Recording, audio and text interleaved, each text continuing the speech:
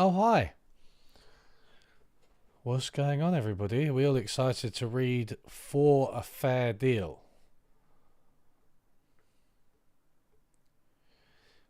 Well, the thinking behind voting Lib Dem or any other party that isn't Labour is that it puts pressure on them, right? Which is probably even more relevant when Labour do have a big majority, right? Because if they didn't, then strategic voting would be the name of the game. Oh, this guy, I remember who he is. I remember this guy. Yeah, of course, I know his name. Of course, I know the name of the Lib Dem leader. Don't ask me about it though, because I know it so much that it's obvious. It's too obvious even to say. He's so recognisable as well. To be fair, unlike the Keir Starmer photos, at least he's like smiling. He looks relatively happy. Slightly pained, perhaps, but he is a Lib Dem, so we'll let him off.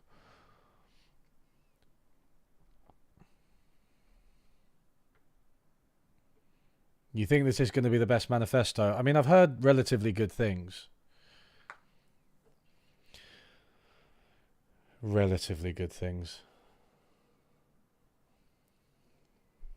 Dave Edwards, that's it. Dave Edwards, yeah. What have you got to say for yourself, Dave? This election is our chance to win the change our country desperately needs. Change. Oh, God, that word. Everywhere I go across our great United Kingdom, I see people from all backgrounds and all walks of life, working hard, raising families, helping others, and playing by the rules. But they have been let down and taken for granted for far too long by this out-of-touch Conservative government. Families and pensioners are struggling with sky-high energy bills, food prices and housing costs, and the Conservatives have only added to the pain because they just don't care. The Conservatives have plunged the NHS into crisis, failing to deliver the new hospitals they promised and making people wait hours for an ambulance, weeks to see a GP, or months for urgent cancer treatment. They are letting water companies get away with pumping filthy sewage into our rivers and lakes and onto our beaches, into our hearts and brains. It's time for a change. These Conservatives have got to go. And in so many parts of the country, we have shown that it is the Liberal Democrats who can get them out. Come on, you can't. What does that mean? You were in coalition with the Conservatives. Why do they do that? It's like every manifesto contains some comedy. And again, I'm going to reiterate, I think that some interns are having a laugh. But this election is about more than a change of government. We must transform the very nature of British politics itself so we can fix the health and care crisis, get our economy back on track, end the appalling sewage scandal, and give people the fair deal they deserve. It's funny because, obviously, look, the sewage scandal is real and bad. Nationalise the water companies, sure. But you can kind of tell when this was written because everybody's forgotten about the sewage scandal now. So this was written a month ago or something when everyone was talking about it, and there are people who had diarrhea in London, including people I know. Not me though, not never. But yeah, the water in London in south was really bad, and people were getting that. But it's just clearly, this is one thing that is obviously just mentioned because it was in his brain at the time he was writing it. Every vote for the Liberal Democrats is a vote to elect a strong local champion who will fight for a fair deal for you and your community. A fair deal where everyone can afford a decent home, somewhere safe and clean, with a comfortable retirement when the time comes. A fair deal where every child can go to a good school and have real opportunities to fulfill their potential. A fair deal where everyone can get the high quality healthcare they need when they need it and where they need it. That is the fair deal the Liberal Democrats are fighting for. I know we can achieve it, so join us and let's make it happen. Fair Deal is slightly less inspiring than New Deal, isn't it? Maybe it's just because the New Deal is something that actually happened and was big. I don't know if it's inherent to the words themselves, but Fair Deal just sounds like a compromise already. Here he is. He's shaking hands. shaking hands with people, laughing. He does look quite happy. I'm going to give him. He looks nice in the pictures. Keir Starmer just looks kind of somewhere between awkward and foreboding in his manifesto.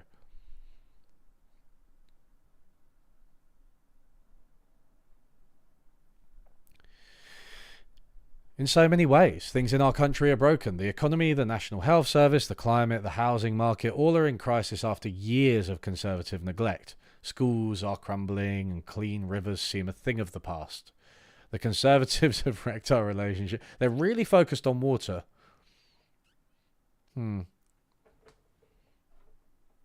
Again, this is recency bias. Right, anyway, where's my Nivea?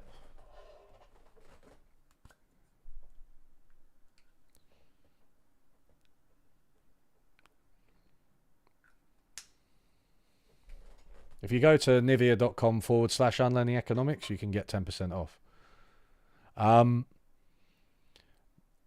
Schools are crumbling. The Conservatives have wrecked our relationship with our nearest neighbours in Europe, and our political system is simply not fit for purpose. Millions of people feel powerless and excluded. It doesn't have to be this way. Britain has overcome big challenges before, and we can do it again now. For more than 150 years, Liberals and Liberal Democrats have led the fight to a fair, free and open society, championing free trade, introducing the state pension and free school meals, laying the foundations of the welfare state and the NHS, legalising same-sex marriage and taking urgent action to tackle the climate emergency. Is any of that true? Like, I know they agree with these things, but I don't know if they led the fight for them, especially since they haven't really been in power. I guess same-sex marriage they can take some credit for, because that was during the coalition, right? But David Cameron was already committed to that. It was one of the few things that he did that was good.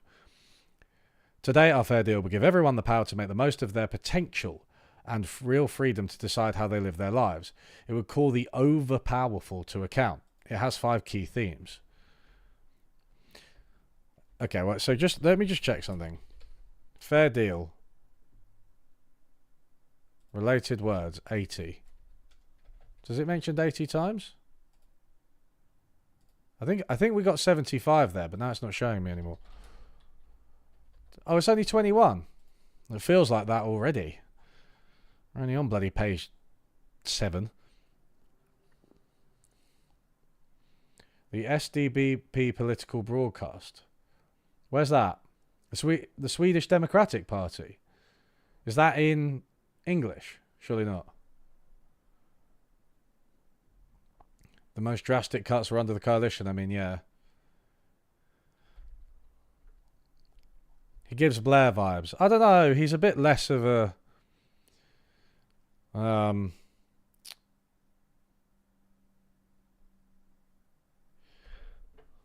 what's the word I'm thinking of? Somewhere between charlatan and despot. A bit less of a cult-like figure than Blair. Mostly because nobody knows who he is. Everyone deserves the chance to get on in life, see their hard work properly rewarded, and realise their hopes for the future. Businesses and entrepreneurs should be supported to create worthwhile jobs in every part of the UK. The problem is they're all, like, I know they're all the same is a cliche, but, like, their manifestos are all quite similar in a lot of ways. Jobs, businesses, and workers. Everybody needs to be able to be rewarded for hard work. Liberal Democrats will invest in renewable power and home insulation. I mean, I like that. All right, give us some home insulation. But is it going to be balanced with air quality? To drive a strong economic recovery, bring down energy bills and create clean, secure, well-paid new jobs, we will put people first, investing in more apprenticeships and new lifelong skills grants.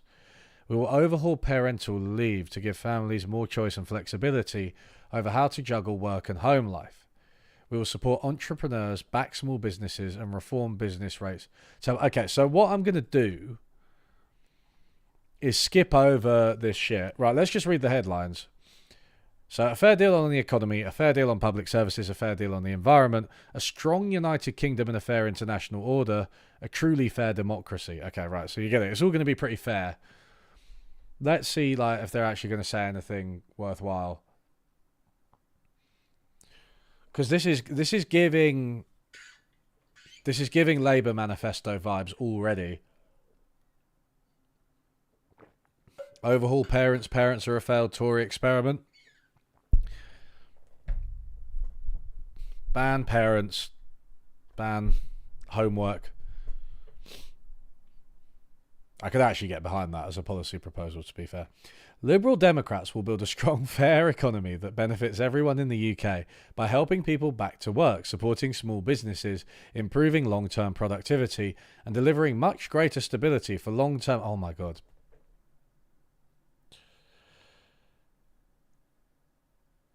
Right, okay, let's keep going. Long-term investment, especially for the industries of the future. Core to our economic policy for improving stability and growth will be responsible management of the public finances, fixing the broken trading relationship with Europe, and an industrial strategy focused on the skills the future UK economy will need, from the renewables industry to the digital and bioscience sectors. Okay, those are 3 sectors that they've named there, definitely. The Conservatives have badly mismanaged the economy and recklessly damaged the public finances, grinding economic growth to a halt and adding billions to the cost of servicing our debt. Their botched Brexit deal has badly damaged the economy, leaving everyone worse off, that's true. By abandoning climate commitments, they have undermined industry's confidence in investment in the green products and technologies vital to both economic recovery and tackling the climate emergency. That is also true. Like, as I've mentioned, like the fact that even car companies were like, no, Rishi, once you said you're going to ban petrol cars, you need to do it sooner. Don't push the date back. That actually confuses us more than anything, even though the ban directly affects us. Yeah, it's quite wacky that Conservatives seem to fail at doing pretty much everything. And they have taken people for granted, failing to deliver the investment needed to bring prosperity to all nations and regions of the UK. They left families and businesses to suffer the effects of their cost of living crisis without enough support, hit people with years of unfair tax rises, such as the freeze on income tax thresholds, and their promises to level up have proved hollow. Did you see that stat that, what is it? It's a bit of a specific stat, but it is that, so the graduate premium in the UK only exists in London. As in, if you go to university, you need to get a job in London to get a pay rise from it. Otherwise, you're best off just not going to university. UK is so London oriented. We will empower people and support businesses to thrive by encouraging investment and boosting productivity.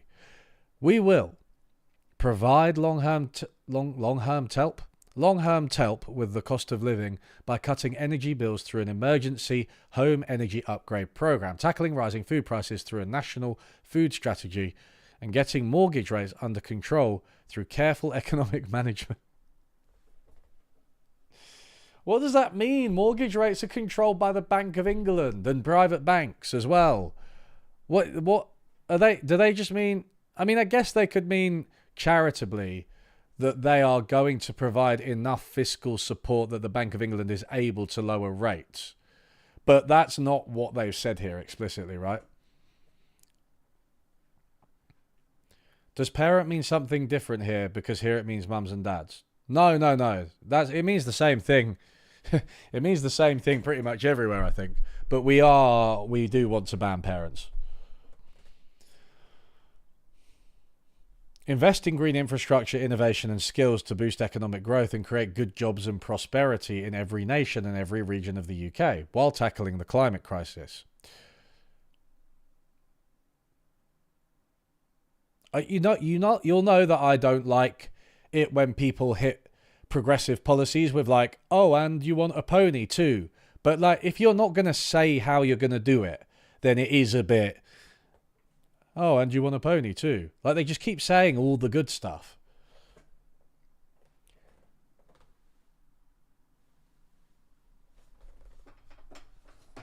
Anyway.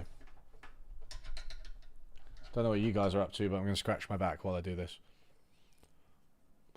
Repair the broken relationship with Europe, which acts as a brake on the economy and costs the UK investment, jobs and tax revenue. Yeah, fair. Foster stability, certainty and confidence by managing the public finances responsibly to get the national debt falling as a share of the economy and ensure that day-to-day spending does not exceed the amount raised in taxes, while making the investments our country needs. Put an end to conservative waste and give taxpayers real value for money, giving HMRC the resources it needs to properly tackle tax avoidance and evasion. Implement a tax policy that recognises... Sorry, my back is really itchy. That recognises how high the Conservatives have raised personal taxes, making the cost of living crisis worse, by instead focusing tax changes on reversing the Conservatives' tax cuts for big banks and imposing a proper one-off windfall tax on the super profits of oil and gas producers and traders. You know, I'm going to put it out there, actually. I'm actually, and I could be persuaded, right? I'm not that much of a fan of windfall taxes.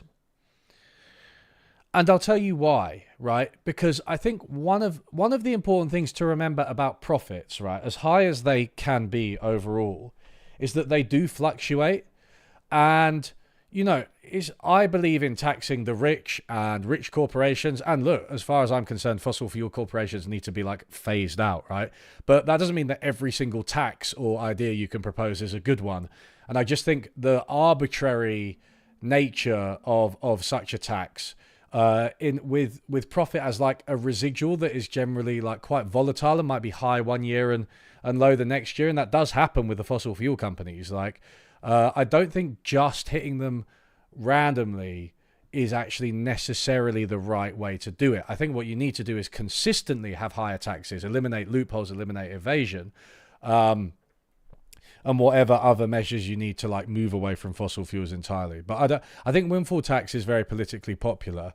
I think it attacks the right people, you know, or targets the right people, I should say. But yeah. It's not my favourite. It's not my favourite. Labour's was slightly more sensible because they said we'll use the one-off to establish this green investment bank. So I was kind of like, oh, right, that really is a one-off. And then you've got this institution. But I don't know. In addition, we will create good jobs and prosperity in every nation and region of the UK by launching an ambitious industrial strategy to incentivise businesses to invest and create good jobs across the UK as set out in Chapter 4. Continuing to champion investment in the Northern Powerhouse, Western Gateway and Midlands Engine. I like what these... This is the first time I've heard these. In the Northern Powerhouse, Western Gateway and Midlands Engine, it's like Western Gateway and Midlands Engine. Is that... Where did this come from? Are we just going to make up a word for every...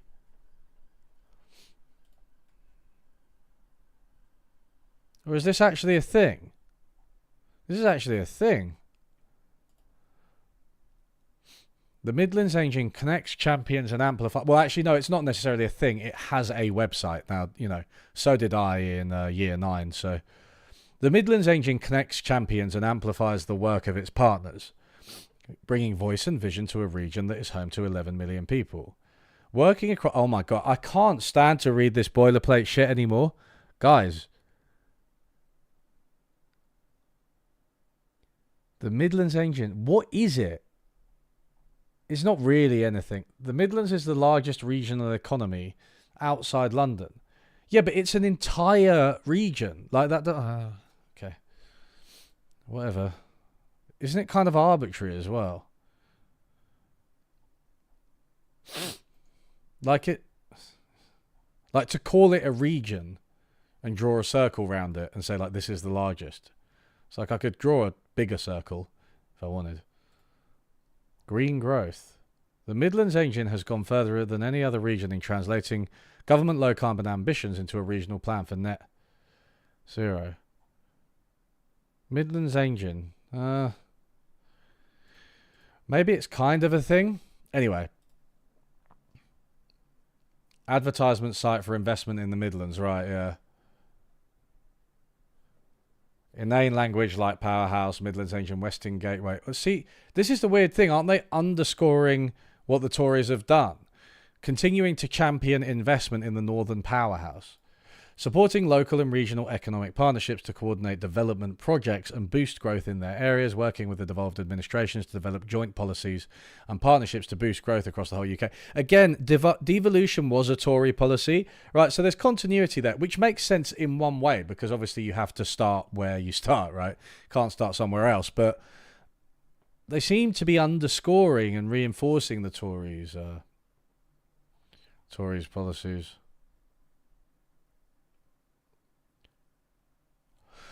Oh, Jesus Christ, right. Are we going to get to something fucking substantive in a minute? Because I can't read these intros anymore.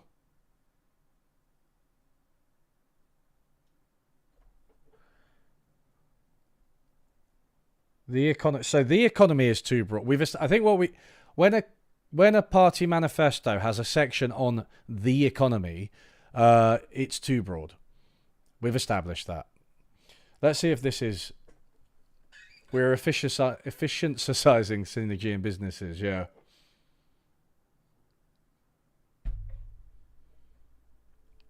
The Essex exhaust pipe. I like that. The Wirral wheels.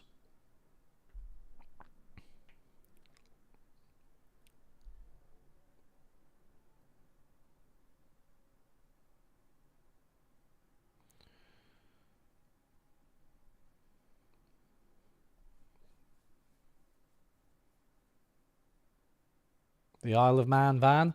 I don't know. We could do that all stream.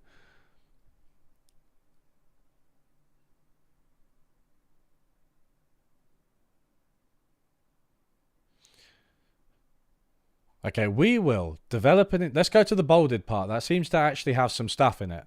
We will develop an industrial strategy that will give businesses certainty and incentivize them to invest in new technologies to grow the economy, creating good jobs then tackle the climate crisis. That's missing a comma. Unlock British businesses' global potential by bringing down trade barriers and building stronger future relationships with our closest trading partners, including by fixing our broken relationship with Europe as set out in Chapter 22. They keep referencing chapters. It's like one of those reality TV shows where in every section of it they're like, so last week we looked at this, and in the next part we're going to look at this, and they never actually get to saying anything or doing anything. Fix the skills and recruitment crisis by investing in education and training, including increasing the availability of apprenticeships and career advice for young people. Boost productivity and empower more people to enter the job market, such as parents, carers, and disabled people, by making the most of technology and new ways of working. Boost small businesses and empower them to create local jobs, including by abolishing business rates and replacing them with a commercial landowner levy to help our high streets. Introduce a general duty of care for the environment and human rights in business operation and supply chains. Doesn't the EU have this?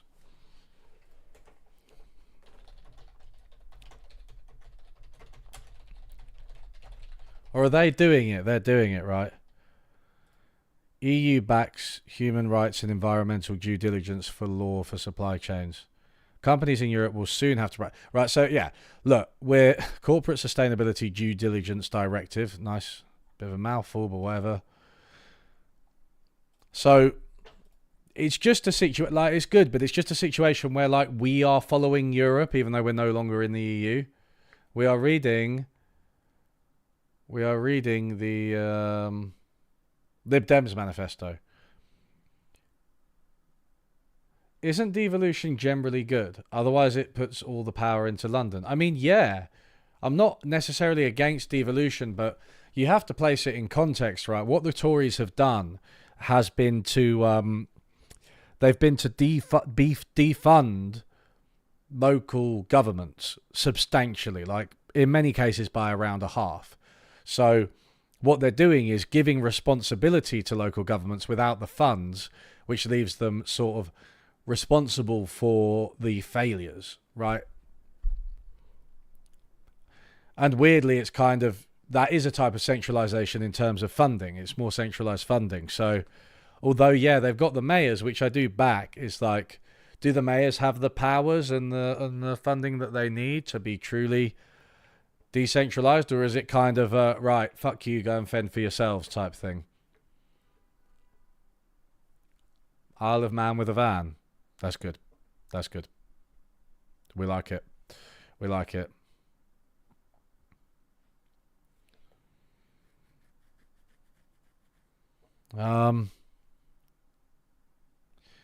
We will re-establish the Industrial Strategy Council.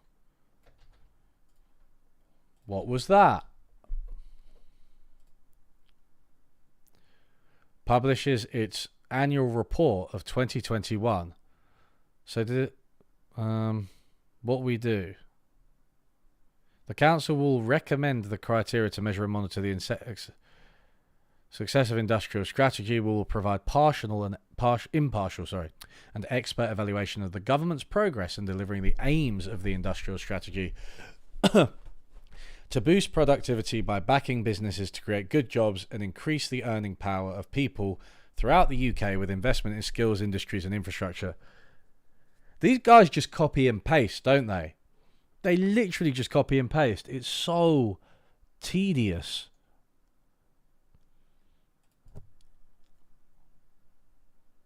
So they did a 2020 and 20. So, right, okay. So what's happened here is that the Tories have established some crappy fucking organisation that produces a couple of reports that nobody reads and then just disappears into the ether. And the Lib Dems are like, we're going to bring it back because, clearly it didn't fail for a good reason. Support British industry to cut emissions while holding businesses to account for their role in tackling climate change, as set out in Chapter 5. Support science, research and innovation, particularly among small businesses and startups in universities and in zero carbon, environmental and medical technologies, including by continuing to participate in Horizon Europe and joining the European Innovation Council. Okay, so if we're already participating in Horizon Europe, okay, saying you're going to continue participating in it it's not a policy.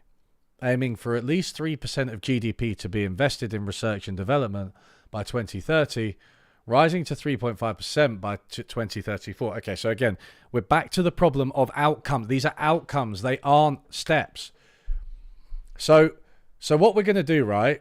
There was a silly little council that produced a couple of reports that was abandoned in 2021. We're going to bring that back. We're going to have more reports, more asbestos.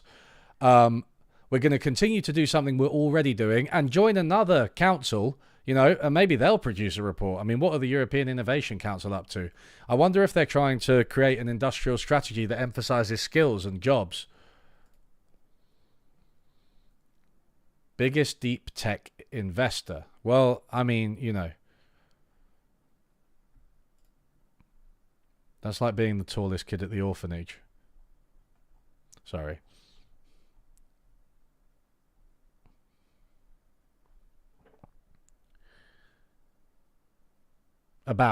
Sorry. There it is. Established under the EU Horizon Hope program. All right, so they're related. Horizon Europe, sorry. Support game-changing innovations throughout the life cycle of early-stage research to proof-of-concept technology transfer and the financing scale-up of startups and SMEs. I mean, okay, at least this is a bit more specific, to be fair. A proactive approach who develop visions for innovation and technology breakthroughs. Okay, we're not reading any more of this.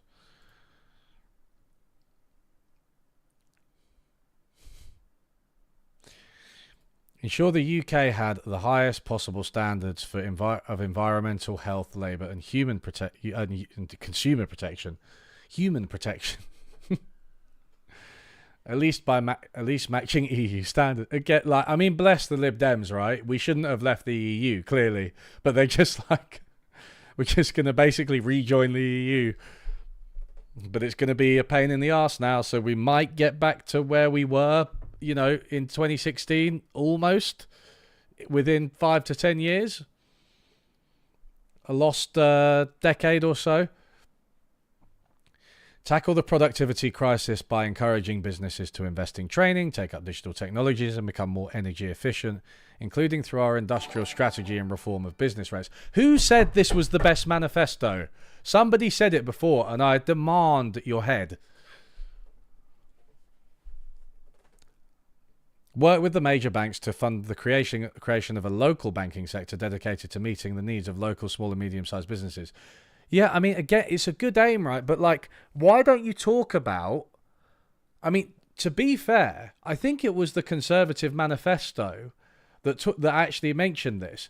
I don't know if banking regulations, European or global banking regulations, should apply to these very small banks. They're a massive barrier to entry. Have you ever seen that film Bank of Dave, everybody? There hasn't been... there hasn't been a new bank in the UK for 100 years, 150. This guy tried to set one up in Burnley called Dave, but he actually failed. He couldn't because the capital requirements were too high.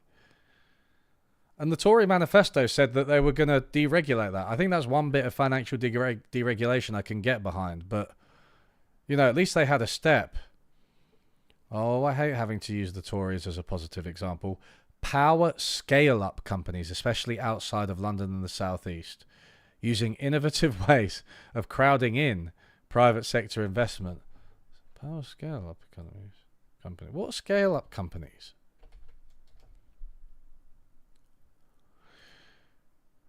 Already has a profitable and scalable business model. Oh, right, okay. And 20% in either turnover and... growth phase, life cycle, the direction phase. While the startups... Main challenge is to find a repeatable, scalable business model. Scale-up's main challenge of the growth of the already identified business model while maintaining... Okay, so they're saying we're not gonna pick... What they're saying is we're not gonna pick winners. We're gonna find winners and boost them. Bank of Dave was filmed in your local pub. I don't understand why they don't just say they want to rejoin the EU. Is that politically unpalatable? Yeah, I guess. But I think they have said it. I feel like... One second.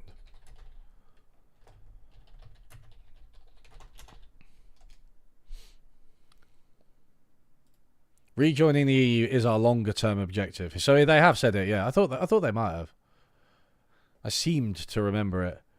But they've a 4-stage roadmap. Right, yeah, okay. Alright. Create a clear, workable and well-resourced cross-sectoral regulatory framework for artificial intelligence that... Has everyone got their artificial intelligence crossed out on their bingo card, their manifesto bingo card? Promotes innovation while creating certainty for AI users, developers and investors. Establishes transparency and accountability for AI systems in the public sector. Ensures the use of personal data in AI is unbiased, transparent and accurate, and respects the privacy of innocent people. Lukewarm, but I'll give them credit for these steps being somewhat specific.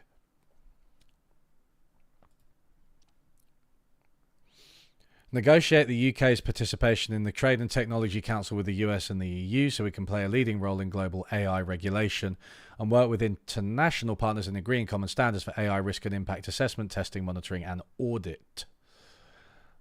Unlock British businesses' global potential.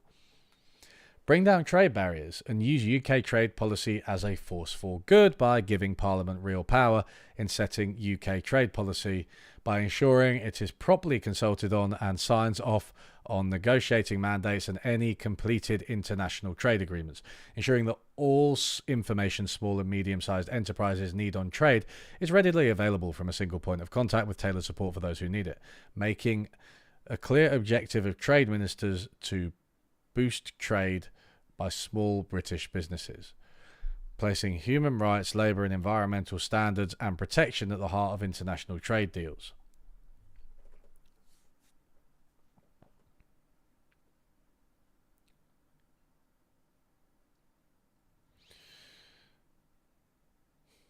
You know what these manifestos and like these manifestos and like centrist politics in general, they just like they are properly a product of committee think, right? They're so milk toast and sort of designed to appease everyone, so they end up kind of pleasing no one.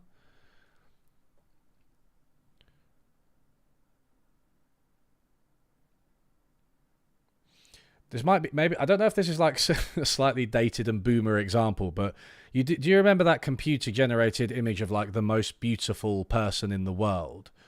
And like when you looked at her, she was just like, because it was kind of balanced out from everything that people might think is good, just like kind of weird and artificial looking. I don't know. Reminds me of this. Anyway, support our world-renowned whiskey industry. Oh, whoa, Jesus Christ, that came out of nowhere. Whiskey. I like how specific that is. Do you think Ed Davies really likes whiskey?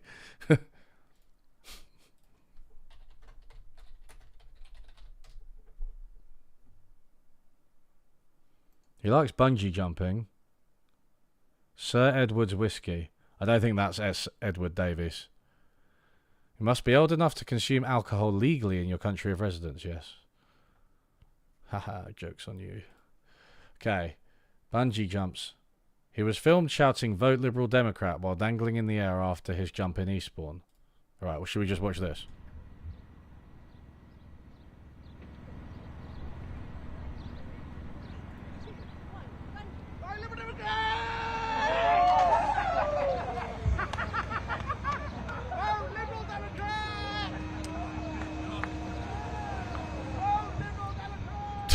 Keep saying it. Right, I actually kind of liked that. I should imagine it's pretty hard to shout. But anyway, so he likes whiskey. Cut resource use, waste and pollution by accelerating the transition to a more circular economy. Ooh, circular economy reference. Hello. He strikes me as a teetotal guy whilst being fat. Right. Steady.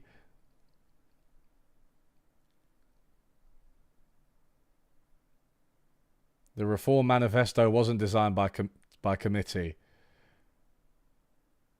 Tried to run the manifesto through ChatGPT. Not much success, though. Looks like it's all just words. What do you mean by not much success? Did it? What were you trying to get ChatGPT to do with it? When we see Biden doing that, Biden's skin would slip off of his body if he did a bungee jump. It's quite cute, that bungee jumping thing. I don't know. It's such a like thing that old people think is cool and fun, but I don't know. I'm kind of old, so maybe I think it's cool and fun. This will cut costs for consumers and businesses, reduce exposure to volatile commodity prices, protect the environment, and create new jobs and enterprises. Right, so, I mean, yeah, if they're going to introduce something like the Norway model, right, I mean, that would be cool, but why don't they say that? Because Norway actually has made steps towards this. And arguably, we have already been doing it, right? In the UK, we're kind of more recyclable stuff, more reusable stuff. I mean, it's actually come from businesses, that, right? Across the world, even. But Norway's taken big steps. I just don't know why they don't say anything about Norway. Always mention the Scandinavian countries if you're a bloody centre-left person, or just a left person, or just anyone who makes any sense at all. Promote a public benefit company model for monopoly utility companies. Jesus. What exactly does public benefit company model mean? Is this just like a publicly regulated one? Legally required to pursue one or more social or environmental purposes in addition to generating its profit for shareholders. Oh, okay. Right. Oh, yeah. I remember vaguely doing this in like undergraduate economics. Interesting that they don't want to nationalise.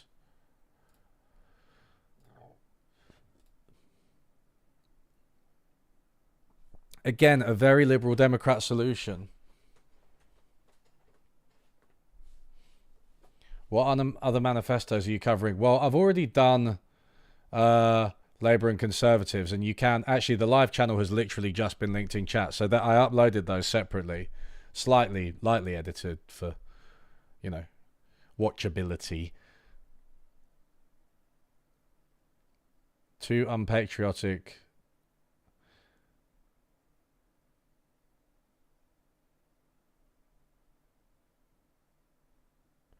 ESG, it's an ESG, but I think it is kind of ESG, but I think it's more targeted. So it's more a public benefit company model is like you have to ensure that everybody has water at all times or something like that, right? So it's like a social target, and then outside that you can provide profits for your shareholders. Whereas ESG is more general, right? Encourage employers to promote employee ownership by giving staff in listed companies with more than 250 employees a right to request shares to be held in trust for the benefit of employees. Okay, so this is like a move towards worker ownership, but I don't think it's a move towards worker control. So this isn't held in trust. So this is kind of like a pension. I mean, this is a bit bullshit, I think. This is sort of like a pension option, right? Just the share held in a trust. I don't know if there are voting rights and also the right to request. Gonna need more from you, LDs. Reform fiduciary duty and company purpose rules to ensure that all large companies have a formal statement of corporate purpose, including considerations such as employee welfare, environmental standards, community benefit and ethical practice alongside benefit to shareholders, and that they report formally on the wider impact of the business on society and the environment. I have a bit of a hard-on for like changing corporate law, as many people do. So I kind of like that. I quite like it. We need to remember that the corporation is a legally granted monopoly with certain rights and privileges that have changed over time. And we need to remember that the first corporations had an explicit public purpose. And we need to go back to that.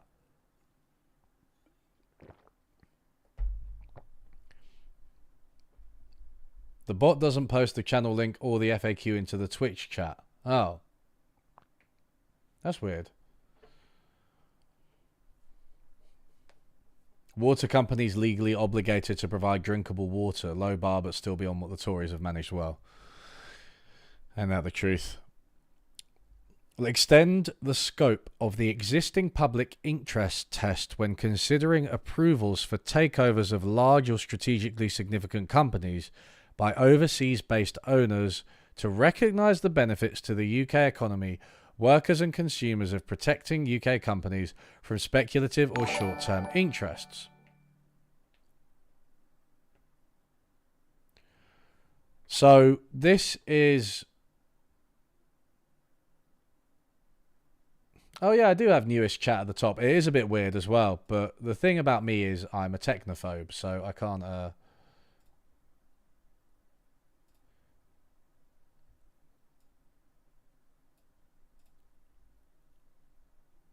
It might actually be better to have it scrolling down. No, don't do that. Appearance.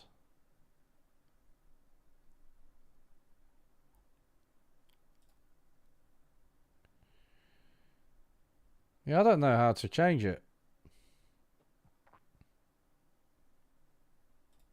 That's probably why. Yeah, okay, so public interest test only by overseas owners. I mean, I guess in a globalized economy, that is the usual case, right? So usually it'll be getting bought up by American or Chinese or European or Japanese companies. Tackle the late payments crisis by requiring all government agencies and contractors and companies with more than 250 employees to sign up to the prompt payment code, making it enforceable. Ooh, this might help poor old self-employed freelancers.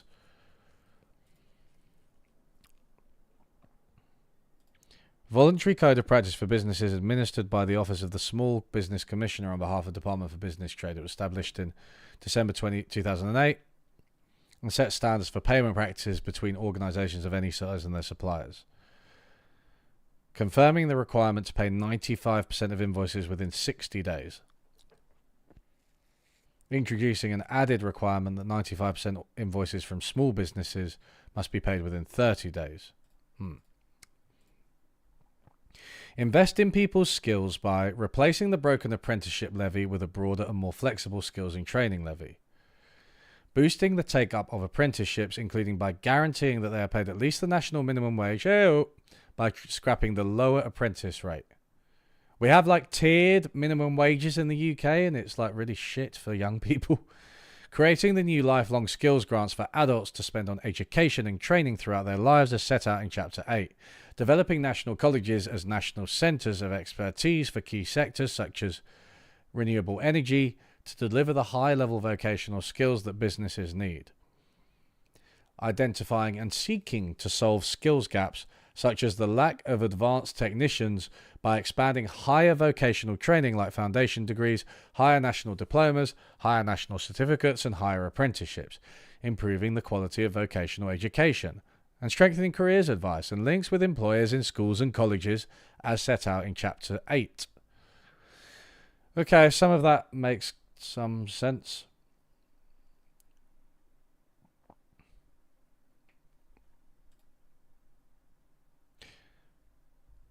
Fix the work visa system and expand the youth mobility scheme as set out in Chapter 18. Oh my God, stop aging me.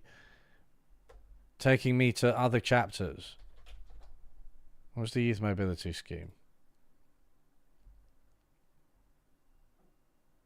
It's funny how many schemes there are that you just haven't heard of because they're so ineffectual. The UK government has announced the January dates for the first ballot for the 2024 Youth Mobility Scheme. A reciprocal cultural exchange agreement. Oh, this is like allows young people from eligible countries to live and work in the UK without the need for sponsorship for up to 2 years. And in turn for young Brits to try life in the participating countries. Okay, so we're back to we're going to rejoin the EU because that was allowed. Young people and all people were able to travel across the continent. Oh, it does mention this, yeah. To help address the labour shortage, they're an outcome of the Conservatives' botched deal with Europe, yeah. Establish a new worker protection enforcement authority unifying responsibilities currently spread across 3 agencies, including enforcing the minimum wage, tackling modern slavery, and protecting agency workers. Okay, I like that. Lib Dems just knocked on the door. What did they have to say? So far, this manifesto isn't too bad. It isn't so bad. It's not so bad. It's definitely the best one so far. Establish an independent review to recommend a genuine living wage across all sectors, with government departments and all other public sector employers taking a leading role in paying it. That's already happened. Stop doing reviews. Aaron Dubé did one in 2019, and he was like, hey, the minimum wage doesn't have any effect on employment. Why don't you increase it? That was in 2019. When's this one going to be finished by? And who are you going to get to do it? Who's better than Aaron Dubé? He's like the minimum wage man. Modernise employment rights to make them fit for the age of the gig economy, including by establishing a new dependent contractor employment status in between employment and self-employment with entitlement to basic rights such as minimum earnings levels, sick pay and holiday entitlement. I like this. Reviewing the tax and national insurance status of employees, dependent contractors and freelancers to ensure fair and comparable treatment. Setting a 20% higher minimum wage for people on 0-hour contracts at times of normal demand to compensate them for the uncertainty of fluctuating hours of work. I like the idea. For people on 20% higher minimum wage for people on 0-hour contracts only at times of normal demand.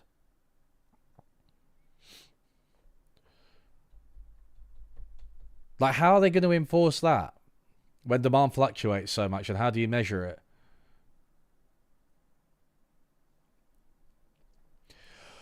Giving a right to request a fixed hours contract after 12 months for 0 hours and agency workers, not to be unreasonably refused. Reviewing rules concerning pensions so that those in the gig economy don't lose out and portability between roles is protected. Shifting the burden of proof in employment tribunals regarding employment status from one individual to employer. Yeah.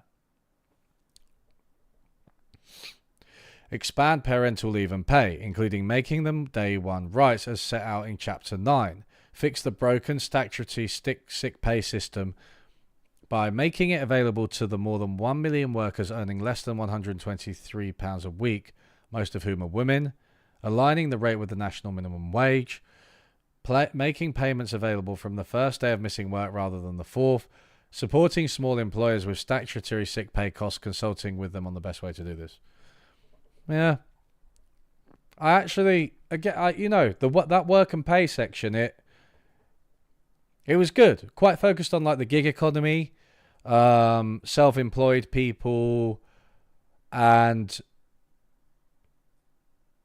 raising the minimum wage. Basically, it was just focused on the low paid, I think.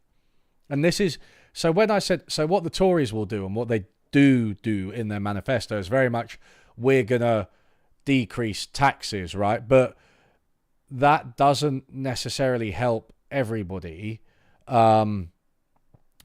especially the lowest paid who don't really pay taxes anyway. Whereas I think these measures do help the lowest paid.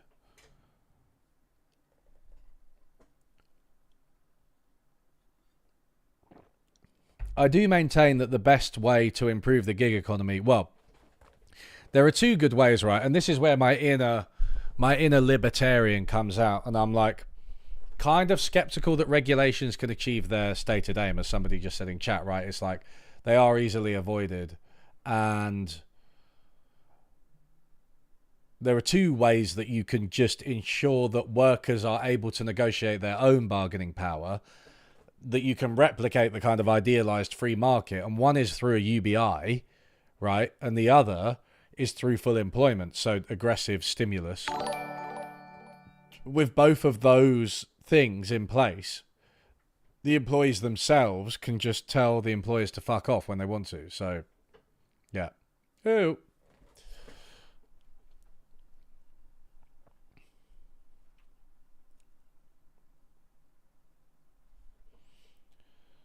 The Lib Dem manifesto is pretty much made up of the recommendations from that old CIA document on how to disrupt political organisations. Oh, is it? What, like the one that's like, make sure to speak really slowly and dispute every single point, no matter how litigious or pedantic. It will need careful drafting so the gig economy employers don't find a way of getting... Oh wait, you already read that. Sorry. All right. Climate change. Climate change is bad. We're gonna finish it. We're gonna stop that. Climate change is an existential threat. Soaring temperatures leading to wildfires, floods, droughts, and rising sea levels are affecting millions of people directly, and billions more through falling flood protection and rising prices. Urgent action is needed in the UK and around the world to achieve net zero and avert catastrophe. At the same time, sky-high energy bills are hurting families and businesses, fueling the cost of living crisis. Russia's assault on Ukraine has reinforced the need to significantly reduce the UK's dependence on fossil fuels and invest in renewables, both to cut energy bills and deliver energy security. This term comes up a lot, right? Energy security, it's in all the manifestos now. The Conservative government has failed to act with anything close to the speed or ambition these challenges demand. The Independent Climate Change Committee warns that the government is not on track to meet its legally binding targets. What do these legally binding targets mean? What's the law going to do to arrest the Conservative Party, arrest the Prime Minister, fine the Conservatives? They don't have any money anyway. Liberal Democrats are committed to cutting greenhouse gas emissions to net zero by 2045 at the latest.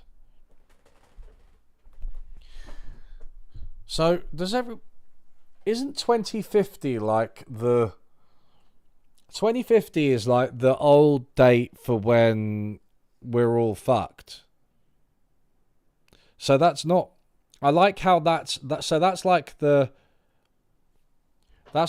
date that scientists used to put for us being completely fucked, and somehow it's been translated into the target for zero emissions, when those are actually like two different things, right? You don't keep smoking until your lung cancer is stage 4, right, and then stop.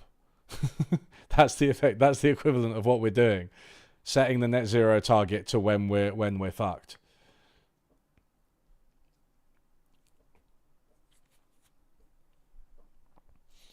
We will take the bold, urgent action needed to tackle climate change, cut energy bills, and create hundreds of thousands of secure, well-paid new jobs. Together with innovative British businesses, we will make the UK the world leader in the clean technologies of the future. We will help households meet the cost of the transition to net zero and make sure everyone benefits from it, leaving no one behind. Yeah, also 2045 is like... yeah, it's a silly date, isn't it? It's just like, what's a bit between 2030 and 2050? It's like the 45% top tax rate now. The additional tax rate is 45%.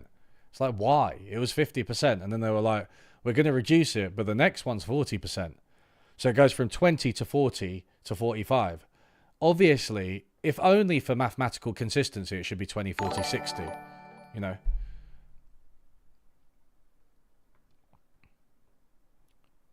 Aren't there multiple European countries that are already like having negative electricity needs these days?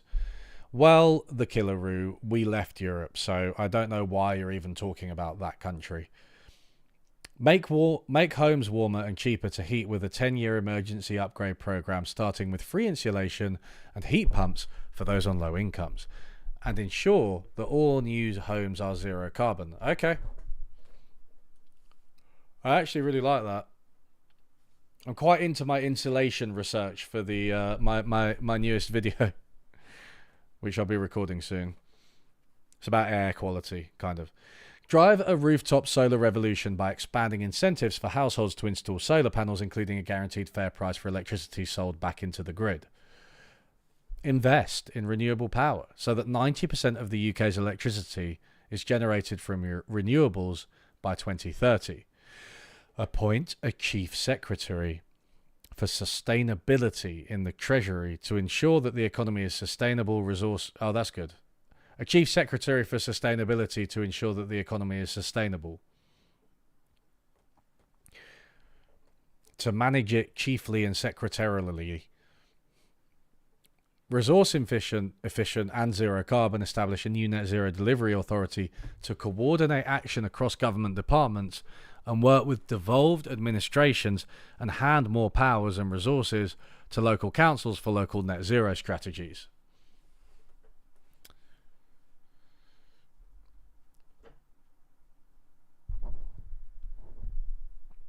Establish national and local citizens' assemblies to give people real involvement in the decisions needed to tackle climate change. Yay! Citizens' assemblies.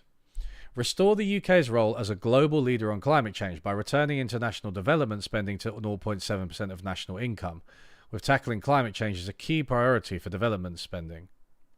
Yes! Alright, this is improving, isn't it, this manifesto? I'm kind of...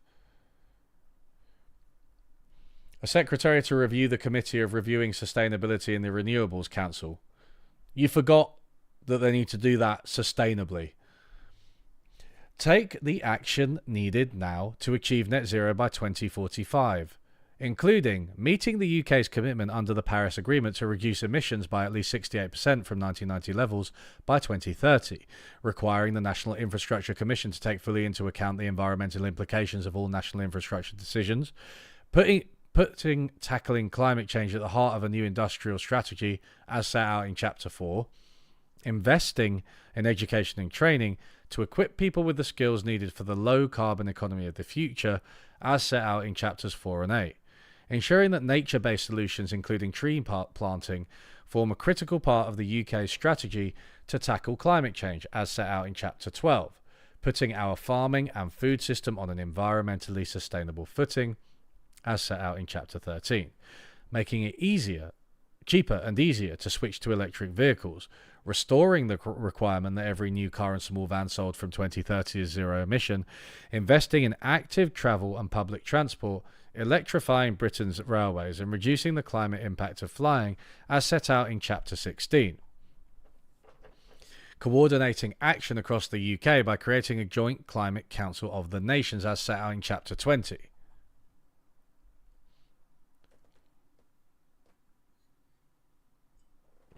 People don't really do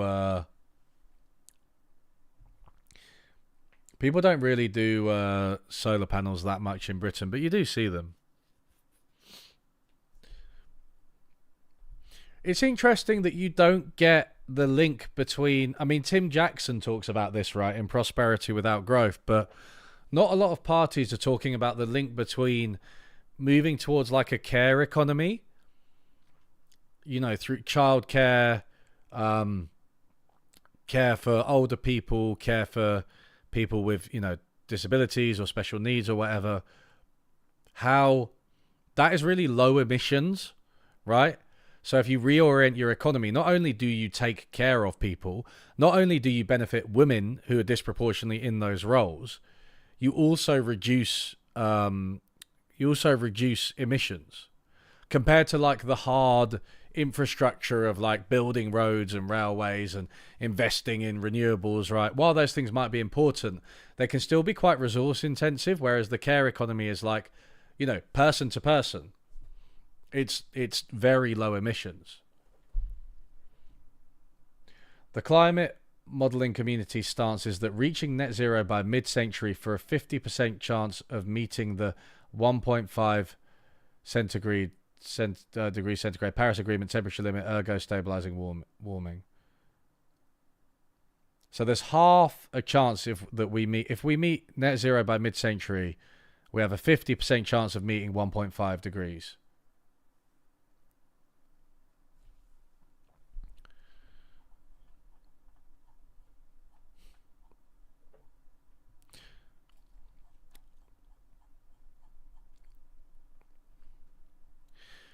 I mean, we should be doing net zero like now, right?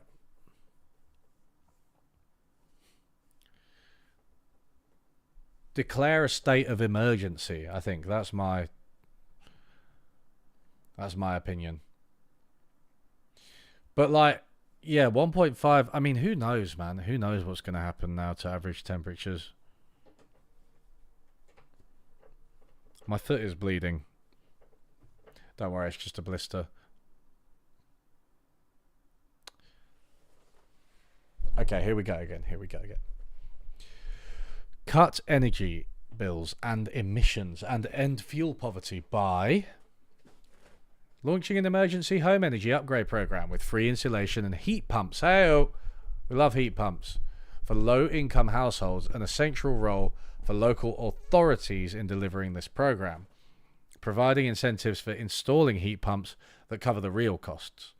Immediately requiring all new homes and non-domestic buildings to be built to a zero-carbon standard, including being fitted with solar panels, and progressively increasing standards as technology improves.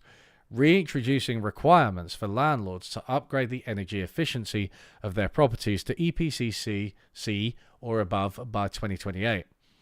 Introducing a new subsidised energy-saving home scheme with pilots to find the most effective combination of tax incentives, loans and grants, together with advice and support. Introducing a social tariff for the most vulnerable to provide targeted energy discounts for vulnerable households.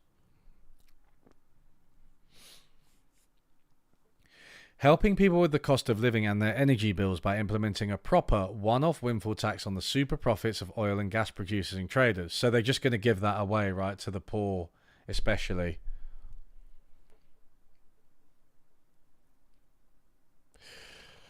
Decoupling electricity prices from the wholesale gas price, eliminating unfair regional differences in domestic energy bills, accelerate the deployment of renewable power and deliver energy security by removing the Conservatives' unnecessary restrictions on new solar and wind power and supporting investment and innovation in tidal and wave power in particular.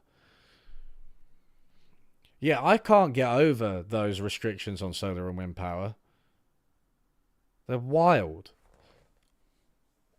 Tidal and wave power, I mean, we've got them. We've got tide and waves. We're an island. Not sure about that technology, as in, like, I honestly don't know. If anyone in chat knows, then clue me in, but seems sensible. Island, tides, waves, I get it. Maintaining the ban on fracking and introducing a ban on new coal mines. Yes. New coal mine. Why do coal? Coal is so bad. Coal is really bad. We hate coal. God, we hate coal. Building the grid infrastructure required, facilitated by a strategic land and sea use framework as set out in Chapter 15. Implementing the UK's G7 pledge to end fossil fuel subsidies while ensuring a just transition that values the skills and experience of people working in the oil and gas industry and provides good opportunities for them and takes special care of the regions and communities most affected. Yes. Stop subsidising fossil fuels.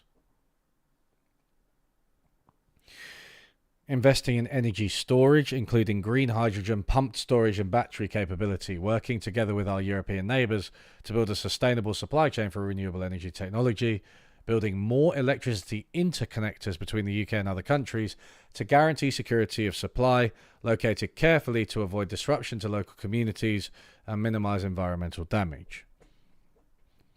Again, sounds good, but you know.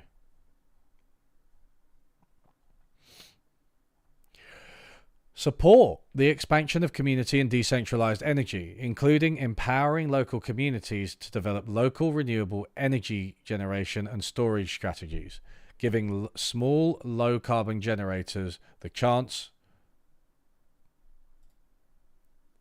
Whoops, sorry. Technical errors.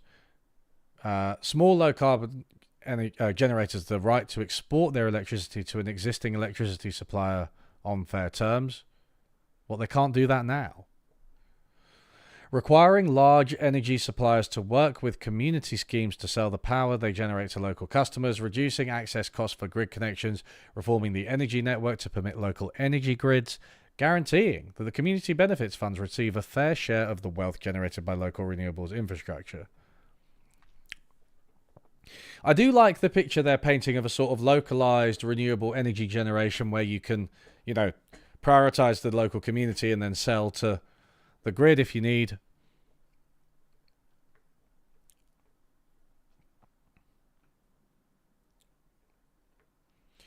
Tidal and wave power is the desalination of energy production. Good, but super expensive and not worth it if you have other better options. I mean, I don't know how good solar is in the UK, right? Because of the lack of sun. Need coking coal to manufacture steel. I think it was the Labour manifesto that was very focused on bringing back the steel industry.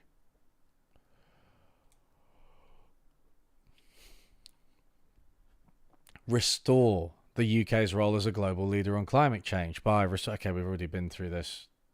Showing leadership on the Paris Agreement, working with European neighbours, pressing for all OECD countries to agree to end subsidies for foreign fossil fuel projects. Why foreign? Why not? Okay. Maybe people will, you know, favour their own.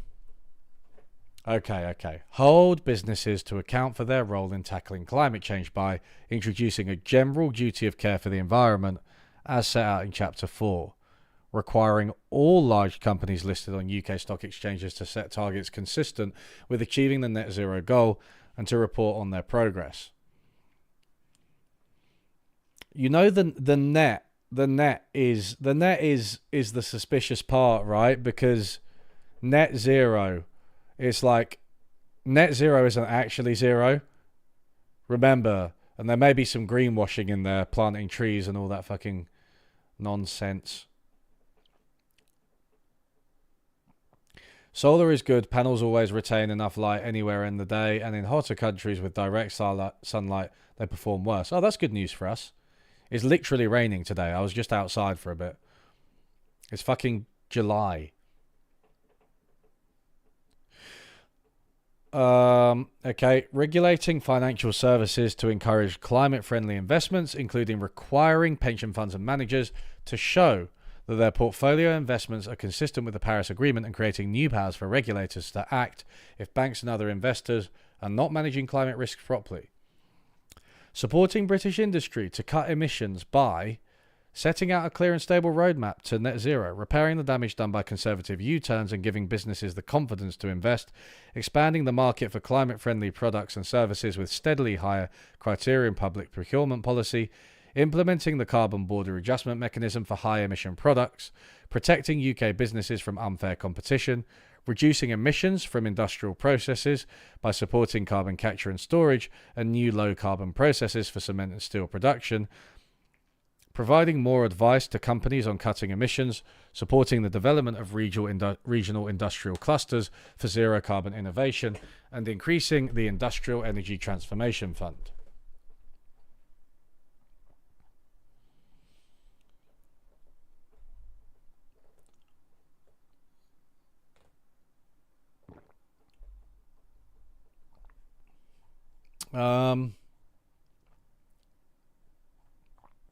Health.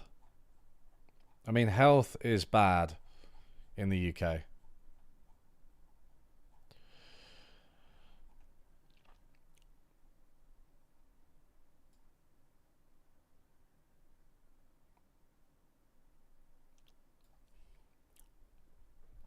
Okay, on health, what are the bullet points? We will give everyone a right to see GP within 7 days or within 24 hours if they urgently need to, with 8,000 more GPs to deliver on it. Guarantee access to an NHS dentist for everyone needing urgent and emergency care. Ending DIY dentistry and dental deserts. I love how the UK lives up to its standard. Like, I can't afford a dentist appointment at the moment. Like, I'm not in pain or anything. It's just like, I just can't. Improve early access to mental health services by establishing mental health hubs for young people in every community and introducing regular mental health checkups at key points in people's lives when they are most vulnerable to mental ill health. Boost cancer survival rates and introduce a guarantee for 100% of patients to start treatment for cancer within 62 days from urgent referral. Help people to spend 5 more years of their life in good health by investing in public health.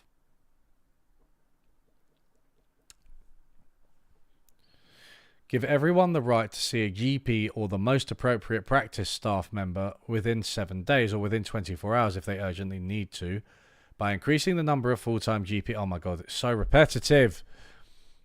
Giving everyone access to a named GP over 70.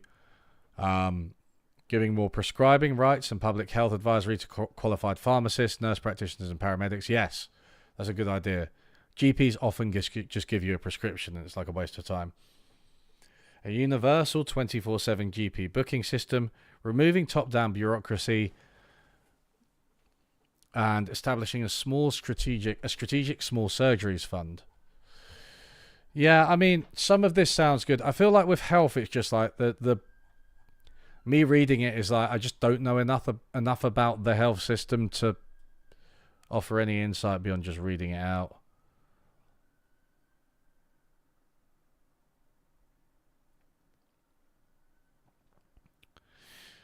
It's not terrible. Crime and policing, natural environment, food and farming.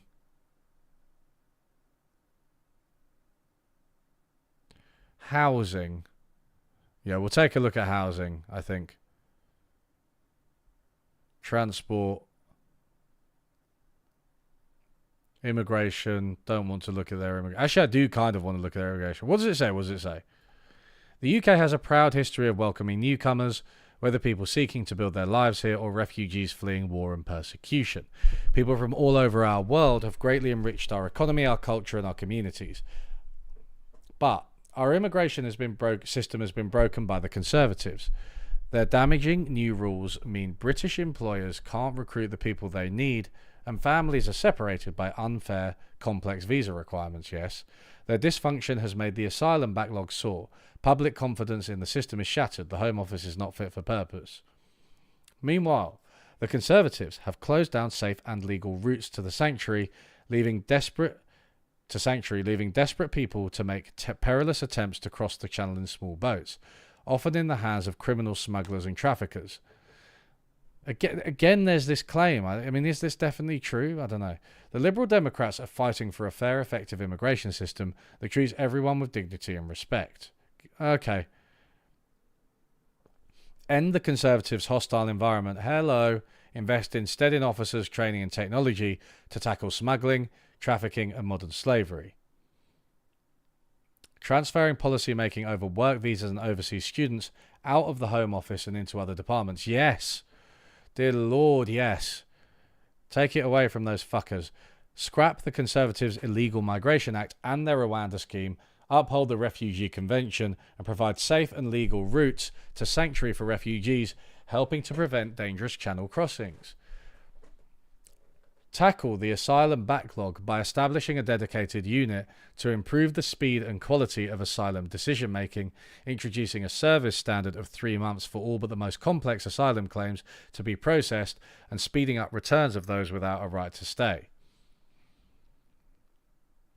Lift the ban on asylum seekers working if they have been waiting for a decision for more than 3 months, enabling them to support themselves, integrate in their communities, and contribute to the economy. Yes.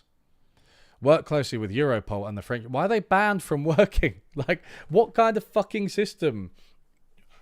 Oh, the cruelty is the point, right? Work closely with Europol and the French authorities to stop the smuggling and trafficking gangs behind dangerous channel crossings. Yeah, I mean, like, yeah, the gangs, I think they exist, right? It's not that they don't exist at all, but it's like, you don't just impose increasingly draconian immigration policies on everybody that are going to have horrible effects on people and probably kill people. How many people killed in that boat? Were killed in that boat? Wasn't it like 300 people?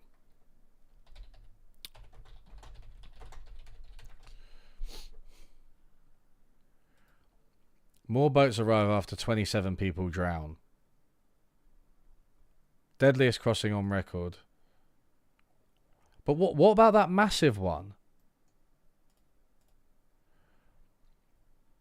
There was that really big boat. What was it called?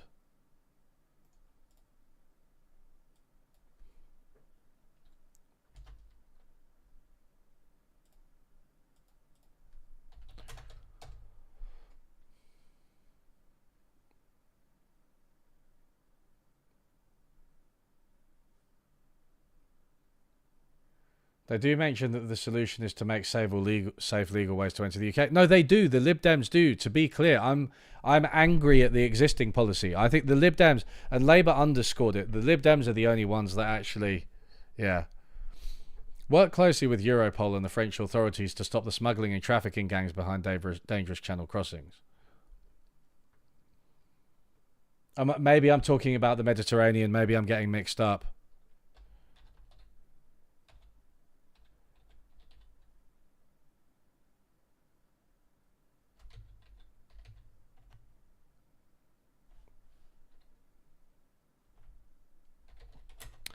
Sorry, yeah, this wasn't the channel. It was too big a boat for the channel.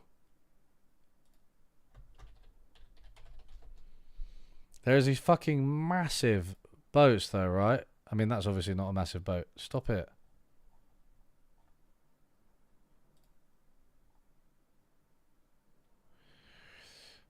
Greek coast guards threw migrants overboard to their deaths. There was this one.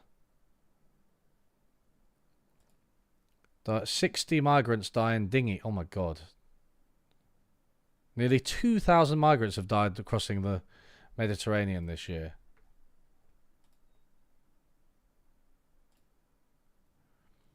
Some 500 migrants killed after boat capsized in the Mediterranean. That's it. 400, sorry. Sorry, this was the one I was thinking about maybe. No, that's 2015. I swear it was more recent. Anyway, look, it's fucking horrible. In addition, we will replace the Conservatives' arbitrary salary threshold with a more flexible merit-based system for work visas, with the relevant department working with employers in each sector to address specific needs as part of a long-term workforce strategy that also focuses on education and training to address skills gaps from within the UK.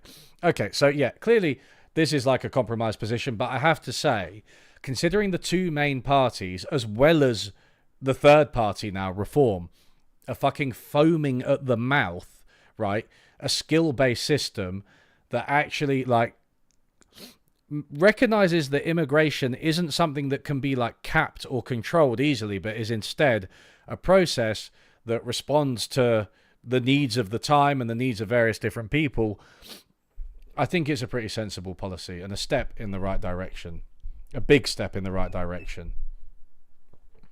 Exempt NHS and care staff from the £1,000 a year immigration skills charge and reverse the Conservatives' ban on care workers bringing partners and children. Expand the youth mobility scheme by negotiating with the EU to extend it on a reciprocal basis. Increasing the age limit from 30 to 35.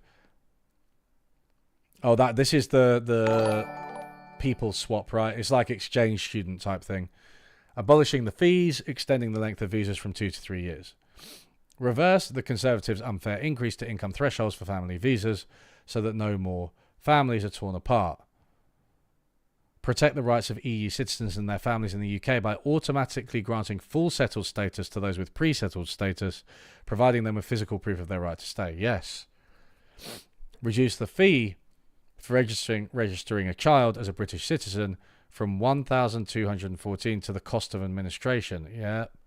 Overhaul the immigration rules to make them simpler, clearer, fairer, and ensure greater parliamentary scrutiny of future changes.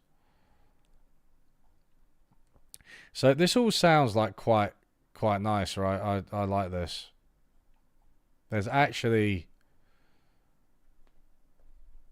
2023 was a horrible year for this, yeah.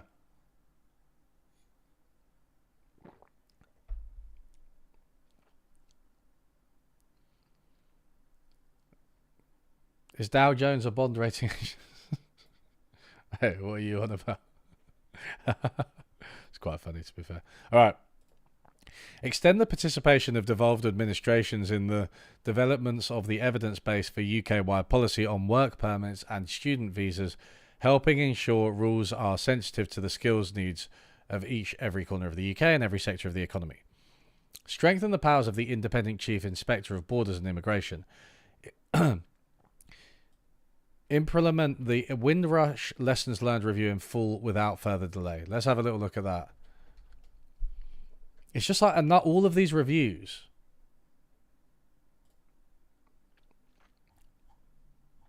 $276.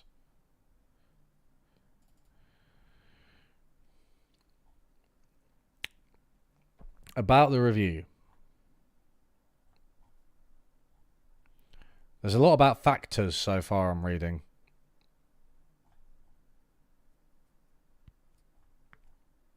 Recommendations. Ministers on behalf of the department should admit that serious harm was inflicted on people who are British and provide an unqualified apology to those affected and to the wider Black African Caribbean community as soon as possible. The sincerity of this apology will be determined by how far the Home Office demonstrates a commitment to learn from its mistakes by making fundamental changes to its culture and way of working that are both systemic and sustainable. The department should publish a comprehensive improvement plan within 6 months of this report, which takes account of all its recommendations on the assumption that I will return to review the progress made in approximately 18 months' time. In consultation with those affected and building on the engagement and outreach that has already taken place, the department should run a program of reconciliation events with members of the Windrush generation. These would enable people who have been affected to articulate the impact of the scandal on their lives in the presence of trained facilitators and or special services,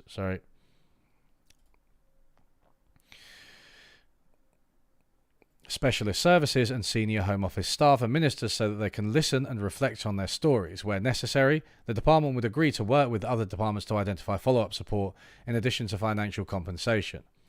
The Home Secretary should continue the Windrush scheme and not disband it without first agreeing a set of clear criteria. It should carry on its outreach work, building on the consultation events and other efforts it has made to sustain the relationships it has developed with civil society and community representatives. This will encourage people to resolve their situation while recognizing that, for some, a great deal of effort will be required to build trust. I mean, this is all just about fucking building trust, right? It's not proactive and writing any, tell the stories of empire. Yeah, I mean, this is like an engagement effort, I think, as I see it, which is fine. It's just not, I don't know. Give them all, everyone affected, like £1 million. That would be my recommendation. Hello, Turquoise. I am good, thank you. How are you? Even though I am reading manifestos, I am okay. Yep, get the compensation. Here we are. Yes, compensation.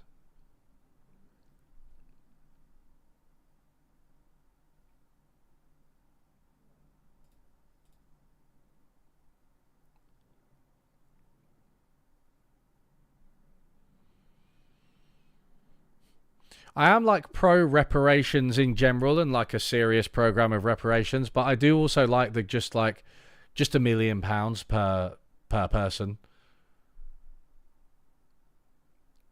Just give £1 million to like every black UK family or even individual.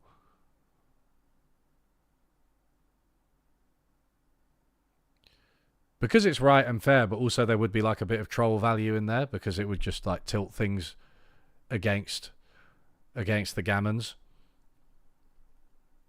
Repeal the Conservatives' discriminatory right-to-rent scheme that turns landlords into border guards. Yes.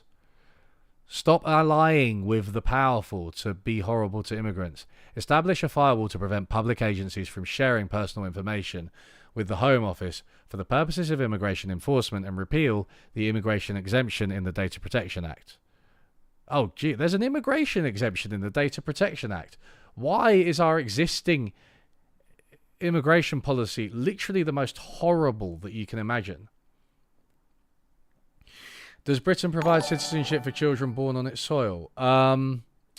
Yes, I think so. But the point of the Windrush scandal was that people were targeted who were technically British citizens. They just happened to be black. Out of pure coincidence, that was why they were targeted by immigration.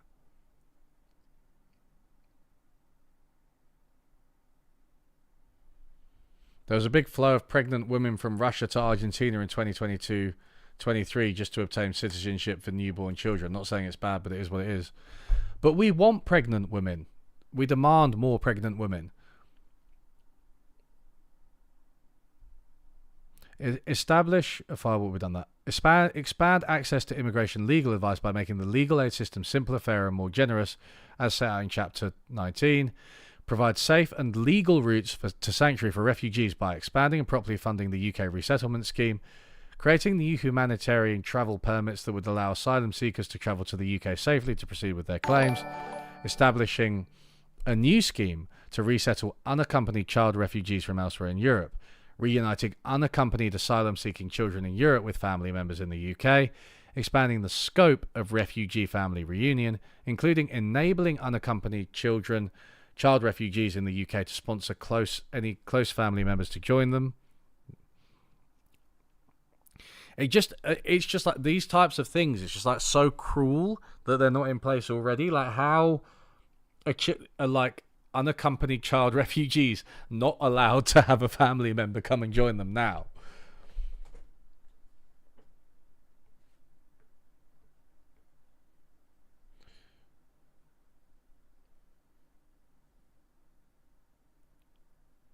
Funding community sponsorships projects for refugees, and rewarding community groups who develop innovative and successful ways of promoting social cohesion.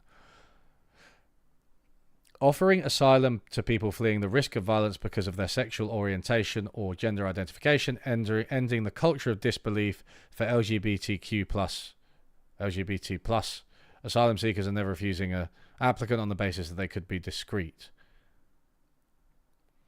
Discreet meaning that they're hiding it, that they're kind of in the closet. Who are not out of the closet. Right, they're in the closet. Yeah, okay. Yeah.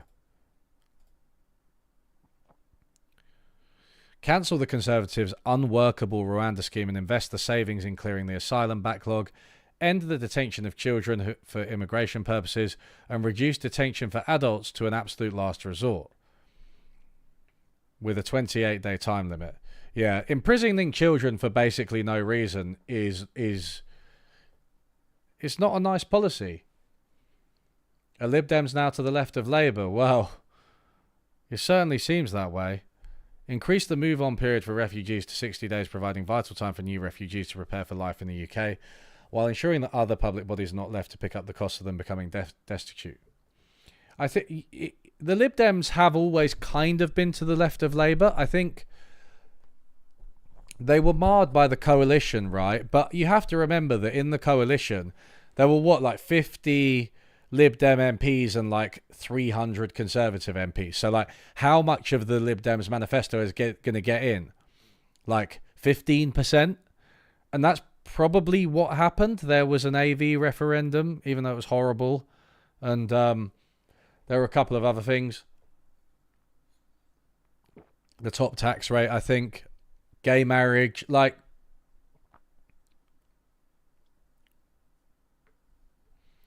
Yeah, I don't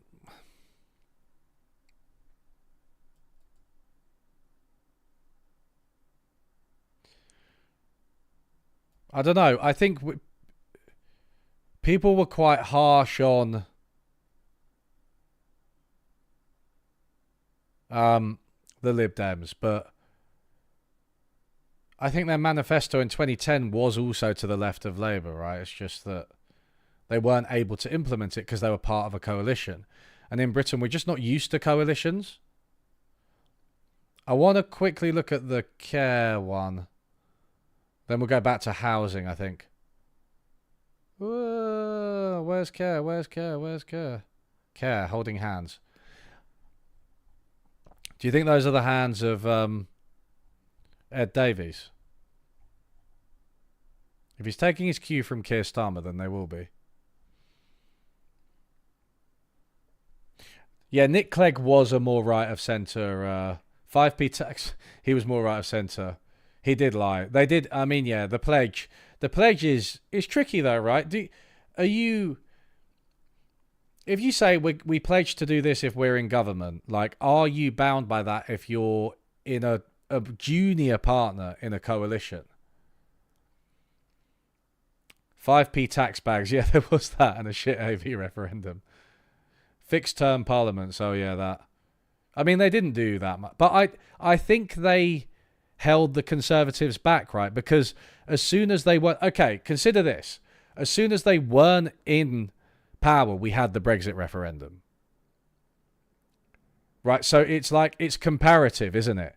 You have to remember what the Conservatives unrestrained will do. So maybe it's less about what the Lib Dems did, and it's more about what the Conservatives didn't do over that 2010-2015.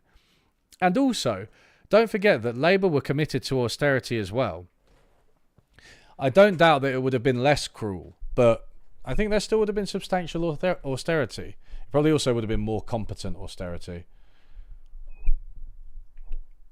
They didn't adhere to the coalition agreement. How so? God, that AV referendum was really bad.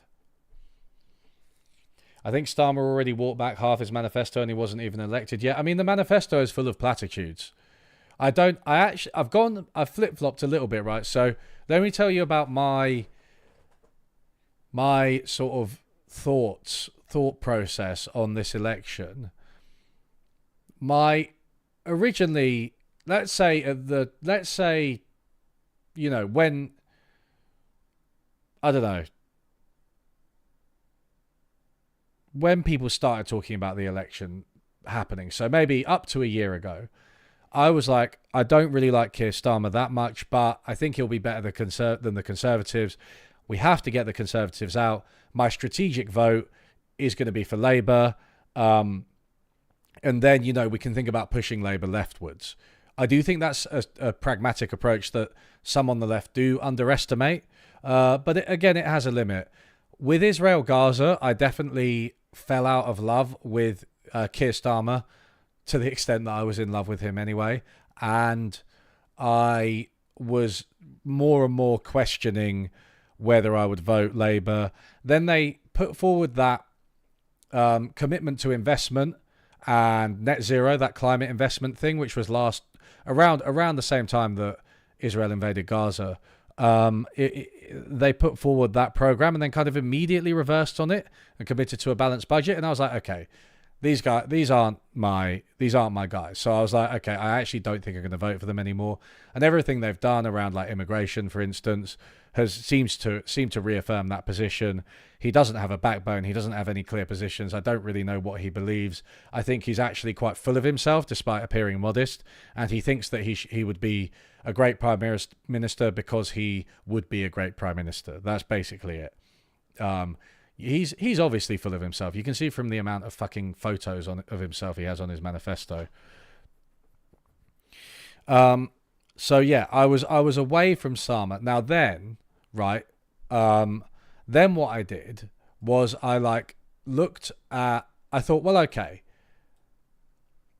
I'm not sure about Starmer, but considering that we live in like a localized system, right? I wanted to vote for. I thought, well, what about my local MP, right? Whose name is Vicky Foxcroft. Vicky Foxcroft. That I've just Googled. But I looked at her voting record and I was like, okay, actually, she's much more to the left of the Labour Party, right? And so I quite liked her. And then I was like, okay, maybe I will vote Labour on the grounds that I'm voting for her. And this is like a Labour safe seat, by the way. But then I read the manifestos, and I don't know if I trust Labour at all. And I think a lot of their policies that seem progressive, if you look at the details, they're actually kind of things like PFI, private finance initiative, like bringing the private sector into public services and using it to de-risk, to reduce risk for the private sector without actually having a sort of strong public sector that we need. So now I'm veering back towards the Lib Dems. I don't mind this manifesto. I think it's okay. I just doxed myself. I mean, Lewisham's a pretty big area. If you want to find me, you can try. It's massive. It's like as big as like Manchester. We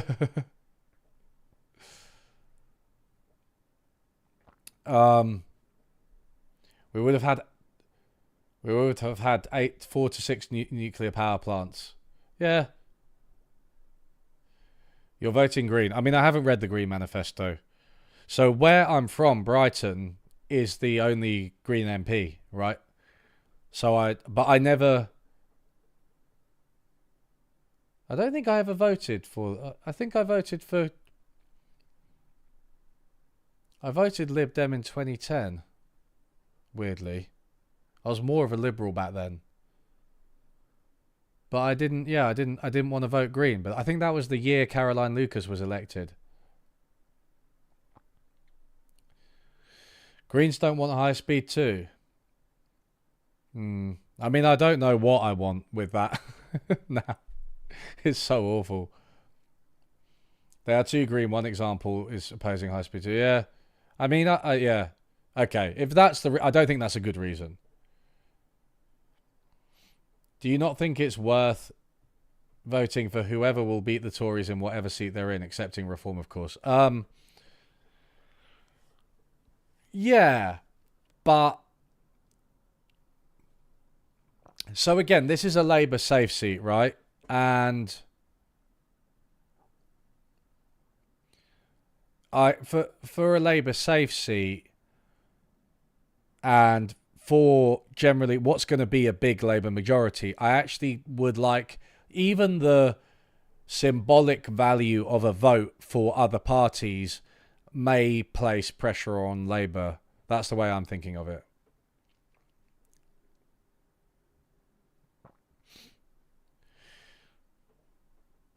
Everyone deserves high quality care when they need it. Let's carry on with the care thing. Liberal Democrats want everyone to be able to live independently and with dignity and receive any care they need in their own home wherever possible. Carers, paid and unpaid, young and old, do a remarkable and important job. They deserve far more support, but are too often forgotten and ignored.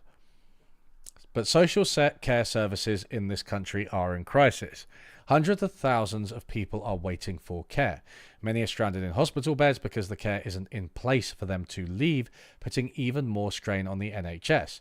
The Conservatives promised to fix the crisis in our social care system, that no one would have their house to pay for personal care costs, and that they would not raise taxes to do it. They have broken all these promises. Of course, we will empower care users and support care workers and the millions of unpaid carers looking after loved ones. We will forge a new consensus on funding to ensure that no one has to sell their home to pay for their personal care. We will invest to save, recognising that providing care reduces demand on more expensive NHS services. Yes! Virtuous cycles, my friends. Introduce free personal care based on the model introduced by the Liberal Democrats in government in Scotland in 2002, so that provision is based on need, not ability to pay. Create a social care workforce plan. Establish a Royal College of Care Workers to improve recognition and career progression, and introduce a high carers minimum wage.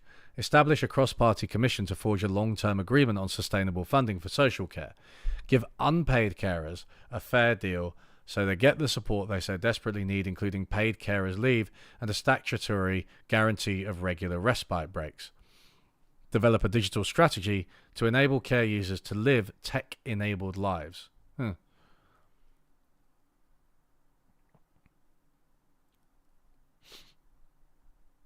A larger national vote share also means they get more media coverage and more money from public campaign funds, even if they don't get a lot of seats for it. Agree.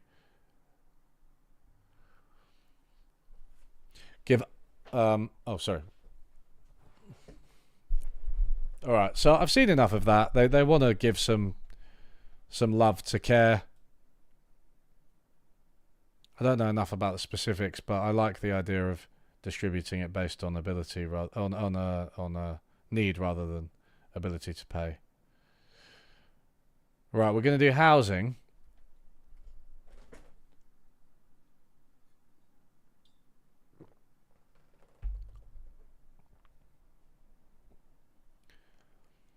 Yeah, if Greens are opposed to like nuclear and basically all and any building, I'm not. Our country needs building. You can talk about how to do it, as the Lib Dems have done, right? Because they've got the net zero housing, the passive housing thing. Liberal Democrats know that a home is a necessity and the base on which people build their lives, so we will ensure that everyone can access housing that meets their needs. Yet in Britain today, many people cannot afford to buy or rent a home of good quality where they live. Too many people live in housing so poor it damages their health. Yeah. Government house building targets are regularly missed, and the shortage of affordable and social housing is at crisis point. Newly built homes are often energy efficient and environmentally unfriendly. Too many new houses are built as leaseholds, and leaseholders still face large bills, not least because of the building safety scandal. Homelessness remains shamefully high. Local authorities' powers to build the kind of homes needed in their areas are inadequate. Liberal Democrats are committed to tackling these housing failures head-on by increasing building of new homes to 380,000 a year across the UK, including 150,000 social homes a year through new garden cities and community-led development of cities and towns, delivering a fair deal for renters by immediately banning no-fault evictions, making 3-year tenancies the default, and creating a national register of licensed landlords. This one's interesting. It is interesting how a 1-year tenancy is the default, and I've actually never really thought about that and reflected on it. In Germany, aren't they indefinite? I'm pretty sure they're indefinite.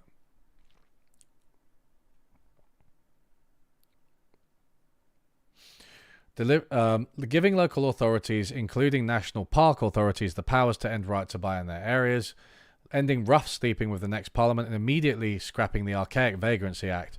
I'm assuming this is some fucking draconian anti-homeless act. Oh my god, it's from 1824. Of course it is.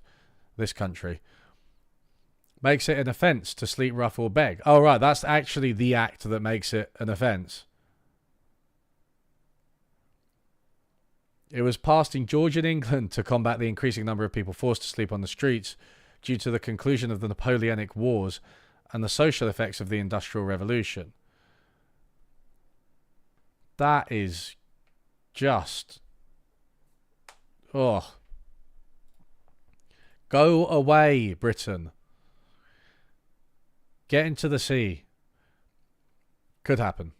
Could happen. Abolishing residential leaseholds and capping ground rents to a nominal fee so that everyone has control over their property.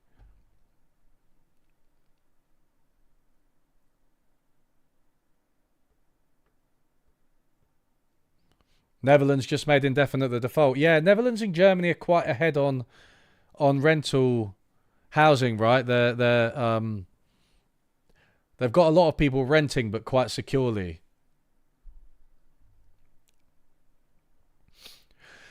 Build the homes people desperately need with meaningful community engagement by expanding neighbourhood planning across England, building 10 new garden cities. So Labour had this, let's build entirely new towns as well. I don't know. Does anybody know about anything to do with it? Like, do we need new towns in the UK? Shouldn't the focus be on improving the old and shit ones like Blackpool, Stoke, and Barrow in Furness, Kidderminster? Also, aren't garden cities quite a discredited idea?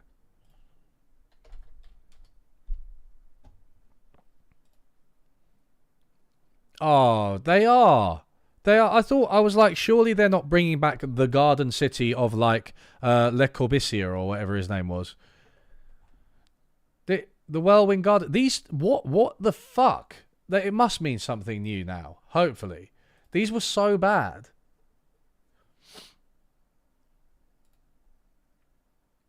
They don't work.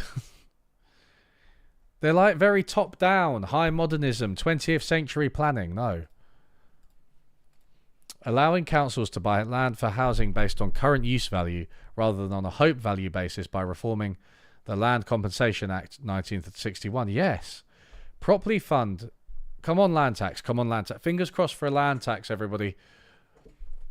Properly funding local planning departments to improve planning outcomes and ensure that housing is not built in areas of high flood risk without adequate mitigation by allowing local authorities to set their own fees, encouraging the use of rural exception sites to expand rural housing, trialling community land auctions to ensure that local communities receive a fair share of the benefits of new development in their areas and to help fund vital local services, encouraging development of existing brownfield sites with financial incentives and ensuring that affordable and social housing is included in these projects, introducing use it or lose it planning permission for developers who refuse to build, putting the construction sector on a sustainable footing by investing in skills, training and new technologies such as modern methods of construction.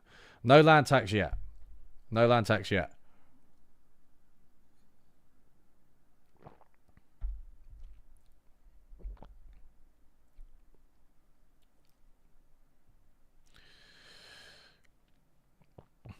These garden cities are going to be suburbs orbiting London.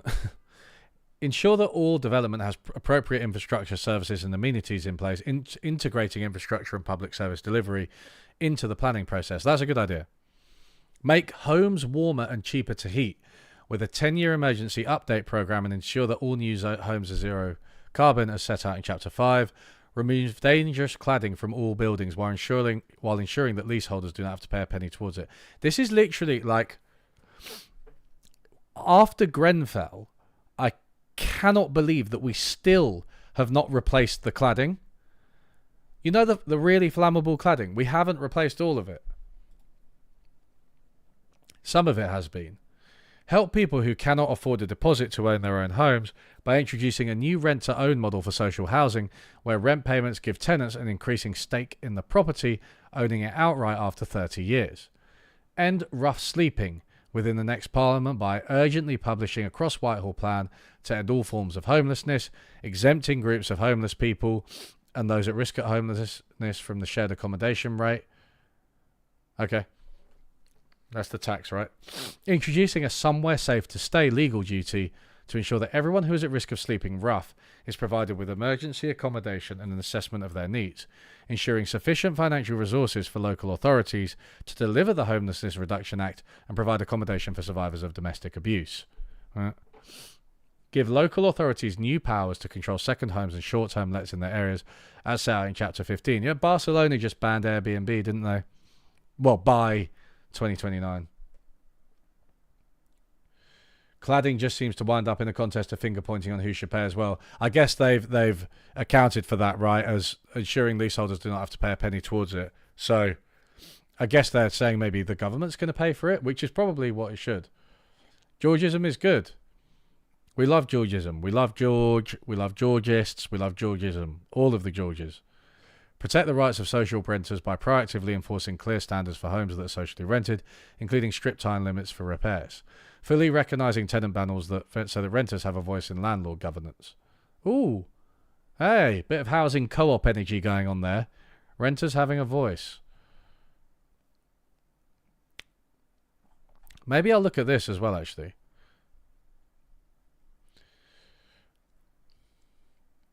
Lease to own they're anti-land banking. I mean, there are anti-land banking. I've got a hate boner against the Corbussia from seeing like a state. Yeah, exactly.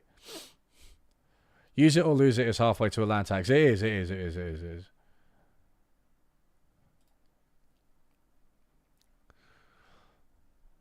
Tackle the funding crisis facing local authorities, including by providing multi-year settlements, boosting the supply of social housing and forging a long-term cross-party agreement on social care. Give communities more control over the number of second homes and short-term lets in their areas. Ensure local authorities have the powers and resources they need to tackle the climate and nature emergencies as set out in Chapters 5 and 12.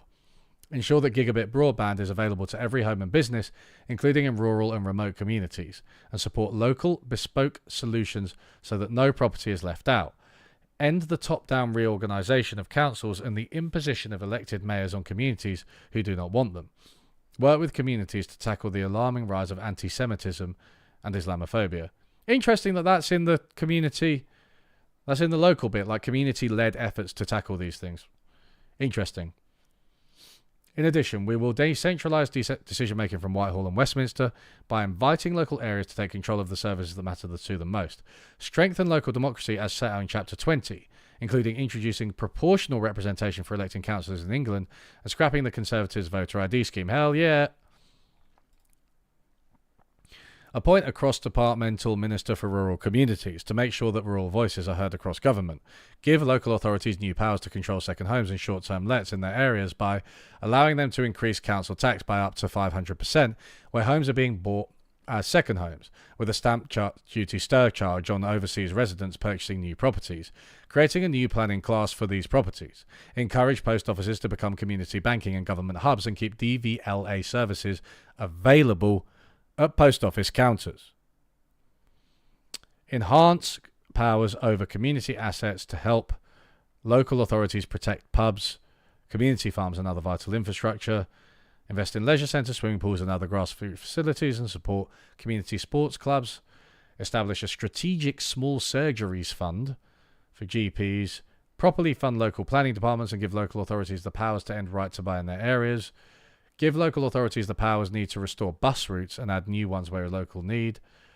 Help motorists in rural areas who face higher fuel costs by expanding rural fuel duty relief. Introduce a strategic land and sea use framework to effectively balance competing demands. Okay. Yeah, I mean, I don't know too much about those, but what's number 20 anyway? Oh, is this the proper democracy thing? Maybe we'll read that one as well.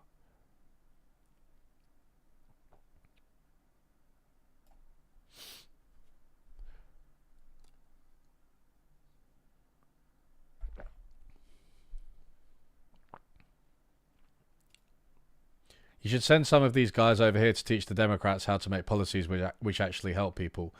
Yeah. Yeah, I don't hate the Lib Dems. I think the it's good that despite being basically a two-party system, they have we do have these smaller parties influential. I think the Democrats and Republicans circus is just really really negative. Everyone should have a convenient, affordable options to get around. Right, okay, let's get off this boilerplate. I know what transport is, I think. Make it cheaper and easier for drivers to switch to electric vehicles by rapidly rolling out far more charging points, reintroducing the plug-in car grant, and restoring the requirements that every new car and small van sold from 2030 is zero emission. Are they zero emission really, or are they zero emission in the... Oh, emission, so they're not zero pollution, are they, cars, because of the tyres and the production of them? But the greenhouse gases, I mean, it's a step, but yeah.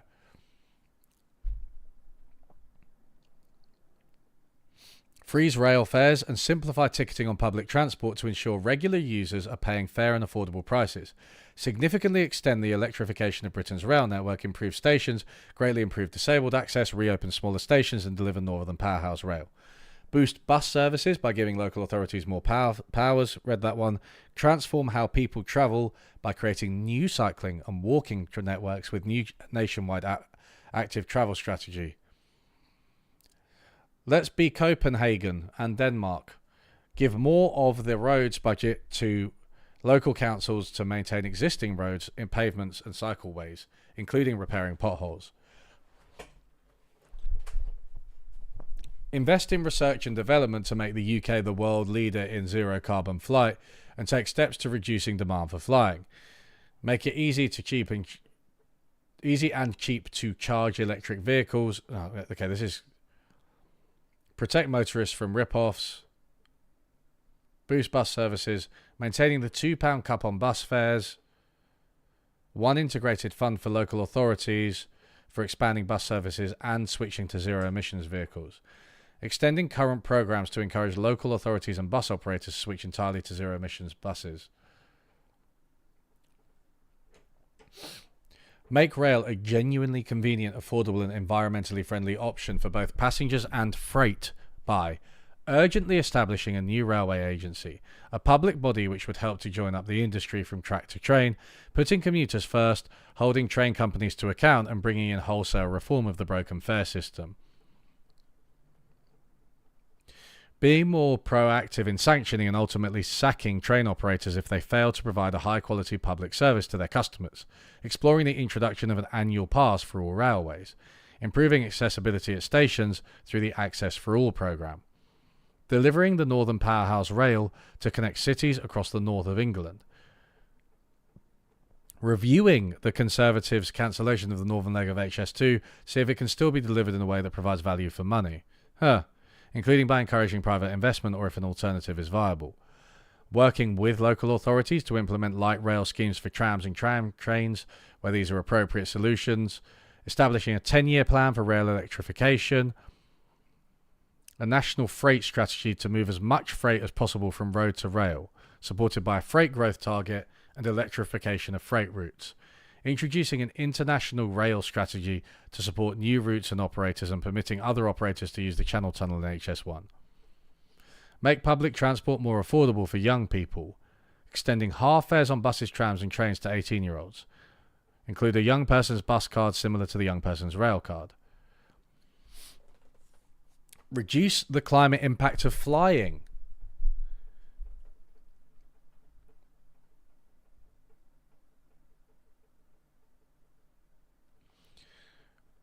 Why is voter ID bad? Well, typically, it's, voter IDs, people on lower incomes or with various disadvantages are less likely to have voter IDs, right? That's the simple reason. Reduce the climate impact of flying by reforming the taxation of international flights to focus on those who fly the most, by reducing the costs for ordinary households who take 1 or 2 international return flights per year. Introducing a new super tax on private jet flights and removing the VAT exemptions for private, first class and business class flights. That is ridiculous. I can't believe there's a VAT exemption for that. I can't believe you committed suicide. requiring airlines to show the carbon emissions for domestic flights compared to the equivalent rail option at booking. Banning short domestic flights where a direct rail option taking less than 2.5 hours is available for the same journey, unless planes are alternative fueled. Placing a moratorium on net export expansion until a national capacity and emissions management framework is in place. And opposing the expansion of Heathrow, Gatwick, London Stansted or London City airports and any new airport in the Thames estuary.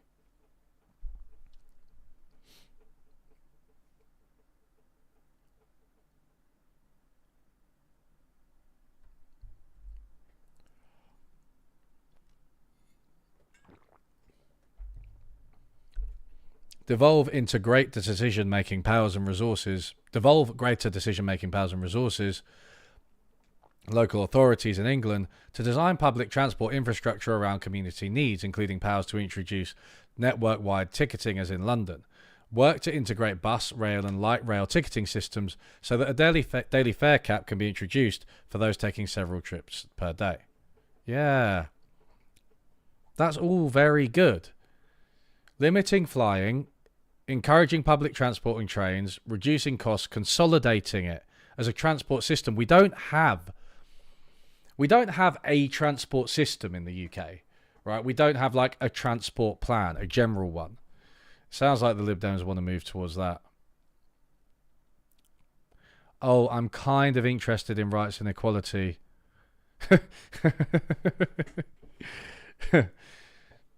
Just a little bit, occasionally. Liberal Democrats exist to build a free society where every... Oh, no, fuck that. Champion the Human Rights Act and resist any attempts to weaken or repeal it. Develop and implement a comprehensive race equality strategy to address deep inequalities, including education, health, criminal justice, and the economy. Make misogyny a hate crime and give police and prosecutors the resources and training they need to prevent and prosecute all hate crimes while supporting survivors. I'm wondering what make misogyny a hate crime means in practice. What's this bill? They rejected it in 2022.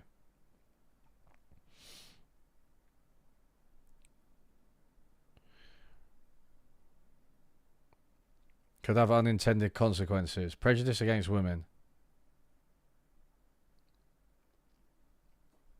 Hierarchies of it infuses what we do. Sexual harassment.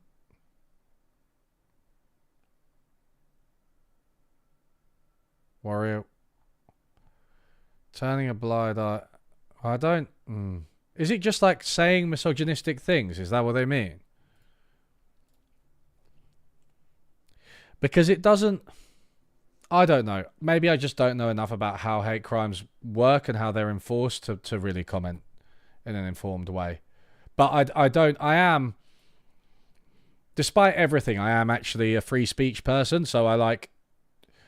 I kind of, if it's just speech and I don't know, you know, something like the N word, for instance, or the F word, or like the R word, they're quite specific and clear, and I'm like, I can kind of see it for those, but I don't, misogyny, a hate crime, I don't know what that means. Do they mean the B word? I don't know.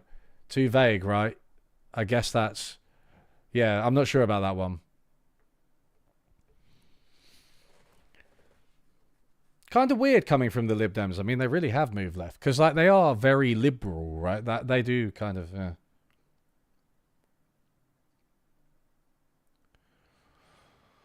Give everyone a new right to flexible working and every disabled person the right to work from home if they want to, unless there are significant business reasons why this is not possible. Respect and defend the rights of people of all sexual orientations and gender identities, including trans and non-binary people. Shout out. Ban all forms of conversion therapies and practices. Yes. Scrap the Conservatives' draconian anti-protest laws. Restoring pre-existing protections for both peaceful assembly and public safety. And immediately halt the use of live facial recognition surveillance by the police and private companies.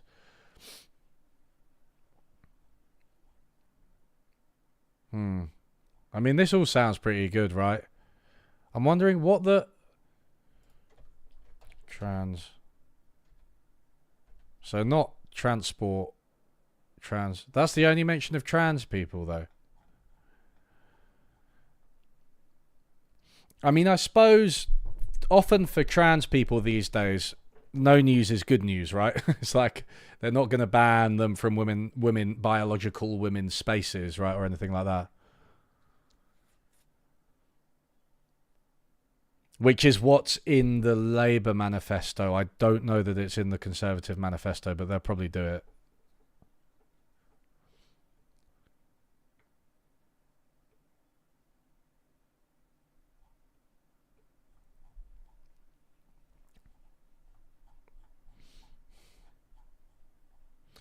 Political reform.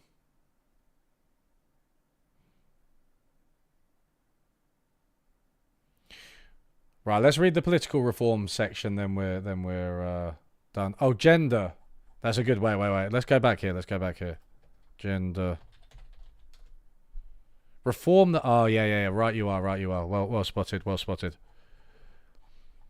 Reform the gender recognition process to remove the requirement for medical reports, recognize non-binary identities in law, and remove the spousal veto. What's the spousal veto? Some gross. Widely used by politicians willing to expand LGBTQ rights, but does a veto actually exist? Let's look at what the GRA says and not what a politician thinks it says.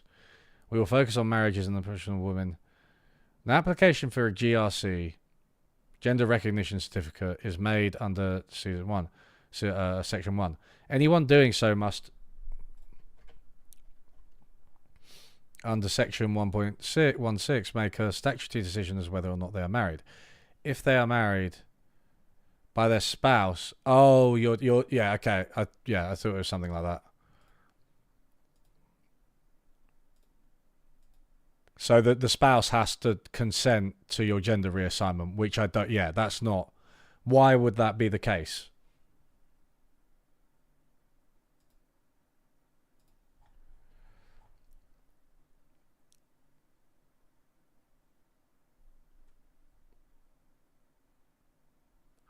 This platform sounds so reasonable. I assume the party has no chance of winning.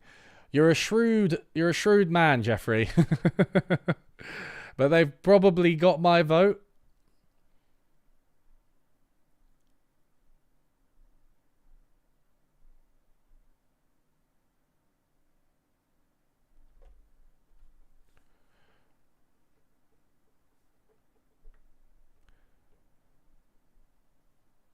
All hate is not equal. They should make misandry a hate crime. Yeah, I don't know. I don't think men are in danger of like actually being the victims of violence and sexual violence, right? Because of misandry. I think that's the thing, right? It's like the example I always think of is like, suppose like if when women, right, and like feminists and like online people, they're like kill all men, right? It's like that is. I don't always like. I don't. It's not my kind of thing. But sometimes people are frustrated or whatever. But it's not a statement of intent. You know what I mean? When a feminist says "kill all men," it's not actually a statement of intent. Whereas, like, if like any man, right, were to tweet "kill all women," like, there's a chance that that's actually what they're going to do, and so it's worthy of police attention. And I think that's the difference, right? It's like women don't do it, right, whereas men do. And that's why that hate speech is dangerous. Now, bearing in mind that I'm not sold on this misogynistic speech a hate crime. I'm not sold on. I think it sounds too vague and quite illiberal for me. So I'm not sold on either of them, but I do think there's a distinction to be made there, conceptually at least. We want to ensure that your voice is heard, and we want to transfer power back to the people.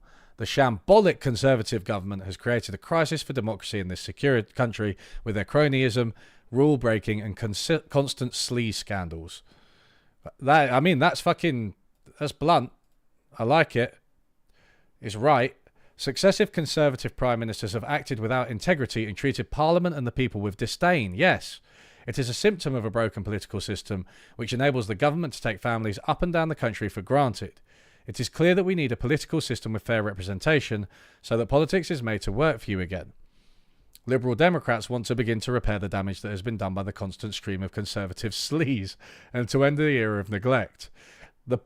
The intern that drafted this section is they ain't fucking about.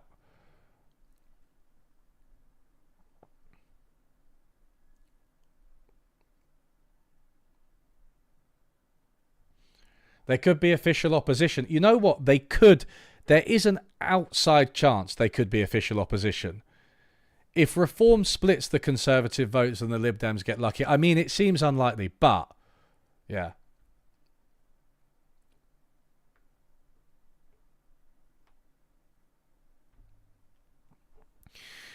Ensure no politician can take you for granted by introducing proportional representation by the single transferable vote for electing MPs and local councillors in England.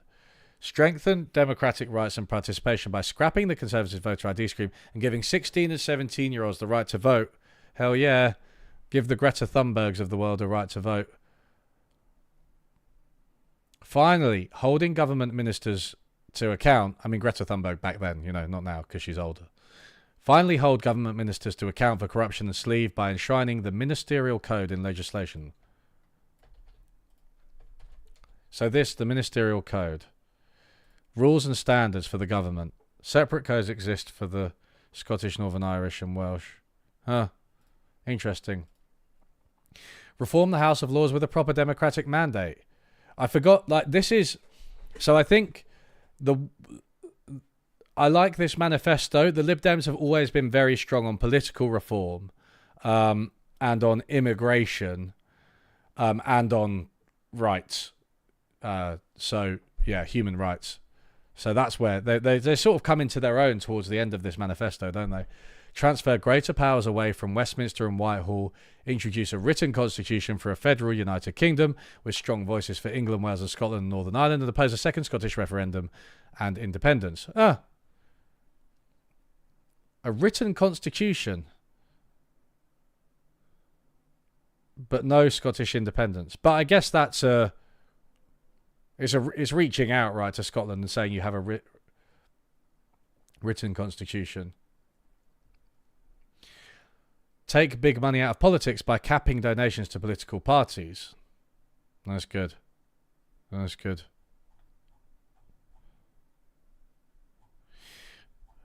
All right.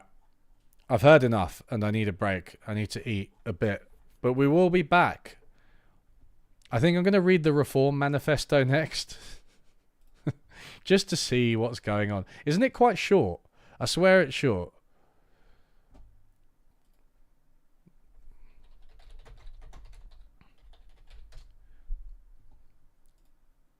No, don't analyze it. Show it to me. I'll contract with you. Yeah, it's 28 pages.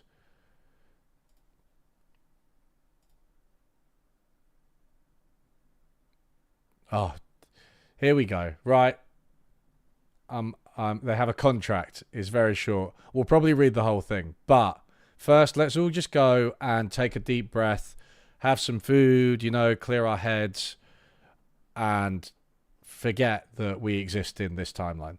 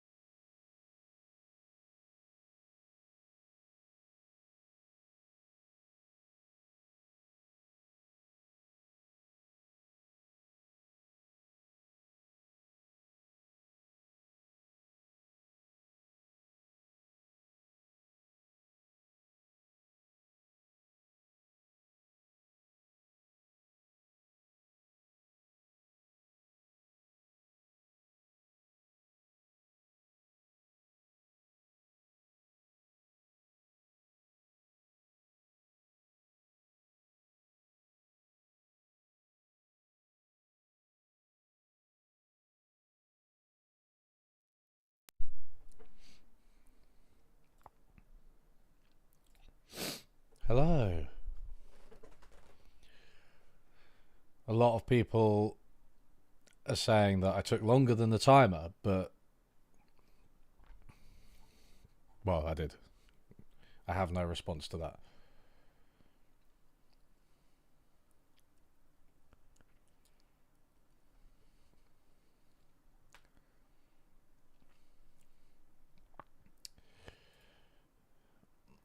Consuming Coke on stream.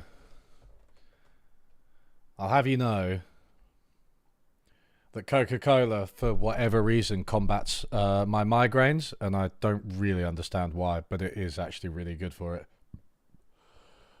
So that's why I have it quite often. Nothing else really works. I don't know. It's weird, but I'm not the only person. If you look it up, Coca-Cola and migraines, it actually helps quite a lot of people.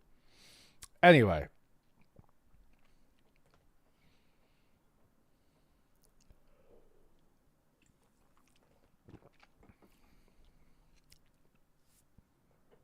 I love the way he's pointing to this guy. I just don't know who this guy is.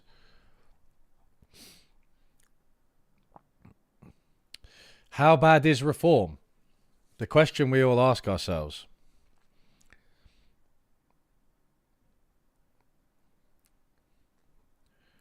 Britain has so much potential. Our country is full of talent and energy. Brexit is the opportunity of a lifetime. The challenges we face are vast.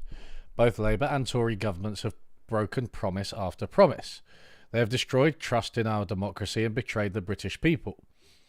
Our country is worse off, both financially and culturally. The economy is being wrecked by record high taxes, record high national debt, wasteful government spending, and nanny state regulations. Record mass immigration has damaged our country. The small boats crisis threatens our society. Multiculturalism has imported separate communities that reject our way of life. Divisive, woke ideology has captured our public institutions. Transgender indoctrination is causing irreversible harm to children. The unprecedented population explosion has pushed Britain to breaking point. There's a housing crisis, a benefits crisis, record crime, record NHS waiting lists, wages are stagnating, net zero has sent energy costs soaring. It is making us poorer and colder, damaging British industry and forcing drivers off the road. The Tories have broken Britain. Labour will bankrupt Britain. A vote for either is a vote for more incompetence, dishonesty and defeat. I mean, they're not wrong about that.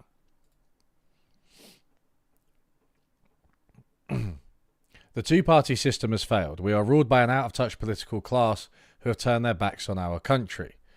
But there is an alternative. The British people have a common-sense choice in Reform UK. Our contract with you is a serious plan to reshape the way our country is run. The government must work for the British people, not against them. Only Reform UK will stand up for British culture, identity and values. We will freeze immigration and stop the boats. Restore law and order, repair our broken public services, cut taxes to make work pay, end government waste and deliver our fully funded plan for zero NHS waiting lists. We will unlock Britain's vast energy treasure of oil and gas to slash energy bills, beat the cost of living crisis and unleash real economic growth. Once and for all, we will take back control over our borders, our money and our laws. Only Reform UK will secure Britain's future as a free, proud and independent sovereign nation. Our contract with you is not just another party manifesto. It sets out the reforms that Britain needs in the first 100 days following a general election and thereafter. It has been produced with advice from a range of independent economists, think tanks and advisors on costs and savings. Costings can be found at the end of each policy page. Some policy areas come with net costs and others with net savings. We have also introduced extra growth assumptions from our economic reforms. Final annualized budget calculations across a 5-year term of government can be found at the end of this contract.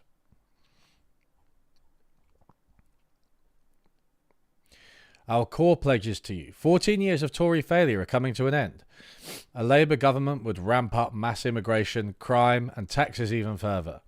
Labour and the Tories are two sides of the same coin. Only Reform UK is ready to stand up for common sense politics.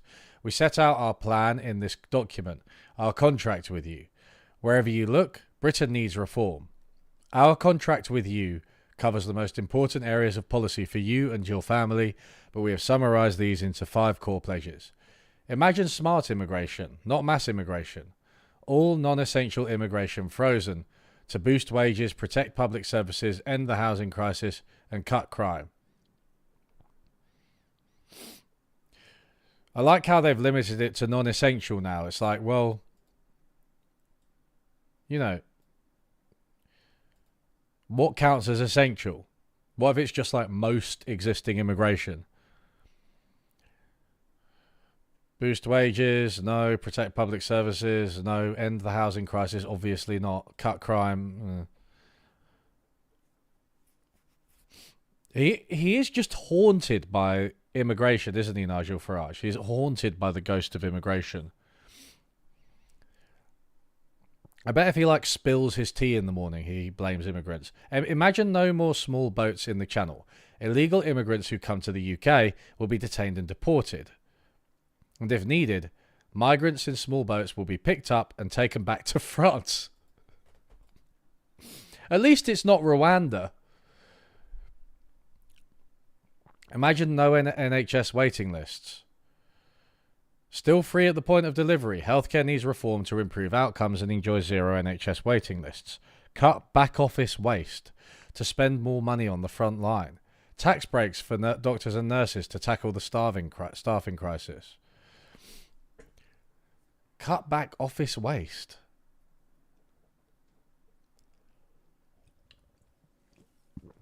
Honestly, the Tories have been trying to do that for 14 years. Spills his morning pint, yeah. Spills his morning fucking Ryvita in his £1 million house. In touch with ordinary people, Farage. How is crime in the UK? I know here in the States the right wing are also fear-mongering over migrant crime, but crime overall has been going down. And second-gen immigrants actually commit less crime, etc. Well, crime is not too bad. It's complicated. We discussed it with the Tory manifesto because they changed the crime statistics in 2015. So Conservatives claim that crime has declined when it's not clear exactly what's happening. But it seems pretty clear that it's not going up drastically, or it's not a very high rate. There is specifically knife crime, which has been a persistent problem for a while. I think knife crime's a genuine problem that you can highlight, right?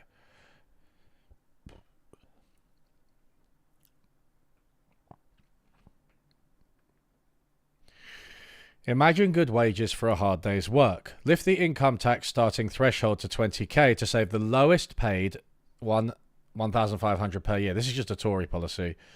Take 7 million of the least well off out of income tax to make work pay and get people off benefits. Yeah, so, I mean, this contrasts with the Lib Dem thing, right, where the Lib Dems are aiming to improve wages and working conditions. And I think the issue is that,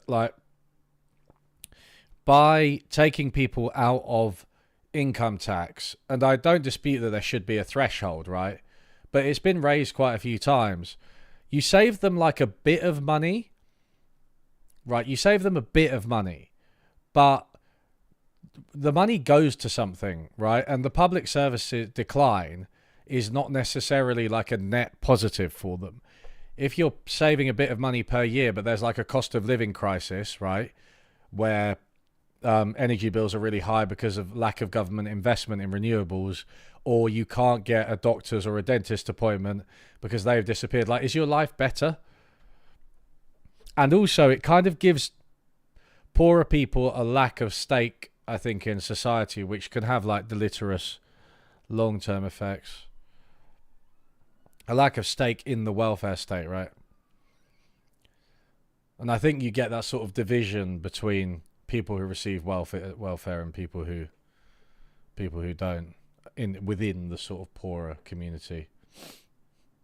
Crime will go up because people are getting poorer. This is wisdom I dispense for free. Yeah, I mean, inequality is definitely... Yeah, I wonder if Le Pen says that she's going to send migrants to England.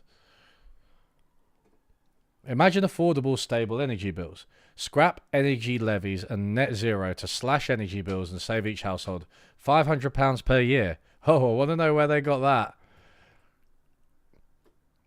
Unlock Britain's vast oil and gas reserves to beat the cost of living crisis and unleash real economic growth.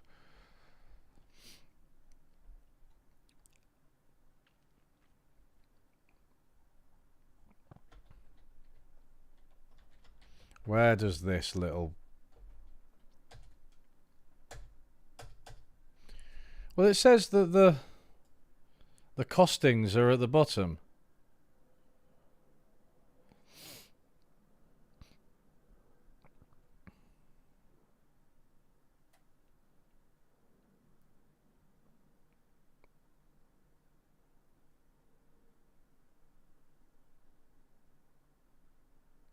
Right.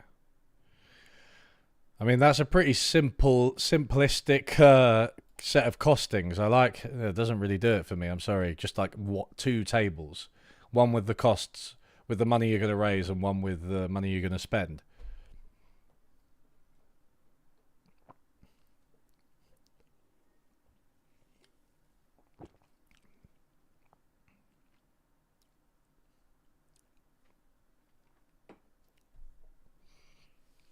Yeah, the allowance should increase with inflation, right? As should...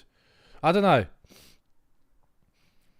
I don't... As a tax lover, I'm actually not mad at fiscal drag. I'm not going to lie to you. The problem is, obviously, if you have a really bad economy with a cost of living crisis, then, you know, people are going to notice fiscal drag because they're not doing as well. Reform will secure Britain's borders to protect wages, our public services and British culture and values. Strict limits on immigration are the only way to relieve pressure on our housing, public services, increase wages and protect our culture, identity and values.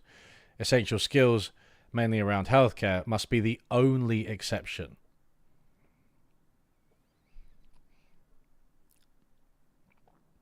Stop the boats with our 4-point plan.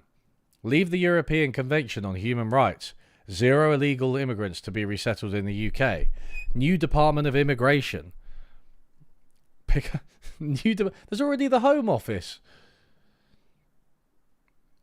And then next, if they got a second term, they'd create a Department of Illegal Immigration. Pick up illegal migrants out of boats and take them back to France. Secure detention for all illegal migrants. All asylum seekers that arrive illegally from safe countries will be processed rapidly offshore if necessary. Those entering from a safe country will also be barred from claiming asylum or citizenship. No legal aid for non-citizens. Those rejected will be returned. Deport foreign nationals immediately after their prison sentence ends. Withdraw citizenship from immigrants who commit crime with the exception of some misdemeanor offences. Bar student dependence. Introduce new visa rules for international students that bar dependents. Only international students with essential skills can remain in the UK. Close down fake courses and immigration schemes that abuse the rules. Stop health tourism and immediate access to benefits. We will impose a requirement of 5 years residency and employment to claim any benefits in the UK. Employer immigration tax. The national insurance rate will be raised to 20% for foreign workers. This would incentivise businesses to employ British citizens whose national insurance rate would stay at 13.8%. Essential foreign health and care workers would be exempt from the tax.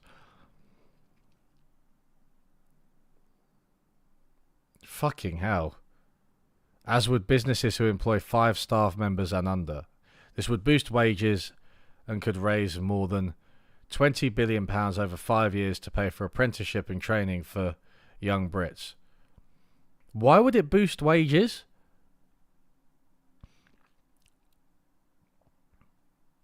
So so it now costs me 20% more national. Oh, sorry, 20% national insurance rate, a higher rate, 6 percentage points higher to employ a foreign worker, and therefore I employ domestic workers, British citizens. Okay, I understand that. That seems to make sense. You've increased the relative cost of one, so people move to the other. Why would that boost their wages? Like, like I don't know. If the price of oranges goes up, I don't pay more for apples. Could raise more than £20 billion over 5 years and pay for apprenticeships and training for young Brits. Okay, so, I mean, to state the obvious, they are in cloud cuckoo land. Pardon me. I hope the mic didn't pick up that burp. It was purely involuntary. Immigration pledges savings 5 to 10 billion. What? Where are these savings coming from? So let's ignore the brutality and the fact that almost all of this is just pulled from their arse. If you do these things, right, it's going to cost you loads. Deporting people costs loads. There are logistical and legal and political barriers that you can't just assume away by going Britain first. Like, you can't just do these things. Especially in a world where, like, they seem to think that, like, whatever they do, other countries will accept it as well.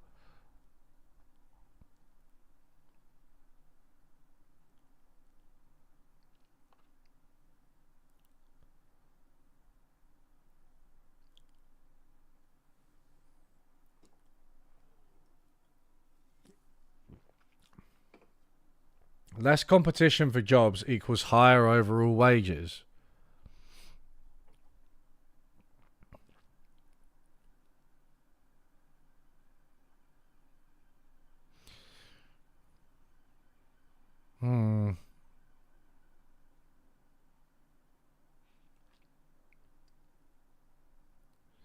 I guess so, but I mean, I suppose I'm just not convinced that the employers are like gonna be properly competing for workers under either scheme, just because we don't have that kind of economy.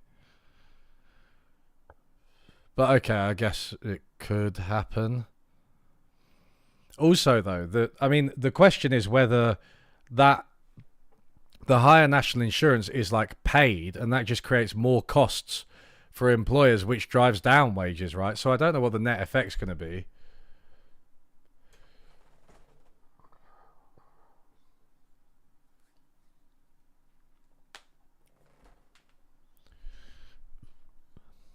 Reform UK will slash wasteful spending to increase funding for frontline public services and reduce taxes for working people.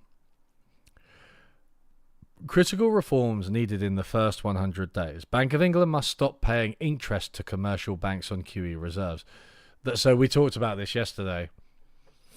This approach would save around 35 billion per year and has been endorsed by senior figures at the Financial Times, New Economics Foundation and the IFS, as well as two former deputy governors of the Bank of England. Okay, so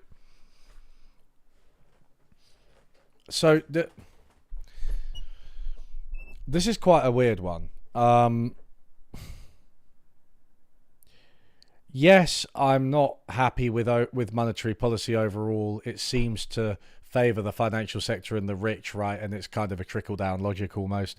One that works in a sense, not in making the poor richer, but in terms of impacting the economy. The levers do have some impact, right?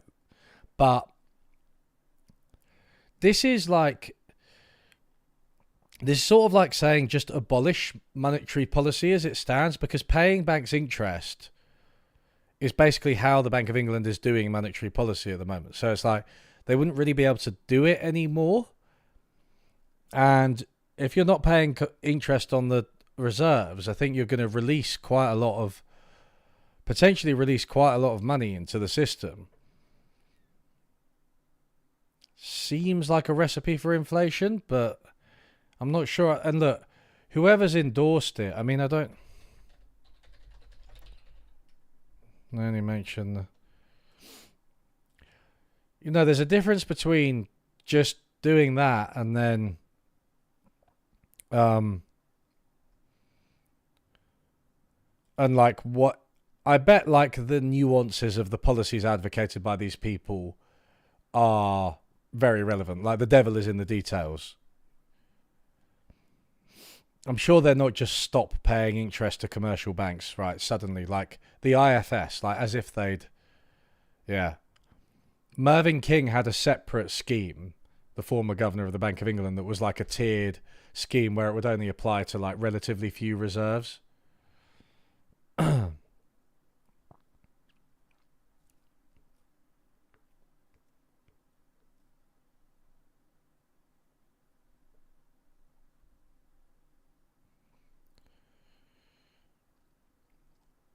Think tanks are predominantly just a team of people who give you the answer you pay for. Well, yeah, you pick the right one and you get the answer you want, right? Save £5 in every £100. Every department must slash wasteful spending, cut bureaucracy, improve efficiency, and negotiate better value procurement without touching frontline services. This will save $50 billion per year, ensure tax cuts, and boost our economy. Efficiency, the magic word. That is the real magic money tree. Efficiency. Brexit bonus. Cut unnecessary regulations. Britain still retains over 6,700 EU laws. Government red tape and nanny state regulations are estimated to have cost the UK economy £143 billion since 2015. That means billions lost in growth and taxes. Well, obviously. But it's quite funny, like, why do you think so firstly, the nanny state thing, it's like, okay, so the nanny state is like actually kind of a separate issue to the regulations that businesses face, but get it all in there. But also, the reason that we probably retain EU laws is, number one, because laws are just, having come from a legacy of EU law, you can't change these things overnight. Again, it's like the immigration thing. I think they're just like, they think they can just change everything. And secondly, the reason that we might want to keep some of those is to ensure regulatory harmony with the EU. A degree of regulatory harmony. And if you eliminate that, you make it harder for businesses, not easier. And thirdly, some of these regulations might be good. What if I don't like having E. coli in my cheese? Cut foreign aid by 50%. Save $6 billion from the $12.8 billion budget. A major review is needed into the effectiveness of overseas aid. That includes global quangos, to which we pay over $7 billion every year. Collect billions in unpaid tax. HMU Revenue and Customs failed to collect tens of billions in tax last year due to understaffing and bad management. Improved HMRC competence would deliver lower taxes to British workers. Hey, well, bloody hell. They got an idea there, haven't they? We'll give them that one.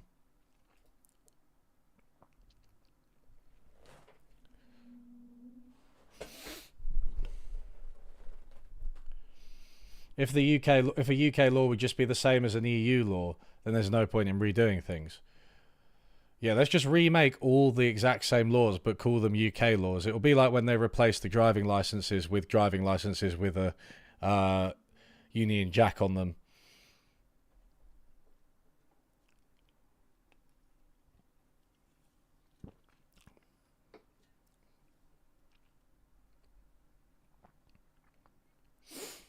Reform UK will make work pay and help the unemployed to escape the benefits trap. Make work pay. Lift the income tax start point to $20,000 per year. This frees up 7 million people from paying income tax and saves every worker almost $1,500 per year. Basic tax rate stays at 20%. The higher rate should begin at $70,000.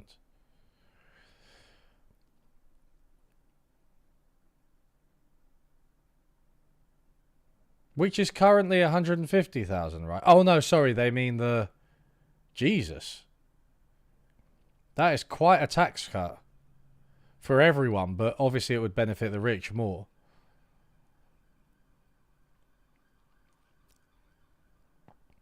Where does the current...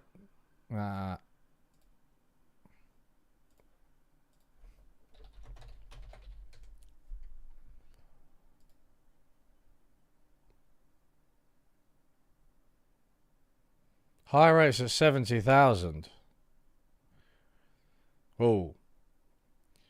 So if you earn 70,000, you're going to gain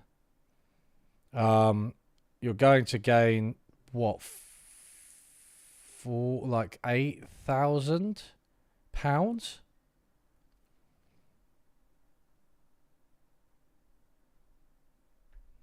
40% of 20,000, right?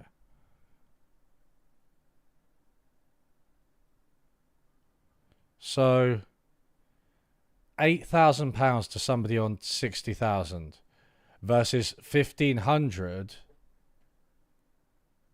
Oh wait, what? So say you're on 20,000. If you're on 20,000, then you save. What's that? 7,500. You'd save like 1,500.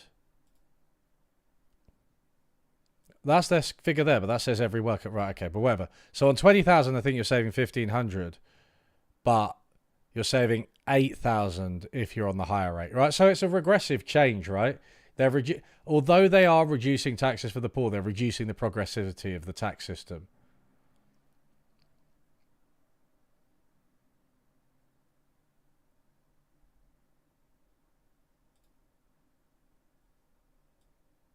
Sorry, it still gets taxed at 20k, yeah, 4k.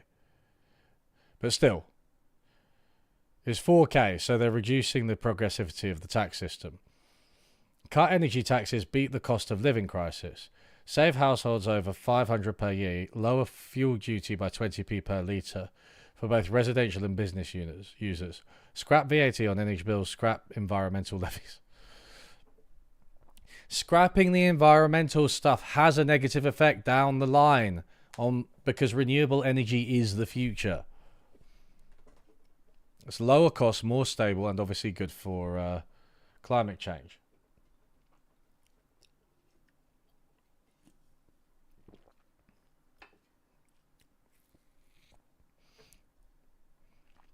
Cut residential stamp duty. Substantially boost economic activity and house building by cutting stamp duty to 0% below 750k. Cut it to 2% from 750 to 1.5 million and cut it to 4% over 1.5 million. So it's doubling down on like a property owning democracy, right? Abolish the VAT tourist tax. The government has cost our economy over 10 billion when they stopped the VAT refund scheme for tourist shopping. This also deterred up to 2 million tourists.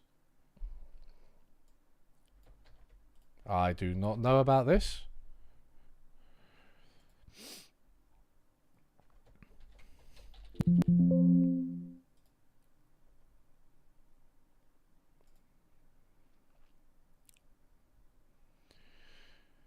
Tourists visiting can reclaim a portion of the VAT paid. Oh, tourists into the UK. Okay. I didn't really know about that, but I can't have strong views on that. Although it is kind of weird how they like tourists but not immigrants. I mean, maybe it's not weird. Because tourists have money. And if you put money into the economy, then you are good and desirable. Abolish inheritance tax for all estates under 2 million. This means some 98% of estates, the rate above 2 million will be 20% with the option to donate to charity instead. So I just want to underscore this point because it up to how can they measure how many tourists is deterred? Up to 2 million tourists, anywhere between 0 and 2 million.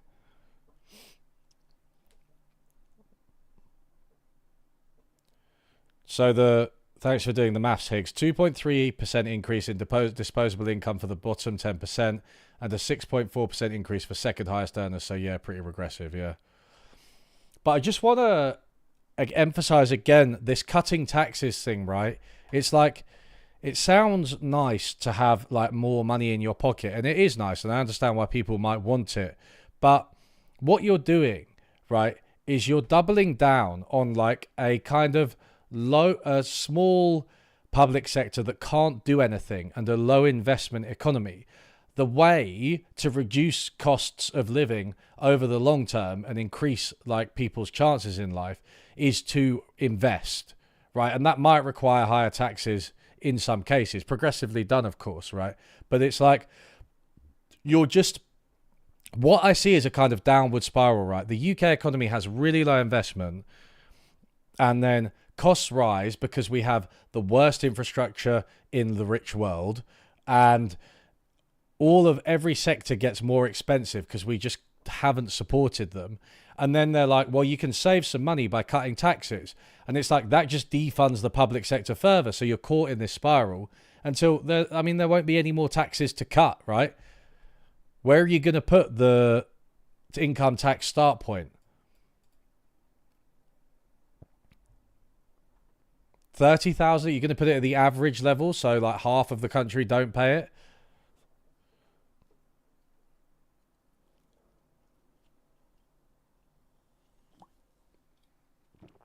Tax reductions equals future austerity. Right, exactly. This is it, right? People say tax increases are debt for future...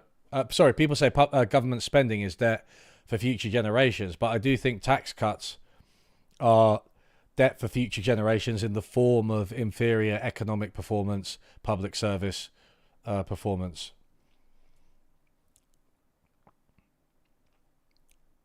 If the state buys something for all of us with tax revenues, it will be cheaper than each of us buying it individually and not paying taxes. Yeah, exactly.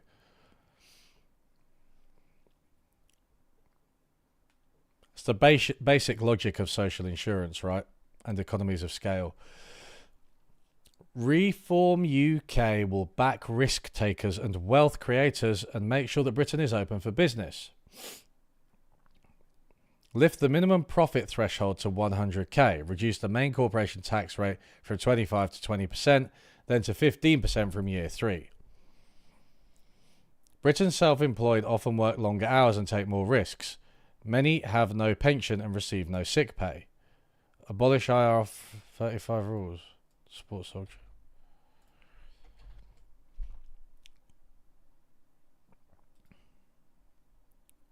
The off-payroll a worker plays broadly the same.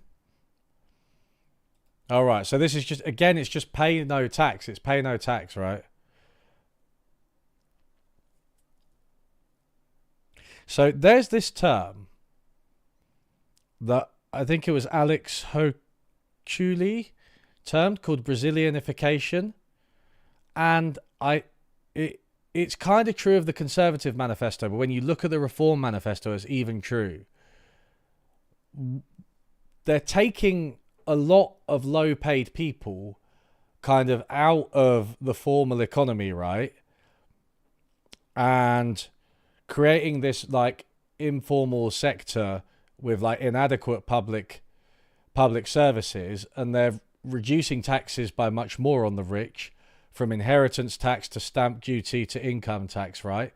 And so what you have is this elite, as in Brazil, with a sort of menial service class, right? And the sort of the standard, good jobs, blue collar jobs, or digital sector jobs, these days, things like that aren't really a focus. So you don't actually have a middle class. You just have an elite and the service workers that serve them. India has kind of a similar situation, and a lot of poor and middle income countries have that situation, right? And I do think that's kind of where we're heading in the UK. And it's what happened since the Conservatives with austerity. We've had a growth in like coffee shops, Deliveroo, right? This kind of low productivity service sector that's quite insecure, not particularly well paid, few career prospects. And yeah, this really smacks of accelerating that. This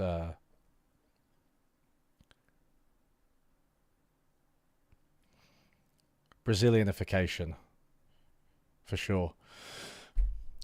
Abolish business rates for high street based SMEs. Offset this with online delivery tax of 4% for large multinational enterprises to create a fair playing field for high streets. Cut entrepreneurs' tax to 5%. Fast track new housing on brownfield sites and infrastructure projects to boost businesses, especially in coastal regeneration areas, Wales, the north of the Midlands. Slash red tape to boost industry and exports. Scrap thousands of laws that hold back British businesses and damage productivity, including employment laws. We must make it easier to hire and fire so that businesses can grow. Thousands of laws. He knows thousands of laws about, but they go to another school. Reform the tax system. Major simplification is needed. At over 21,000 pages, the UK's tax code is a burden. Hong Kong's tax code is under 500 pages. Why Hong Kong? I just love it. I love it when these like random comparison points come up.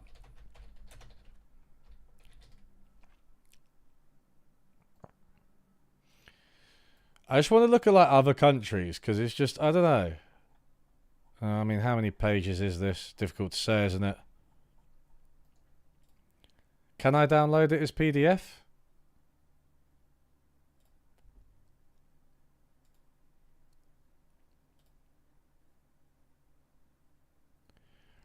Wow. Is Germany's tax code only 141 pages? I can't believe that. If Hong Kong's is 500, I might be on the wrong thing.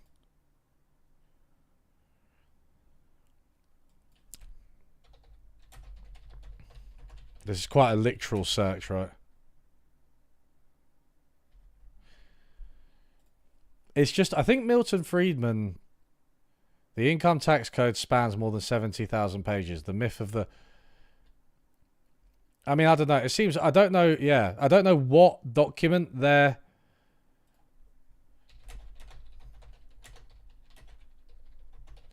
looking at.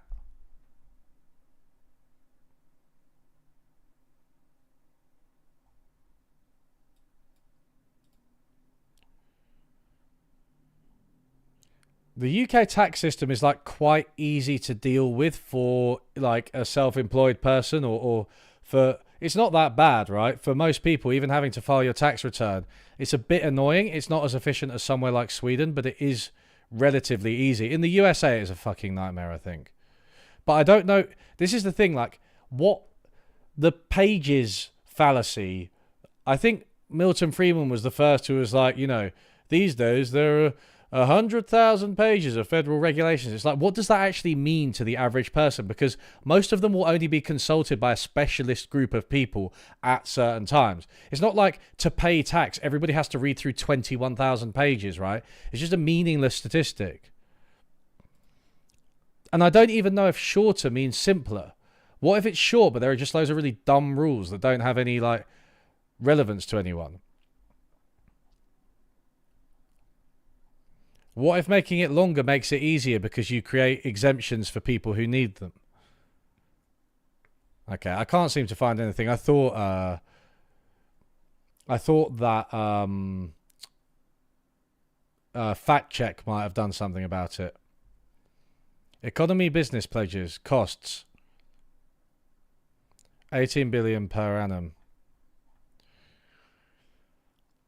The bigger the font, the more pages. Yeah.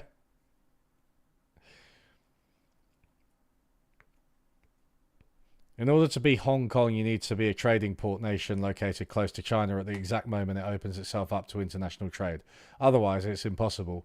Yeah, and don't forget, like, the existing links to the UK And, therefore Europe, because of colonial ties.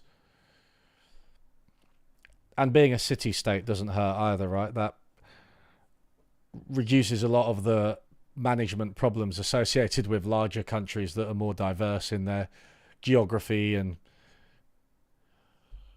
peoples and climate. As the economy can make more things, you should expect more laws. Or should drug dealers be allowed to pump designer drug waste into the waterways? Yeah, exactly. It's increasing complexity, right, of the economy. It's reflective. Government is a spontaneous order as well. The NHS needs urgent reform. Despite record extra funding in recent years, NHS healthcare outcomes have declined. That's not true, is it, though?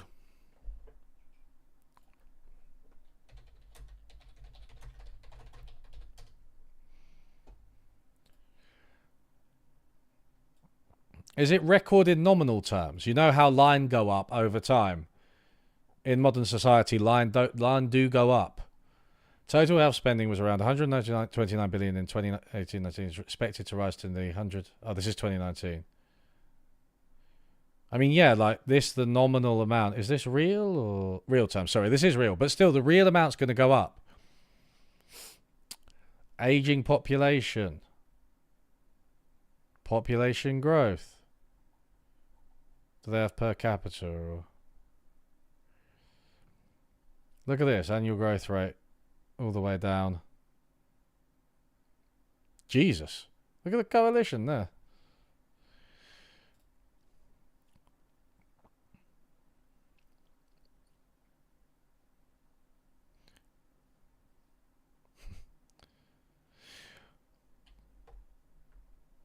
Critical reforms needed in the first 100 days. End doctor and nurse shortages. All frontline NHS and social care staff to pay zero basic rate tax for 3 years. So they have, as far as I can see, right, they have like two main ideas. One is reducing immigration, and the other one is just like reducing taxes and regulations.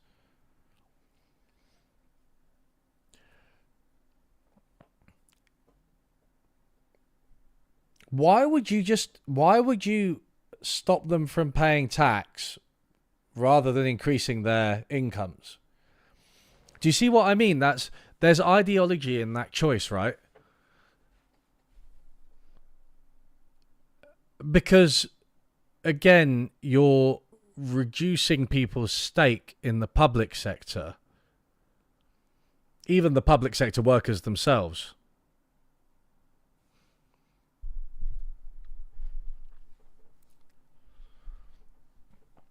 And you're also, I think one thing you're doing is you're not giving in to the unions, because the unions are demanding pay rises, and they're like, no, we're not going to give you pay rises, but we will cut your taxes. End training caps for all UK medical students. Write off student fees pro rata per year over 10 years of NHS service for all doctors, nurses and medical staff. Use independent healthcare capacity. We will harness independent and not-for-profit health provision in the UK and overseas. Tax relief of 20% on all private healthcare and insurance. This will improve care for all by relieving pressure on the NHS. Again, right, spending public money on private healthcare effectively. They don't want a public sector, I agree. Those who rely on the NHS will enjoy faster, better care. Independent healthcare capacity will grow rapidly, providing competition and reducing costs. So you're privatizing there, right? Not through like PFI contracts and everything people usually point at, but what you're doing is you're making private care a better option for sick people, customers, let's call them for the sake of this. But you are privatizing. Like this is a privatization plan. Put patients in charge with a new NHS voucher scheme. Oh my God, spoke too soon. NHS patients will receive a voucher for private treatment if they can't see a GP within 3 days. For a consultant, it would be 3 weeks. For an operation, 9 weeks. Services will always be free at the point of use. I mean, this is privatization, right? This actually is privatization. Operating theatres must be open on weekends. Rotas must be planned further in advance. Nail down better prices using economies of scale. Economies of scale isn't a Yu-Gi-Oh card. I have unlocked economies of scale. Review all NHS private finance contracts for significant savings potential. What does that mean? Do you mean just abolish them? Charge those who fail to attend medical appointments without notice. Abolish the NHS Race and Health Observatory. This is how you increase the flow of funds to capitalists in Victoria 3. It is, yeah. Save A&E. Cut waiting times with a campaign of pharmacy first, GP second, A&E last. We will offer tax incentives for new pharmacies and those who employ more staff to assist in relieving pressure on A&E. Excess deaths and vaccine harms. Public inquiry. There's already been a fucking inquiry. Actually, no, that was about lockdowns, but... Excess deaths are nearly as high as they were during the COVID pandemic. Young people are overrepresented. Oh, we just stop there, do we? There's no need to finish that. There's no need to finish that argument. Why bother? Why bother? Oh, Jesus Christ! Right.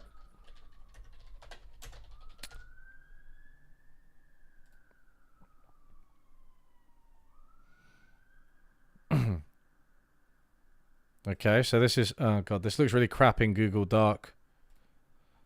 Chrome Dark Mode. Let me try Microsoft Edge.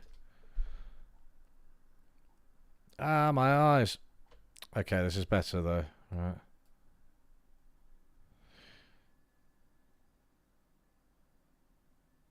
Months excluded from baseline.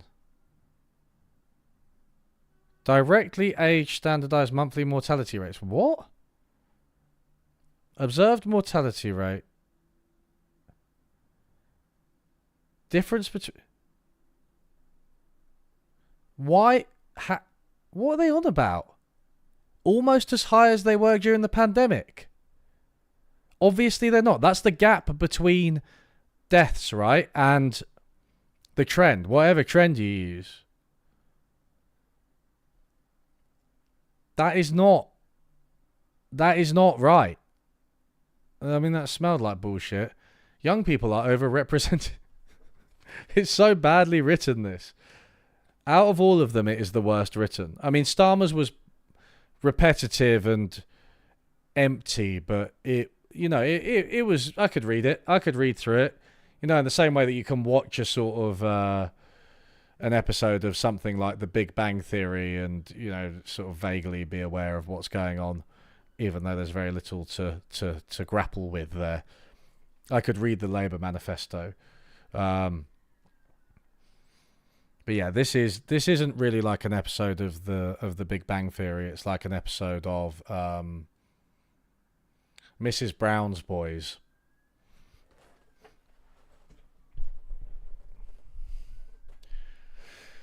Net zero is pushing up bills, damaging British industries like steel and making us less secure.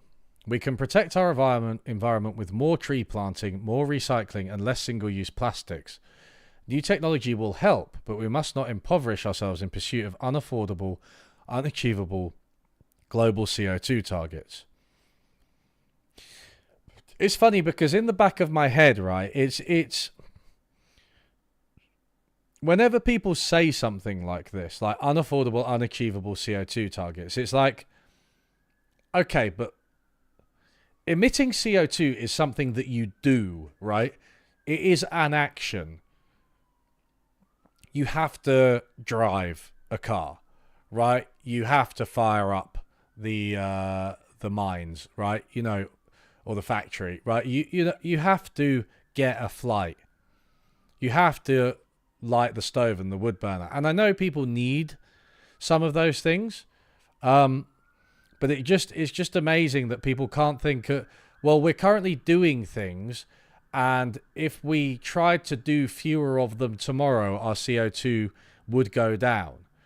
It's just a bit of a reframing of the problem, because like it treats the amount of CO2 emissions as if that's like a fixed entity that's gonna happen no matter what, and we can't change it. It's like, no, we have to do that. The emissions that haven't happened yet, we have to do them. I'm not saying it's as simple as just stopping. I'm just saying, like, I don't know, it just jars me a bit, this framing. Ditching net zero could save the public sector over £30 billion per year for the next 25 years. Again, these figures, where are they getting these fucking figures from? Scrap annual 10 billion of renewable energy subsidies. Achieve this through equivalent taxes on them. Renewables are not cheaper. Our bills have increased dramatically in line with the huge increase in renewables capacity over the last 15 years. Well, Nigel, I believe that you have committed the correlation is not causation fallacy. Cheap, secure energy for Britain. Start fast-track licenses of North Sea gas and oil. Grant shale gas licenses on test sites for 2 years. Enable major production when safety is proven with local compensation schemes. Thereafter, cleaner energy from new technology. Fast-track clean nuclear energy with new small modular reactors built in Britain. Increase and incentivize ethical UK lithium mining for electric batteries. Combined, do we have lithium? Have we got lithium? Renewables are so cheap at the moment. This is the amazing thing. It's gotten to the point where to be anti-environment, you have to shoot yourself in the foot economically as well. Tidal power and explore clean coal mining. Clean coal mining. Clean coal mining. Fantastic.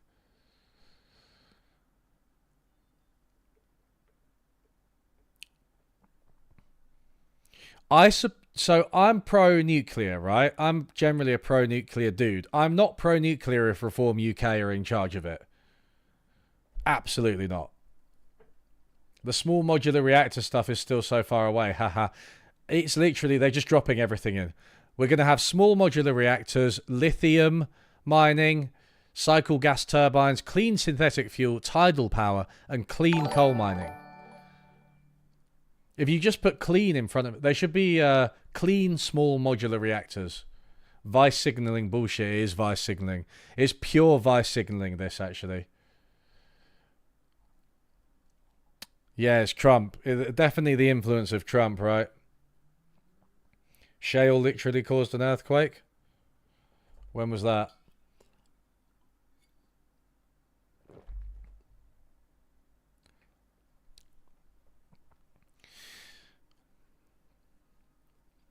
Reform UK will restore law and order on Britain's streets and make sure that criminals face justice.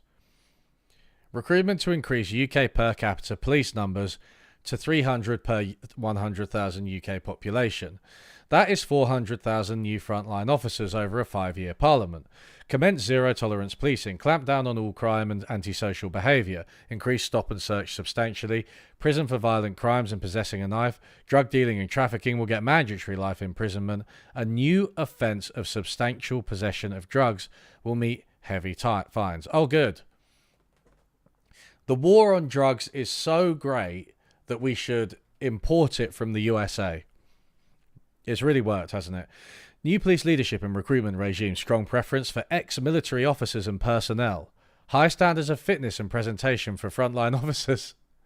Sack chief constables that allow two-tier policing. What's two-tier policing?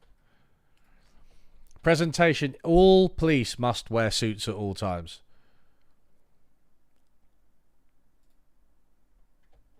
Oh, God. Do I want to read the Spectator article? So this is like clearly a right-wing term that I haven't heard.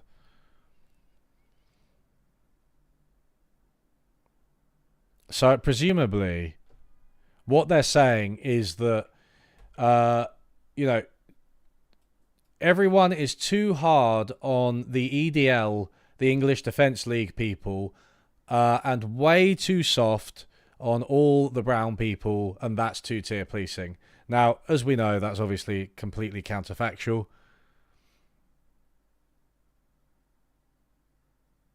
Ensure that the police return to the beat and use better technology and stop wasting time on paperwork. Allow PCOSs to become police officers before the role is phased out. These are the back to police community support officers. Oh, right, yeah. They're a bit weird, those community support officers. I don't know. I don't know too much about it, but I do remember them being seemingly pointless. It was when they did some fracking exploration off the coast back in 2010. New Scientist has a great article on it. I'm guessing 2-tier means brown people get soft policing and everyone else gets normal policing or something. Yeah, exactly. Scrap all diversity, equality, and inclusion roles and regulation to stop 2-tier policing. If you let them in, then they will be soft on themselves. Dear Lord. So, as if that's the cause as well, like, assuming 2-tier policing did exist, that's the cause, is like, we're being too soft on like BAME people because we let too many BAME people in. This is just blatant racism, right? This is blatant racism. Overhaul the Independent Office of Police Conduct so that the police complaint system becomes more accountable and works for the law-abiding public. Ooh, who decides who's law-abiding, though? I'm sure we'll get a thorough exploration of the of questions like that. Depoliticize the College of Policing. Prioritize crime prevention, discipline, public service, and high standards of strength and fitness among trainees. Replace degree standard entry with an entrance exam. Require officers to complete a 2-year probationary period. Stricter entry requirements. The thing is, they've kind of upped their... Yeah. I feel like... So bearing in mind that the Met, owing to its overwhelming history of sexism and racism and homophobia, has recently kind of loosened and become more, woke. But it's increased standards in terms of like having to have a degree for detective roles and things like that. Obviously not to be a Bobby on the beat, right? But replace degree standard entry with an entrance exam. Strong preference for ex-military officers and personnel. What they're saying is that they want their police officers big and tough, white men who aren't afraid to, give people a bloody good beating and not be held accountable for it. That's clearly what's happening here. Right, I'm not sure how much more of this I can take. I'm kind of interested in their...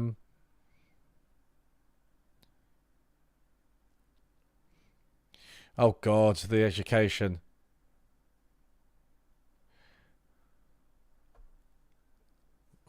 Wait a second.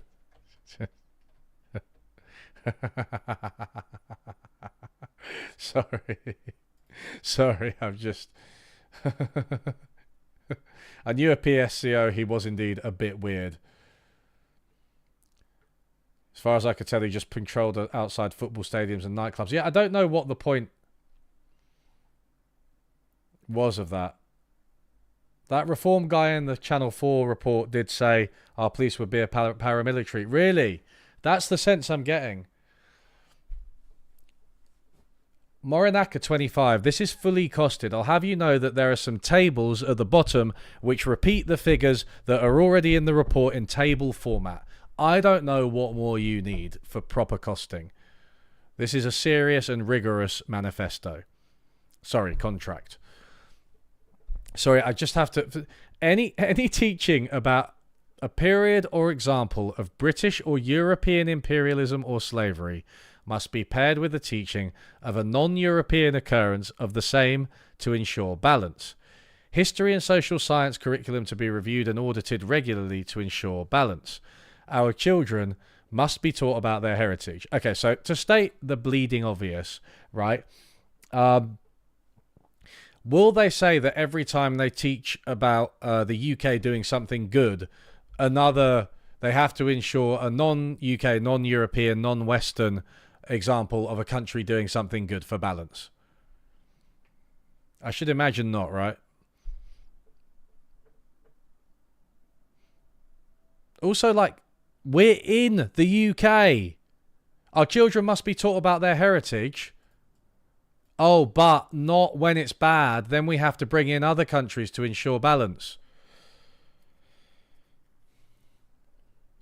Ban transgender ideology in primary and secondary schools. Okay, well, you can't ban an ideology, so that doesn't make sense. No gender questioning, social transitioning, or pronoun swapping. Fucking hell, man.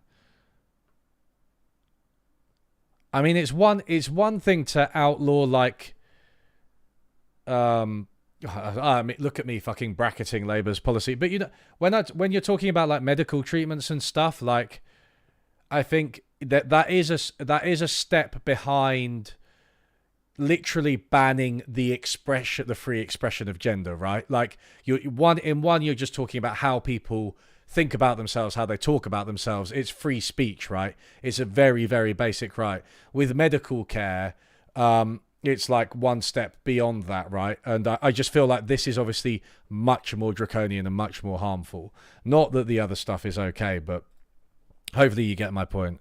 Jesus Christ, man. Scrap interest on student loans. Extend loan repayment periods. Restrict undergraduate numbers well below current levels.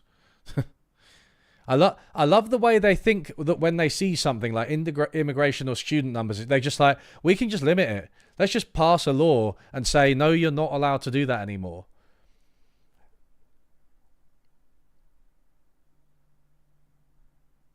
Hello, I'm Reform UK teacher. I need to inspect your groin to ensure sexness of facilities. I wouldn't be surprised if some of them are fucking, you know, children likers. The benefit system is broken. Oh, for God's sake.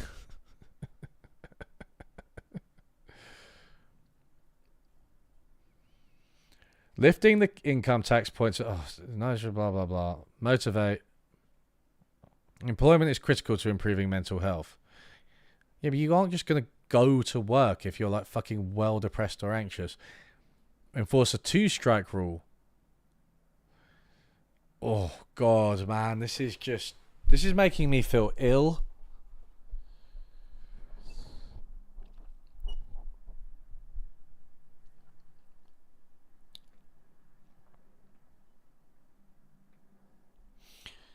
Null void. I see. I mean, I do agree in a way that a lot of people probably don't know about like Belgian colonialism, to be honest, and like French, the continued, like, France arguably has like the most active colonial legacy of any country. Why is Robert De Niro in the photo on the right?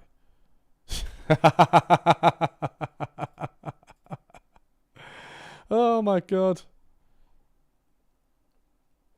All right, so Britain has some of the best and bravest armed forces in the world. Has a housing crisis. Let's look at the housing.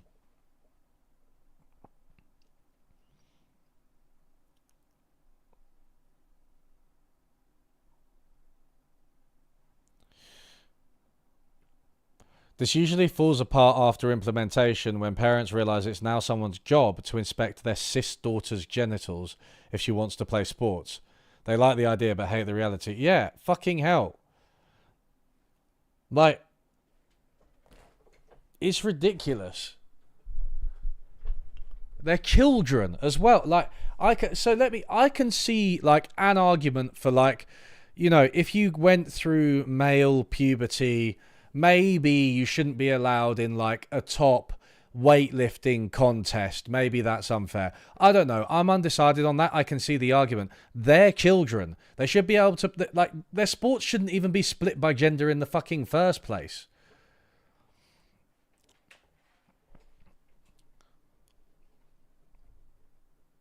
Reform UK will ensure that people can own their own home by unleashing house building across the country and cutting immigration, of course.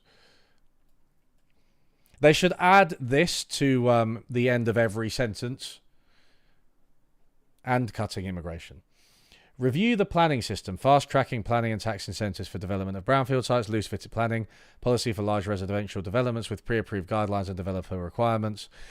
Yeah, that sounds okay. Anything that like improves the UK's planning system and speeds it up is good. We have such a bad planning system. Reform social housing law. Prioritise local people and those who have paid into the system. Foreign nationals must go to the back of the queue. Not the front. The back. Not the front. And cutting immigration. Scrap Section 24 for landlords. The tax system should encourage smaller landlords into the rental markets, not penalise them.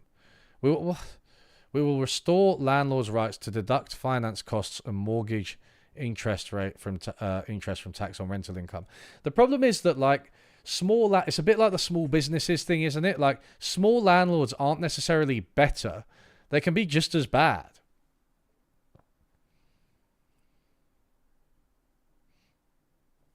Like, there are price increases. I think there's research showing price increases from, like, expansion of these kind of small landlords. It's just not a good path to, like, having people's access to homes, to have this oh, for fuck's sake, I've forgotten the term for it. Buy to let. We've got quite a buy to let society. It's expanded so much.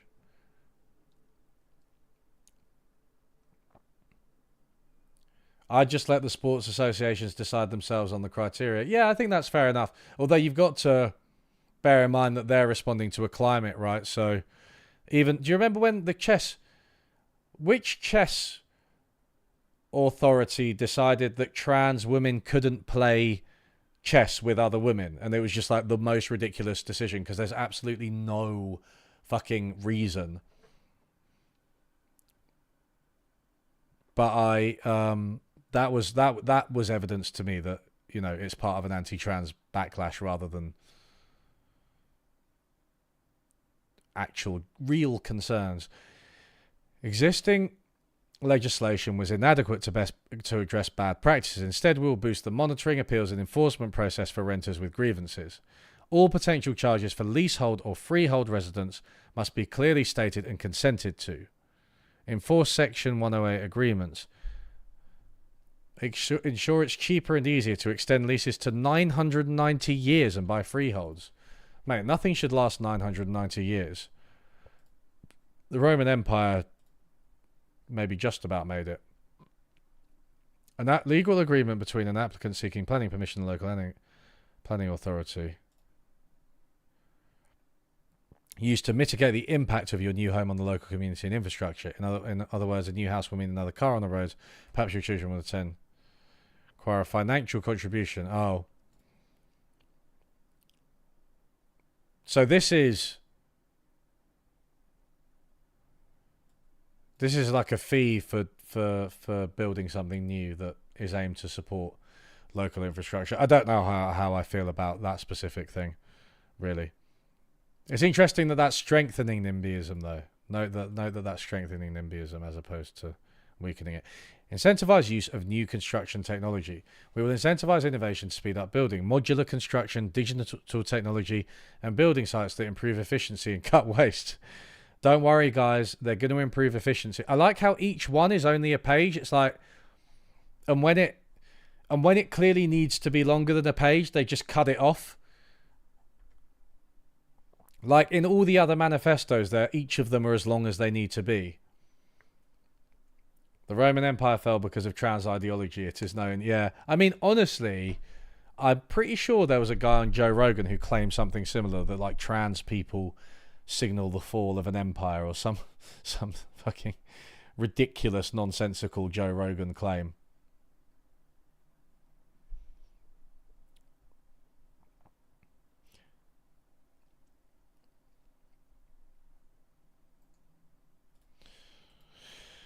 Britain has one of the oh my god, family breakdown. The scandal of our crumbling infrastructure must end. Scrap HS2. Oh, they're going to scrap it entirely. Stop the war on drivers. No. Legislate to ban ULEZ clean air zones and low traffic neighbourhoods. Scrapping net zero means no more bans on petrol and diesel cars and no legal requirements for manufacturers to sell electric cars. This is literally like so fucking overtly reactionary. like, and I mean that literally. What I mean is they're just seeing, this is like the heart of Britain, right? Just like people who are fucking like thick as pig shit and uneducated and just see something that they don't like, and prejudice, and just see something that they don't like and then just go, this has to be banned. No, we're going back. No, we're not doing that. No. Like, that is literally this in fucking a 28-page contract form. Honestly, this is just, these measures are moronic. They don't even achieve anything like economically. I've already said the car manufacturers are on board with the petrol and diesel car ban. They're on board. They're planning for it. It's happening, right? Electric cars are spreading across the world. Solar energy, its cost has fallen by so much, right? It's fallen by so much. And it's like, you're shooting yourself in the foot not to pursue that. Renewable energy is the future. They literally want to send us backwards.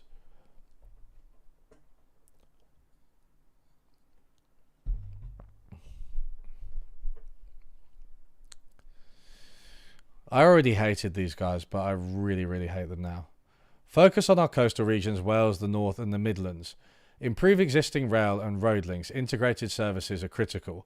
And by the way, I know that my comments about the British public were quite aggressive and they might have seemed snobby, but please note that I'm actually not making a point about class. Some of the worst people in this respect are middle class people. Tighter regulation in the new ownership model for critical national infrastructure. The British taxpayer needs to be in control of Britain's utilities. Launch a new model that brings 50% of each utility into public ownership. The other 50% would be owned by UK pension funds, benefiting from new expertise and better management. We will ensure standing charges are capped to help low users and pensioners. That's such a random specific proposal out of nowhere. It's like they actually consulted someone about that one.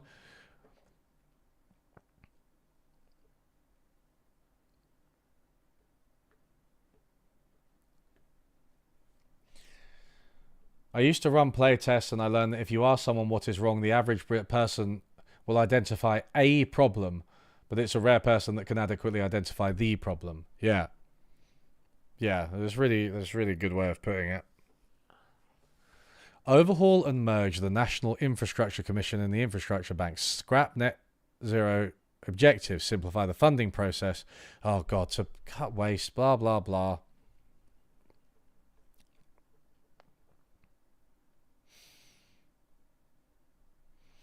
It's quite interesting, isn't it? This kind of by British, you know. I mean,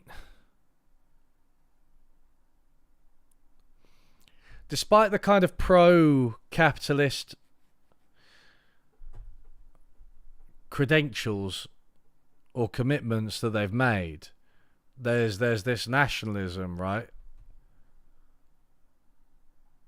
I'm just wondering how they square that circle. By British. I know they love Britain, but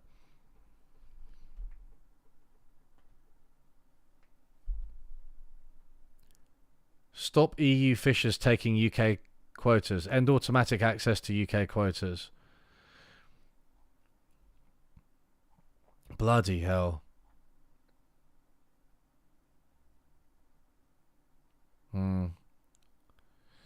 Social care.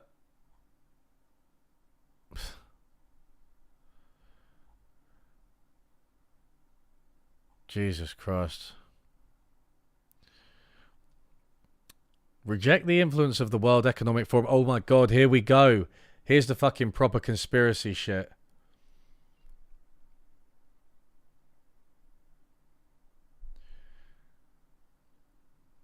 Reject the World Health Organization pandemic treaty and cancel our membership of the WHO unless there is fundamental reform to its structure and funding. We oppose a cashless society. At least they got one thing right. Replace the Equalities Act. Legislate to stop left-wing... Wait. Here we go. Propose a comprehensive free speech bill. Legislate to stop left-wing bias and politically correct ideology that threatens personal freedom and democracy. No more debanking, cancel culture, left-wing hate mobs or political bias in public institutions. Stop Sharia law being used in the UK. So, I mean, obviously, this is an authoritarian measure that is going to ban certain types of speech and compel others, right? But it's a free speech bill.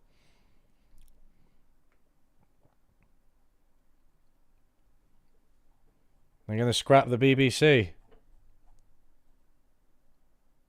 So the costing, immigration savings, so 5 billion, right?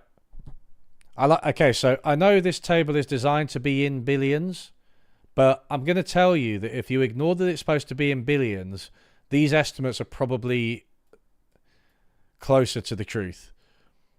Immigration savings 5, employer immigration tax 4, energy savings 30. These numbers are they're just, I don't know. Immigration savings. By being more draconian on immigration, it's going to cost you money. Again, I said this earlier. And stop interest on QE reserves. I mean, this is a crazy policy. Absolutely no understanding of monetary policy whatsoever. What would I rather, another 5 years of the Conservatives or 5 years of Labour with a 50% chance of Reform UK and Nigel Farage at the next election? Oh, Jesus Christ. Fucking hell. Probably the Conservatives.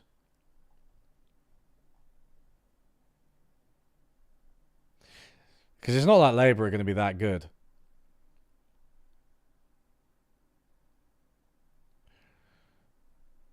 We're still talking about the UKIP, guys, yeah. Total cost. Oh, wait a second. Sorry. 1 second. Subtotal potential savings, 150 billion per annum.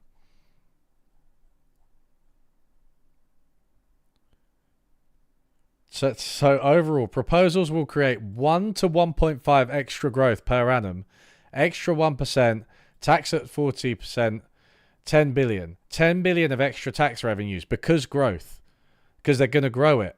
They're going to grow the economy. Total savings and extra growth potential, 160 billion. Bear in mind, most of these costs are tax cuts as well, like completely unnecessary.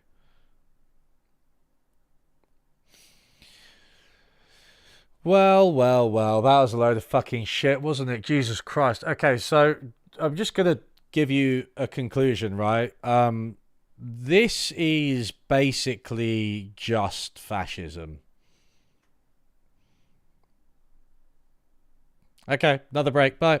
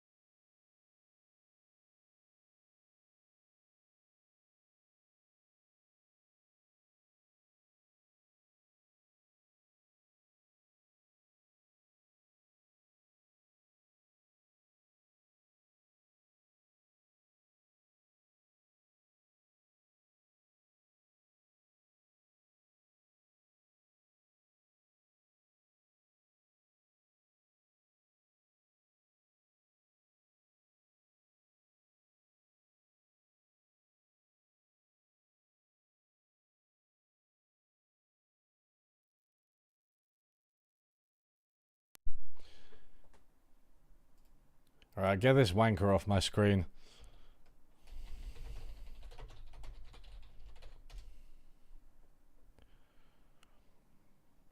Are there enough people here to need a slow mode?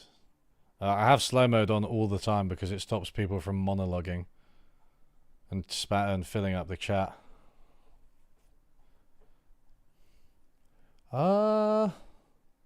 What's going on? God, I'm actually losing my mind now. Alright. Wait, is this? Manifesto downloads are available here. Yeah. Why is the easy read version, short version? Wait, so what's the difference between these? Is that just big? Oh, I like that they've got the big. That's nice. Of course, the greens have nice versions. Okay, so so this. Wait a second. I'm sorry. This sums the greens up. So firstly, they're nice enough to have the easy read version, the short version, and the long version. They're also incompetent enough for the long version to be shorter than the short version. That's 28 pages and that's 48. What's going on? What is it? Have I read this wrong? Long version with cover. Is it? Maybe the font size is different. Maybe the font size is different. Oh, it is. Yeah, it is. Oh, maybe we'll go with. I just thought that was funny, but no, the font size is different. Let's go with the big one because I need you guys to be able to read it.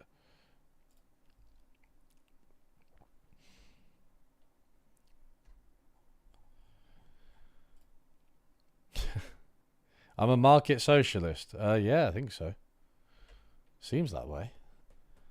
That seems to be what's happened. That's what I've settled on.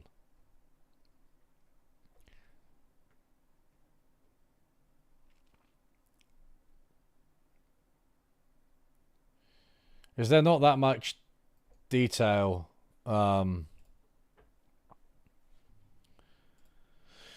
Is there not that much detail in this? Millions of people in our country are feeling insecure and deeply worried about the future. We live in one of the richest countries in the planet. Yet nurses are using food banks, our children's schools are crumbling, a roof over all our heads is too often unaffordable, and hospital and dentist appointments are like gold dust. Meanwhile, the climate emergency continues to accelerate. Scientists warn that we are currently on track for global temperatures to rise by at least 2.5 degrees centigrade. Why is the... That's not even formatted properly. Far beyond levels at which humanity can safely survive. Our promise to you is that this can change. We can create a greener, fairer country together, one in which we are all safer, happier, and more fulfilled. It will take MPs prepared to make brave, principled choices on your behalf, and it will take the kinds of policies set out in this manifesto for which elected Green MPs will fight hard every single day for you. Voting Green on 4th of July is your way of showing you believe a fairer, greener world is possible and is worth fighting for.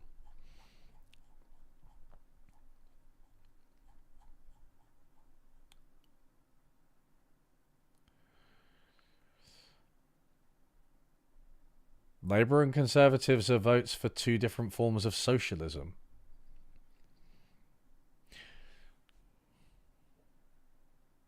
I think that's kind of true in the sense that we live under socialist Thatcherism, as it was dubbed by Brit Monkey, which I think is quite a good...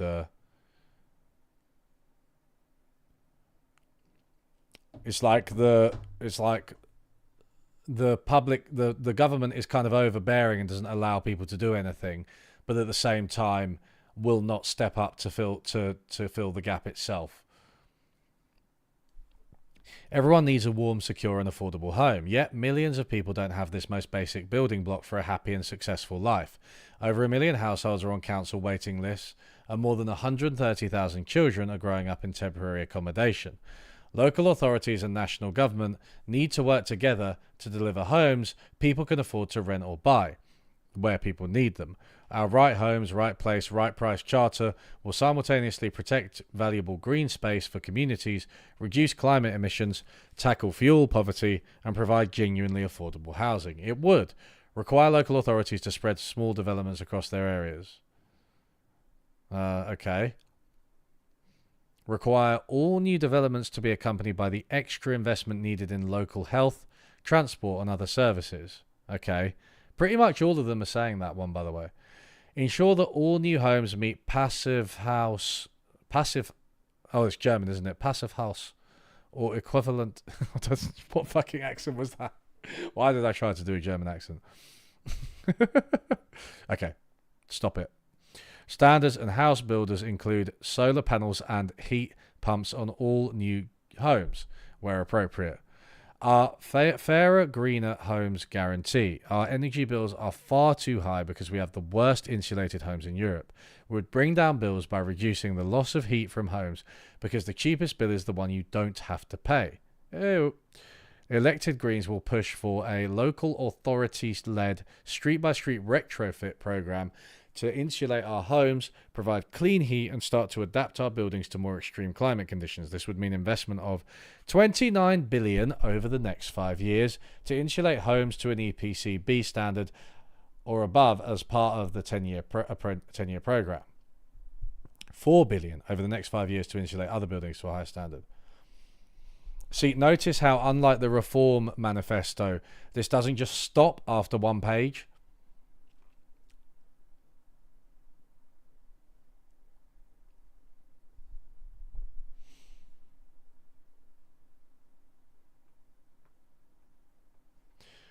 $9 billion over the next 5 years for low carbon heating systems for homes and other buildings. We pledged to provide 150,000 new social homes every year through new build and the purchase refurbishment of older housing stock. A community right to buy for local authorities for several categories of property, ending the individual right to buy to keep social homes for local communities in perpetuity. Good. So 150,000 social homes. I think that's similar to the Lib Dem commitment, right?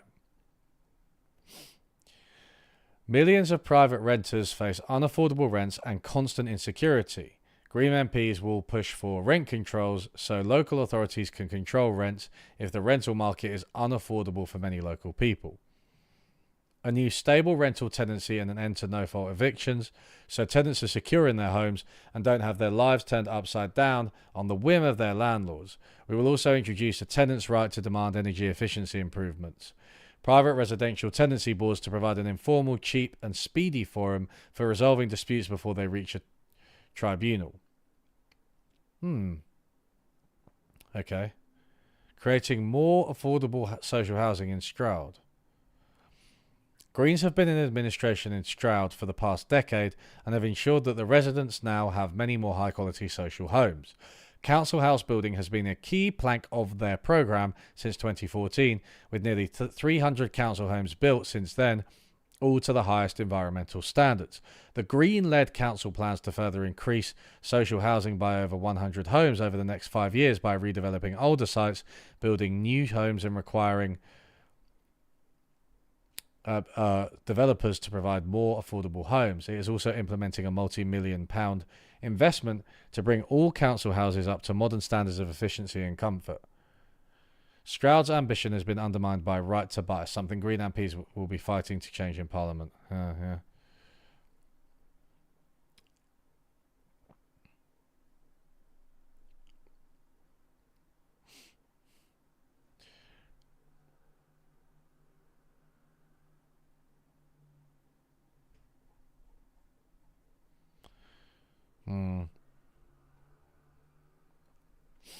The NHS faces the worst crisis in its 40-year history.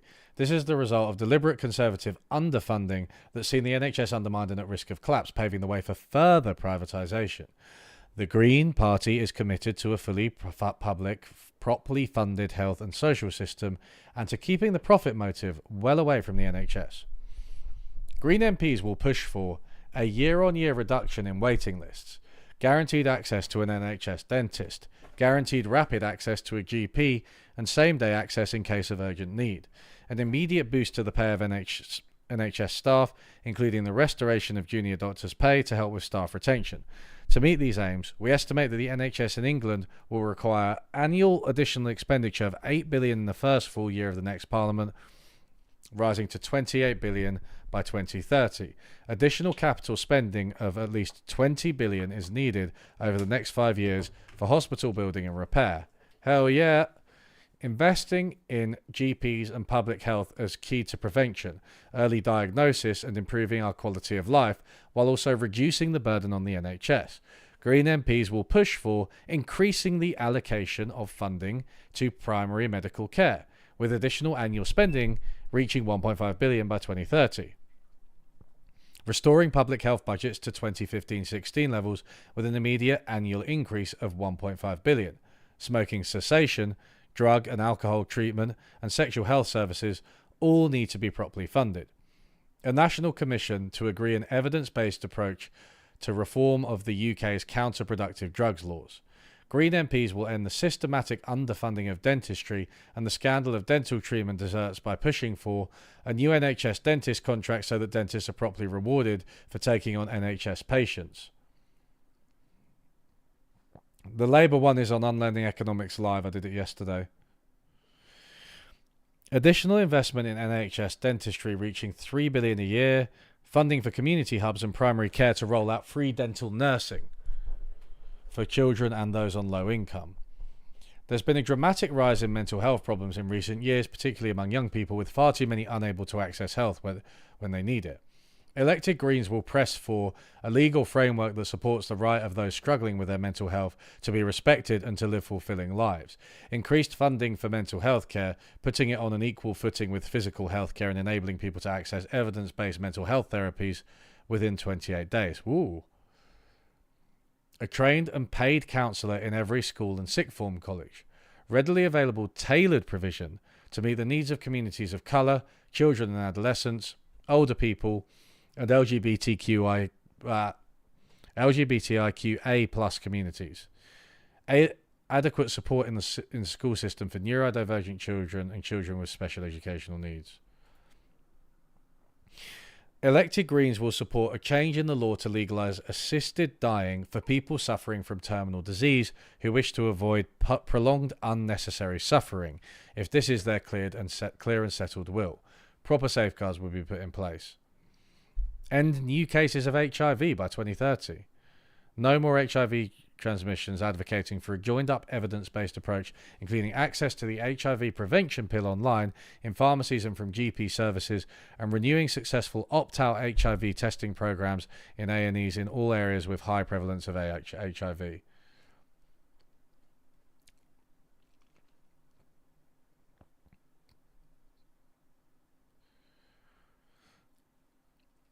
Yeah, these are quite specific policies.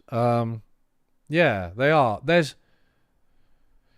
It's ambitious, isn't it? It's very ambitious, which I think is good, really, because I don't want to be too much of a pedantic fucking killjoy about, like, oh, how are you costing this and stuff. Like, I do think that a lot of these are very sensible policies, but clearly implementing all of this, right, like a counsellor in every school, expanding health, expanding mental health, a tailored provision, communities of colour, children, adolescents, older people, LGBTQ, neurodivergent support, right? This takes time and resources, right? You'd be looking at like a wholesale transformation of the UK over a period of like 20 years, which would be good. But yeah, like obviously it's going to be difficult. In 2015, Green MP Caroline Lucas was the first to champion the cross-party NHS reinstatement bill and protect our NHS from creeping marketisation and privatisation and ensure that NHS services are both publicly paid for and publicly provided. Caroline brought campaigners, grassroots organisations, health experts and other MPs together in Westminster to make a case for an NHS in public hands. The NHS bill was a vital blueprint to roll back NHS privatisation and reinstate founding NHS principles: truly public, fully protected, always free at the point of delivery. Caroline gave a voice to all those who wanted to protect the NHS we love from being dismantled and undermined by bidding wars and market structures that take billions away from patient care. The bill showed the strength of cross-party and public support for the NHS to be run with patients, not profit, at its heart, for a comprehensive rescue package to fully protect it from the private sector. I like how they intersperse it with stuff that they've done.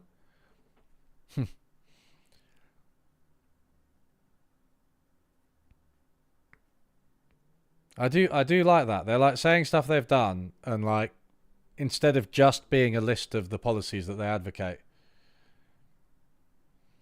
Isn't it going to be a Labour empire? Well, if we vote for left-y type candidates that aren't Labour, then we put a bit of pressure on them, right? From the left, the right type of pressure.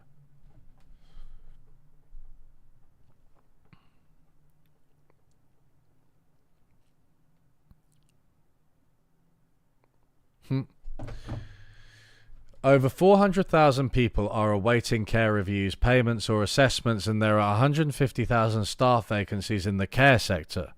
In England, there are estimated to be 4.7 million unpaid carers. Fuck me. That's a lot. To address this crisis and help take pressure off the NHS, Green MPs will push for investment of $20 billion to introduce free personal care along the lines successfully brought in by the Scottish Government to ensure dignity in old age and for the disabled. See, this is good, right? They've got an example. Increase pay rates and introduce a career structure for carers to rebuild the care workforce. For those still living at home, this will enable earlier access to help maintain independence and well-being.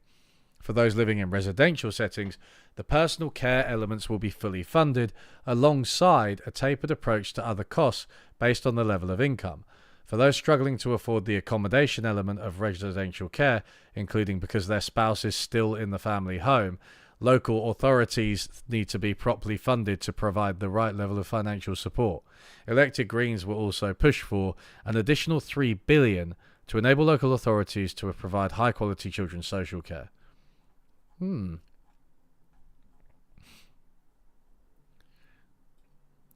pictures are just sort of nice things. Medical equipment, carers, solar panels. You know, it's great. Okay.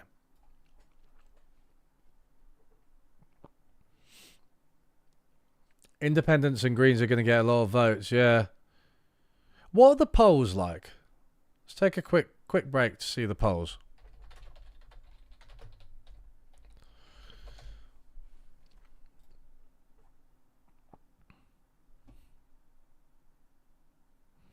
Okay, so I'm let's exit.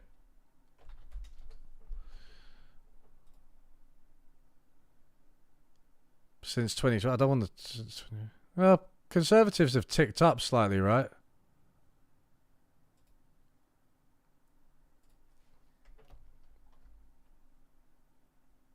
Yes, whatever. Oh my God, go away. Right. So.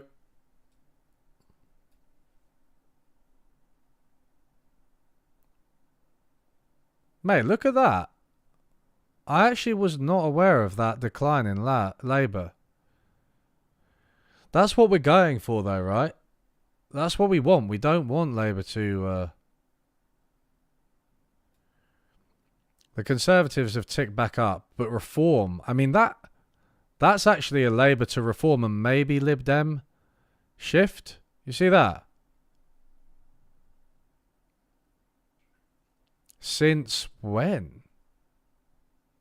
31st of May? What happened then? Did Labour do badly in the debates or something?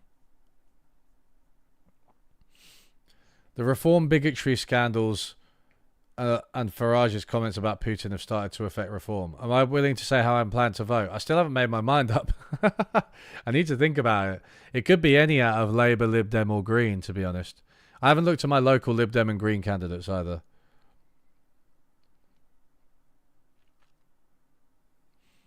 A bit of poll tightening in the final days. Yeah, definitely. Yeah.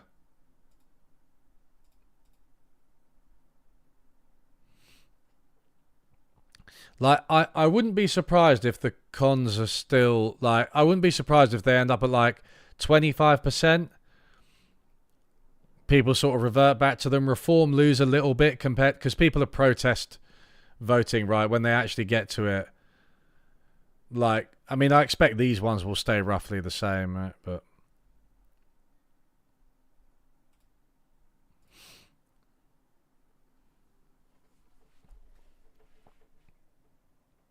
you get to vote Plaid. Oh, I loved the Plaid Cymru guy in the election debate.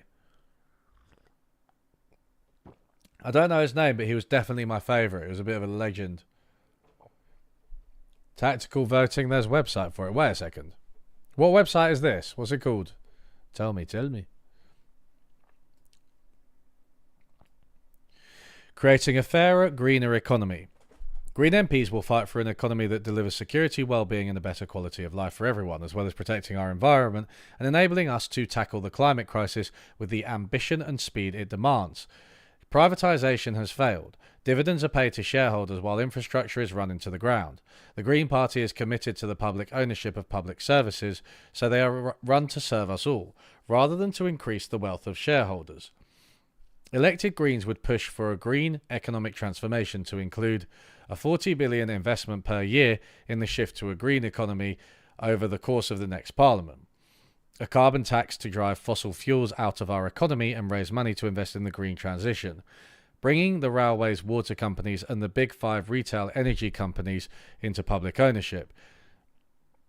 Green MPs will push for a £12.4 billion investment in skills and training, equipping workers to play a full role in the green economy. A share of community ownership in local sustainable energy infrastructure such as wind farms.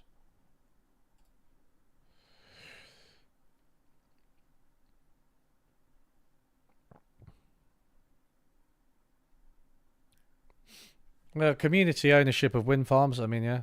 Taxing wealth fairly and borrowing to invest. While our public services are crying out for investment, the number of billionaires in the UK has risen from 29 to 171 since 2010. Elected Greens will push for major changes to the tax system to simplify and align the rates of tax paid on income and investment gains, whatever their source, and to fairly excessive concentrations of wealth. These measures should include a wealth tax of 1% annually on assets above 10 million and of 2% on assets above 1 billion. Only a tiny minority of people would pay this tax. Reform of capital gains tax to align the rates paid by taxpayers on income and taxable gains. Hello. This would affect less than 2% of all income taxpayers. Aligning the tax rates on the investment income with the tax and national insurance contribution rates on employment income.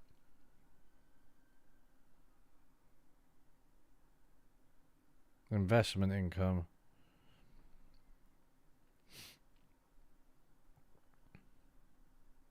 In removing the upper earnings limit that restricts the amount of national insurance paid by high earners. Good. We estimate that by the change of the next parliament, these changes could raise additional revenue of between 50 and 70 billion per year in 2024 prices. A carbon tax set initially at 120 per tonne of carbon emitted and rising over 10 years to a maximum of 500 per tonne. Pretty sure that would be the largest carbon tax in the world. Would raise up to an additional 80 billion. We are prepared to borrow to invest. Allowing ourselves to be trapped in a self-imposed fiscal straitjacket is a false economy. Investing in protecting our climate now will save vast costs in the future, and spending on decent public services and fit-for-purpose infrastructure is essential for a flourishing future for us all. Yeah, that's it. Small and medium-sized business are the lifeblood of our economy and our communities. Green MPs will press for regional mutual banks to be set up to drive investment in decarbonisation and local economic stability, £2 billion per year in grant funding for local authorities to help businesses decarbonise, community ownership to be encouraged through greater access to government funding in the transition to a zero-carbon economy.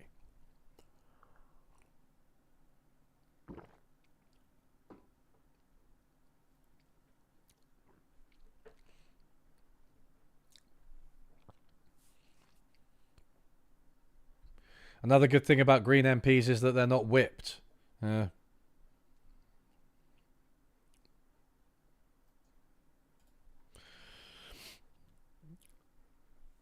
I mean, the wealth tax is first and foremost there to provide legislative clarity, right? I think that it's good for us to know how much money billionaires have. And wealth is often unrealized, so I'm not 100% sure about increasing the tax by loads. In 2019, Greens formed a coalition administration in South Oxfordshire. They inherited an annual deficit of 3 million caused by insufficient attention on the council's income by the previous Conservative administration. Green councillors suspected that not all business rates were being collected, so directed officers to appoint external consultants to identify uncollected back taxes. As a result, 2.6 million in back taxes was collected.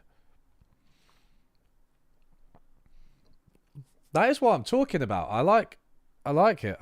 Oh, here we are. We're on to energy. So some people have been saying they're a bit anti-nuclear.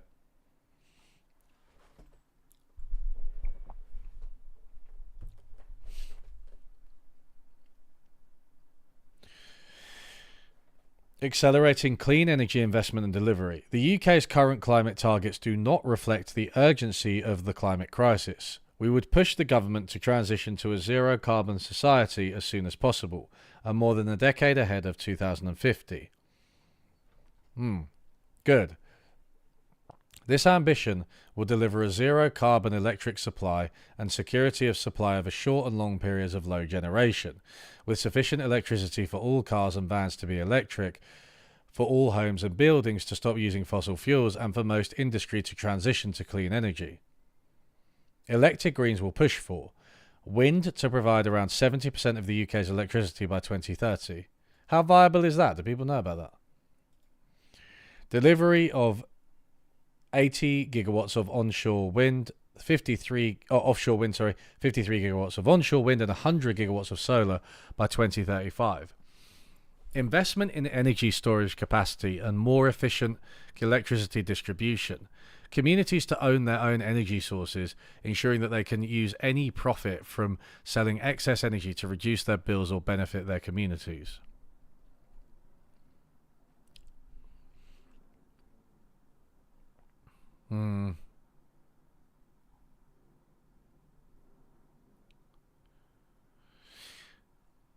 Cancel recent fossil fuel license such as for Rosebank and stop all new fossil fuel extraction projects, remove all oil and gas subsidies, introduce a carbon tax on all fossil fuel imports and domestic extraction based on greenhouse emissions produced when fuel is burned. Interesting kind of carbon tax there. Fossil fuel imports and domestic extraction. We want to see the phase out of nuclear energy, which is unsafe and much more expensive than renewables. The development of nuclear power stations is too slow given the pace of action we need on climate change. They also create unmanageable quantities of radioactive waste and are inextricably linked with the production of nuclear weapons. Not so sure about that.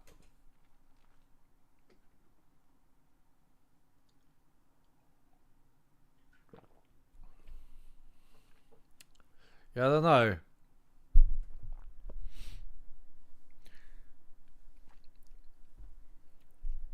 I mean, certainly nuclear is slow acting, but then that doesn't, it's slow to build, but that doesn't mean that it wouldn't be a part of the future, right? There are Green candidates that are more... Yeah, I mean, I know people who've worked for the Green Party who are like my age or younger who are more pro-nuclear and not like anti-GMO and all that shit. Greens on South Oxfordshire Council have linked grant funding for new affordable housing to the provision of homes that are cheap to run because they don't rely on fossil fuels. They've also committed to putting the council's own house in order by targeting council operations to be net zero by 2025 and moving its pension fund away from investments in fossil fuels. When council officers in Somerset, West and Taunton said it would be unaffordable to upgrade 5,700 council homes, Green councillors set up a working party to put together a plan for cheaper energy bills. The three-stage process is ensuring that all these homes will see basics like ventilation and insulation fixed by 2030, with a complete switch away from fossil fuels by 2050.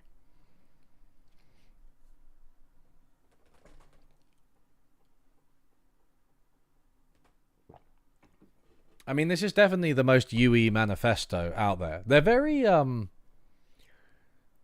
economics focused, actually. I think their nuclear stance isn't very good, but it's understandable. I do agree that we waste way too much money on Trident. It's not even ours, and it's failed loads. The nuclear threat is over. We need to focus on defense from emerging technologies and hacking it instead. New nuclear is almost always over budget and over time. Yeah, but so is new anything in Britain.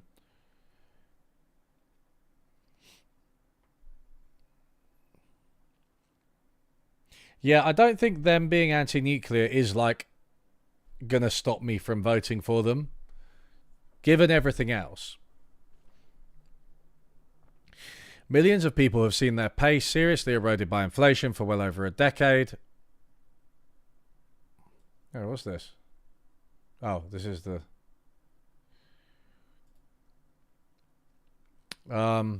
Sorry.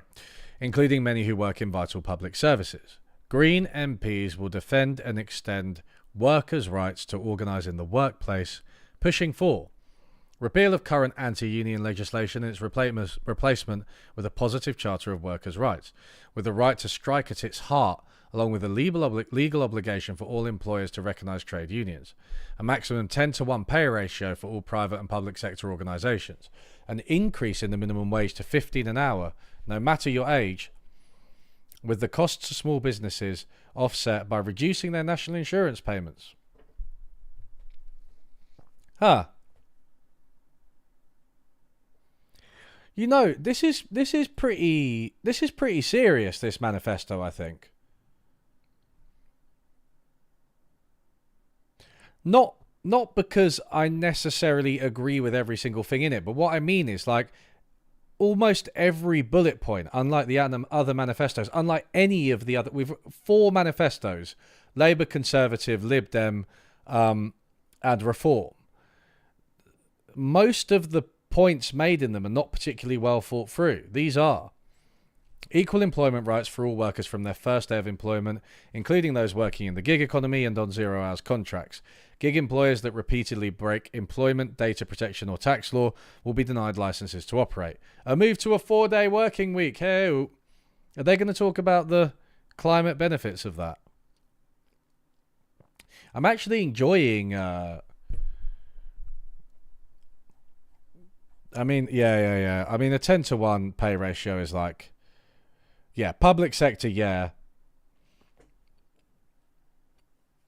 10-to-1 would be... It would be...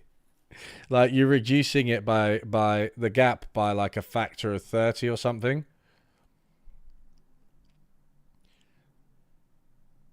I can overlook their anti-nuclear and slightly NIMBY tendency, given the New Greens are trying to change that, and hopefully we can see a red-green alliance with the disillusioned ex-Labour left. I agree, I like it.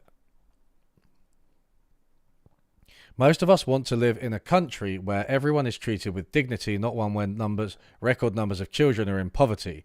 Older people can't keep warm and disabled people are badly let down. We can do so much better, lifting everyone up and making sure all of us can access extra help when we need it. To tackle the cost of living crisis for the poorest in our society and make our social security system fairer and less punitive, elected Greens will campaign to increase universal credit and legacy benefits by $40 a week. I'm pretty sure they're the only party that said they're going to increase benefits. Wait a second. Check the Libbies.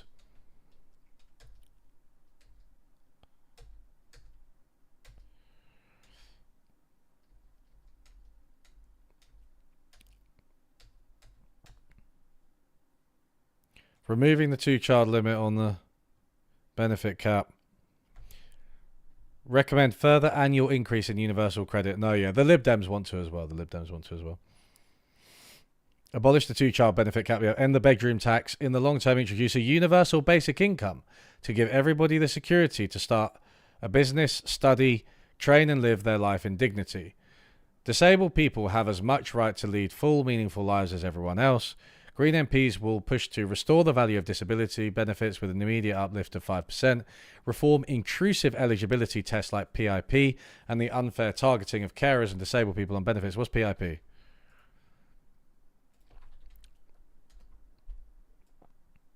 Personal independence payment. Have both. Oh God, these things, yeah. Make it mandatory for councils to provide free transport for 16 to 18-year-old pupils with special educational needs and disabilities. Yes.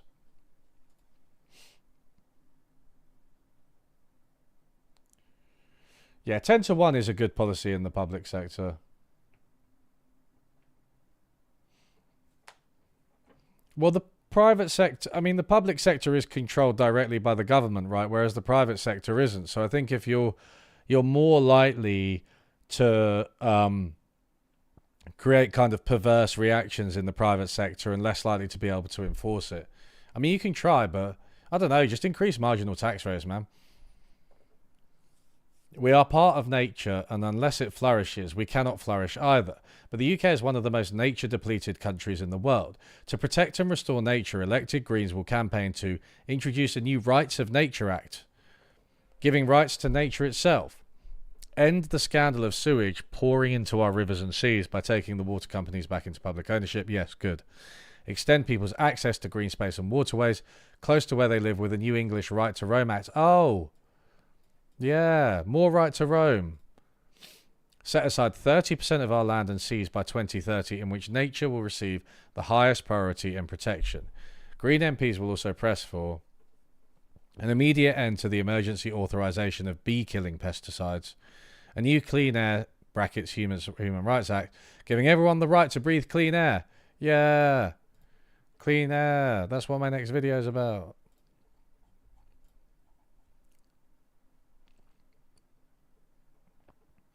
Why has it told me that I've received 1,000 messages today in Restream chat 3 times? I don't know.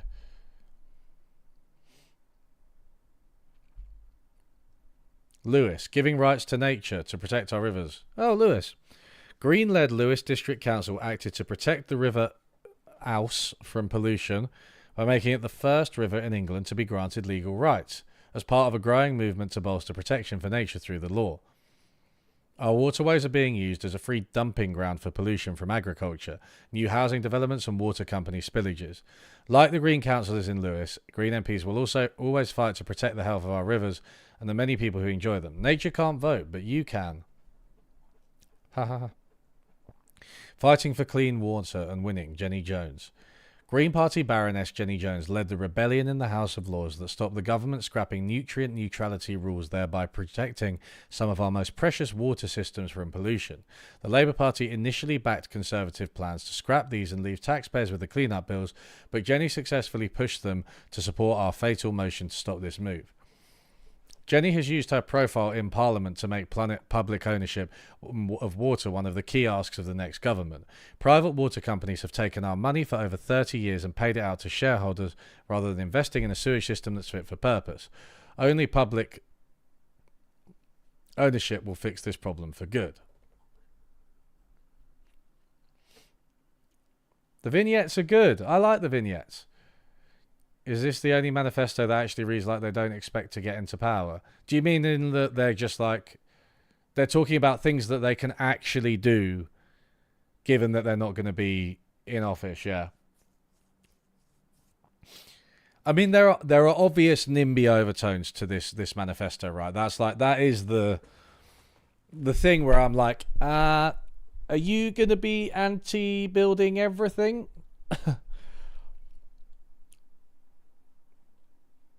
To better protect animals and their habitats, end to badger culling, end to factory farming, enforcement of maximum stocking densities and no routine use of antibiotics in farm animals, a complete ban on close confinement in cages and the deliberate and unnecessary mutilation of farm animals. Jeez, man. The thing is, their approach is so much more scientific, like in terms of the natural sciences, right? Like scientists are warning about not just climate change, right? But like the use of antibiotics in farm animals. Where do you find that in like any of the other?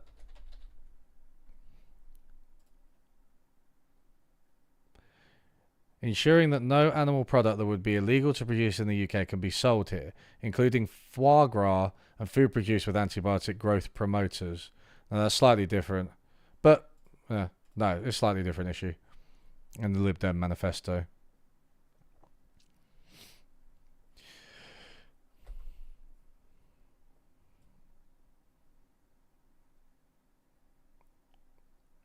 Fairer, greener food and farming. Our food system is failing us all.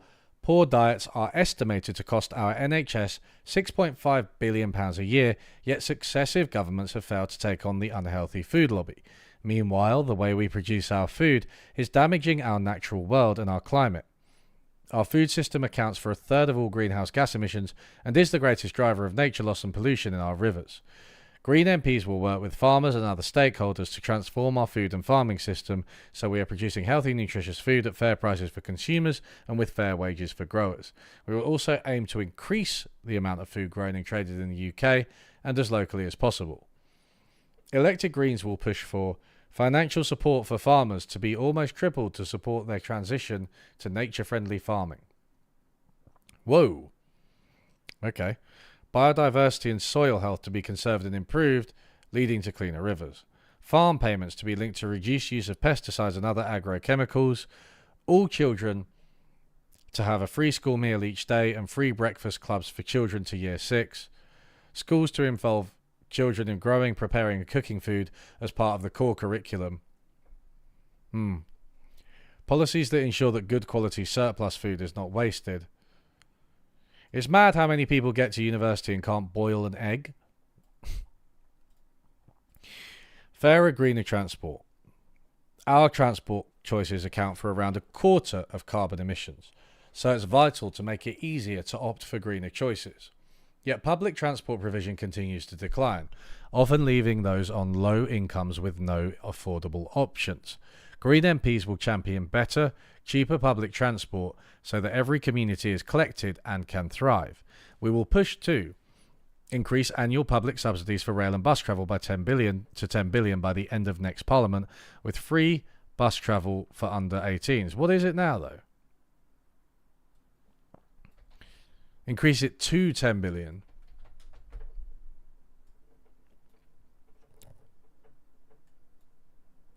$10 billion. Oh, it's so little. So little. Invested in an additional $19 billion over 5 years to improve public transport, support electrification and create new cycleways and footpaths, bring the railways back into public ownership, give local authorities control over and funding for improved bus services. Walking, wheeling and cycling don't just help reduce carbon emissions and air pollution, they can make us all happier and healthier too. Elected Greens will push for investment of $2.5 billion a year in new cycleways and footpaths, reimagining how we use the streets in residential areas to reduce traffic and open them up for community use. Adopting active travel. In England's objective of 50% of trips in England's towns and cities to be walked, wheeled or cycled by 2030. Aviation is the fastest growing source of CO2 emissions and it's the wealthiest driving this trend. Green MPs will push for a frequent flyer levy, a ban on domestic flights for journeys that would take less than 3 hours by train, a halt to the expansion of new airport capacity.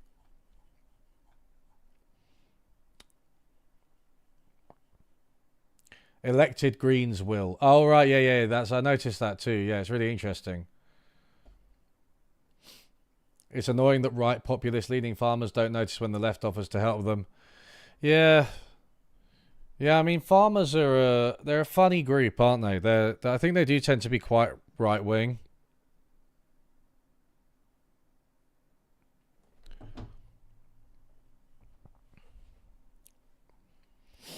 Green-led Herefordshire Council have acted to revive the local economy and help small businesses after the COVID pandemic by making all buses within the county free at the weekend and putting on extra weekend services.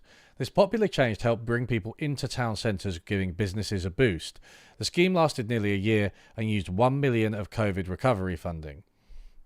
Nearly 170,000 journeys were taken and 12 new Sunday services laid on, giving great value for money. Council officers had suggested that the money be used to make car parking free.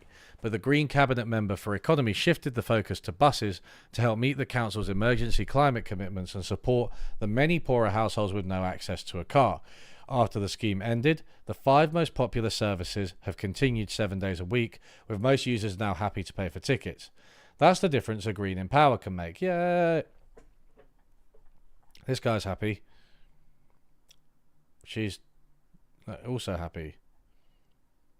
A fairer, greener education system. Education should be about inspiring a love of learning and ensuring that every young person can reach their potential. Yet too many children are failing to thrive in an education system that operates like a production line rather than valuing their individual qualities. An investment in the next generation is the most important investment we can make. Green MPs will champion an increase in school funding of £8 billion to include £2 billion for a pay uplift for teachers, supporting every higher education student with the restoration of grants and the end of tuition fees, ending high-stakes testing at primary, secondary schools, and abolishing Ofsted. Jesus Christ.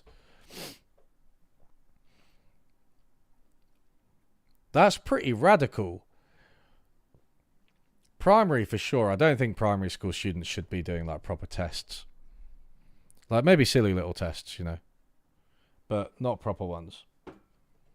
I'm sorry, I'm just checking when my flatmate might be home. But I think we're okay. We're okay to continue this.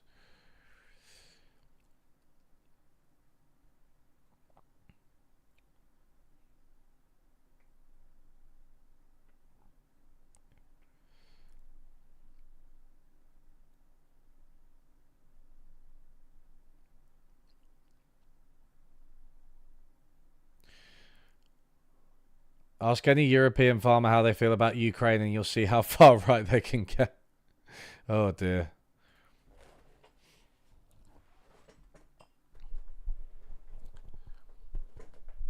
Arts and culture and sports are central to people's mental and physical well-being. Where is my fucking...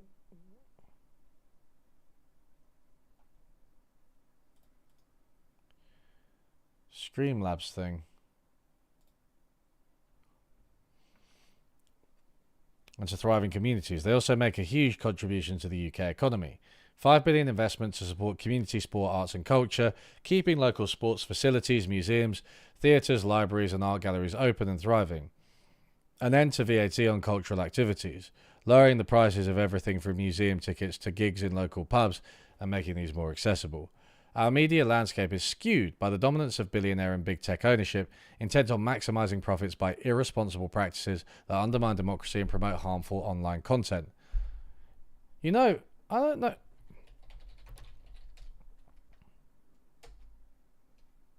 Yeah. The Lib Dems had a bit on it. We missed it. Elected Greens will push for... I mean, I doubt they've got social media. Social media is associated with eating disorders, anxiety, depression, suicide, and child mental health crisis. That's not true.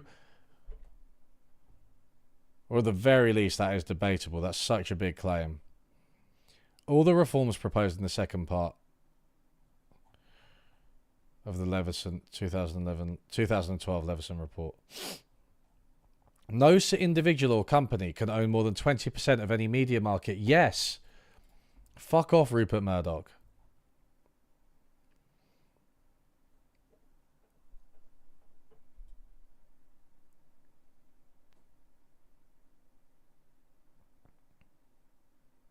Whoops. Where are we? Green MPs will always defend our democratic and human rights, uphold the rule of law and tackle political corruption. We will also push for the UK to become a modern, functional and more representative democracy. We will defend the Human Rights Act, the UK's membership of the European Convention on Human Rights and continued direct access to convention rights in the domestic courts. Elected Greens will also push for replacing the first-past-the-post system for parliamentary elections with a fair and proportional voting system, replacing the House of Lords with an elected second chamber, votes for 16-year-olds and residence-based voting rights. Green MPs will always stand up against hate crime, misogyny and violence against women and girls, Islamophobia and anti-Semitism. Our commitment to human rights encompasses equalities, justice and civil liberties too. So we will campaign to end violence against women and girls, Scrap the Police, Crime, Sentencing and Courts Act, the Public Order Act, and other legislation that erodes the right to protest and free expression. Campaign for the right of self-identification for trans and non-binary people. Scrap the Prevent program and tackle hate crime, misogyny, Islamophobia, and anti-Semitism. Seek to restore trust and confidence in the police.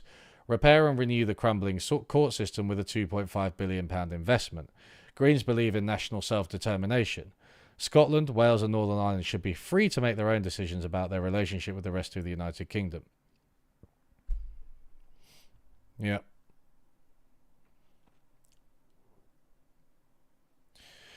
In 2023, Green councillor Mohammed Mokawi, whose friend had been fatally stabbed in Castle Park, proposed a motion to bring down knife crime in Bristol that was passed by full council.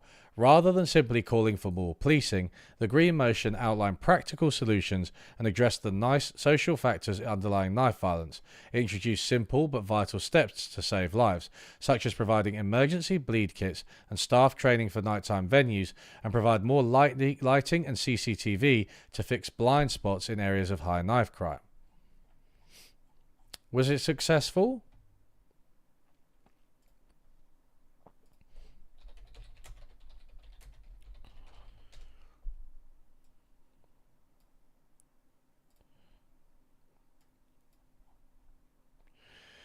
Three teenagers in Bristol lost their lives. Wait, when is this? 7th of March. On Tuesday, a 30-year-old man also died after being stabbed.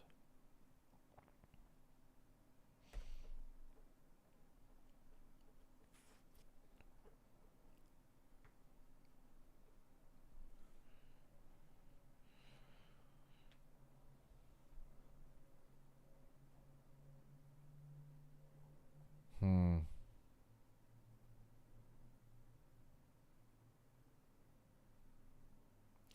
14% more from 2022 to 2023. Oh, this is 23.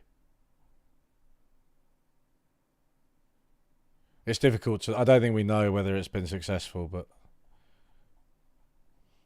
the data won't have come in yet. 16-year-old voting seems odd to me. Something about a non-legally responsible person voting for the running of the country rubs me wrong. But what... Like, where do you draw the line? Because there are things that, like, 18-year-olds can't do, right? Maybe more so in the US, but I'm pretty sure there are things that you can't do.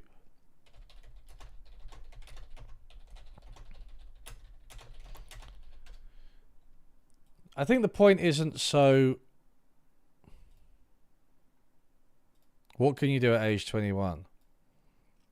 Adopt a child, hold a license to drive larger vehicles, attend 21 plus functions, events and clubs, supervise a learner driver, become an Uber driver, hold a transport pilot license.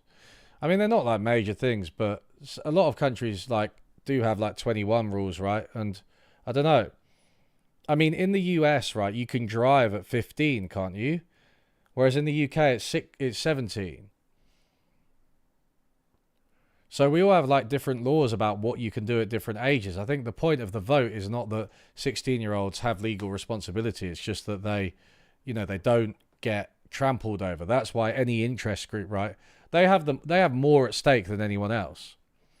Now, on the other hand, you have to go down to the, are they children? But I think, to be honest, if you're leaving school, if you're at the stage where you might get a job, where you can join the army, I feel like you should have the vote.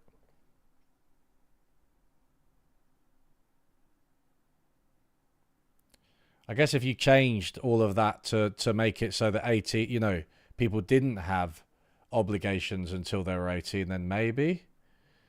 I don't know. I mean, 16-year-olds can be, I don't know. Doesn't it come down to like how sort of socially aware, cognitively developed you are, right? Because obviously, you're not going to get 10-year-olds to vote. But once you hit 16, I think you're starting to develop those skills. And if you want to wait until people's brains are fully developed, then you would wait until like 25 or 30. I'm pro compulsory voting too, yeah. I'm pro compulsory voting. I'm also like low-key pro like 10-year terms. It should be illegal for Italians to drive. Dear God, yeah. That no lies detected. No lies detected. If you're 16 before an election, the next government will affect your entry into majority adulthood, to put it another way. Yeah. Yeah, and it's... Yeah, exactly.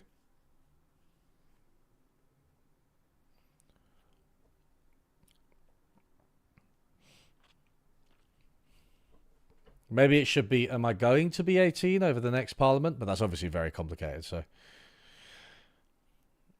A fairer, greener world. In a world threatened by war, climate breakdown, and the rise of authoritarian regimes, the Green Party believes that the UK's foreign policy should be based on shared commitments to democracy, peace, global solidarity, and the protection of human rights. Green MPs will work for the UK to take the lead in upholding the right to self-determination and the enforcement of international law. Continue to support Ukraine as it resists Russian invasion. Good. Rejoin the EU as soon as the political conditions are right.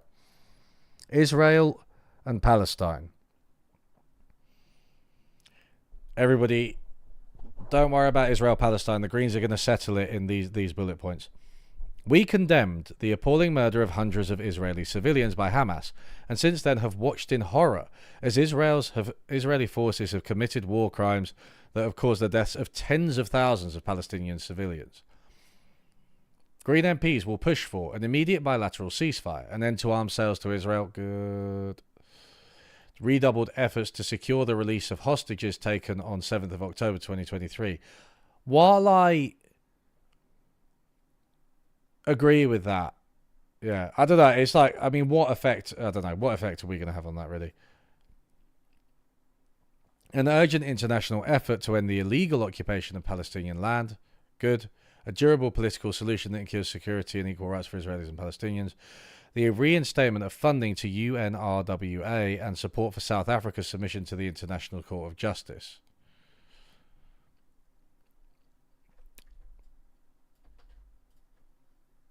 What's the UNRWA? UNRWA?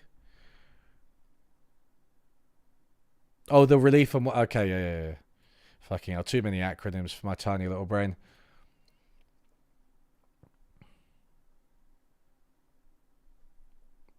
Does that mean that... Did we cut off funding for the food supply and stuff?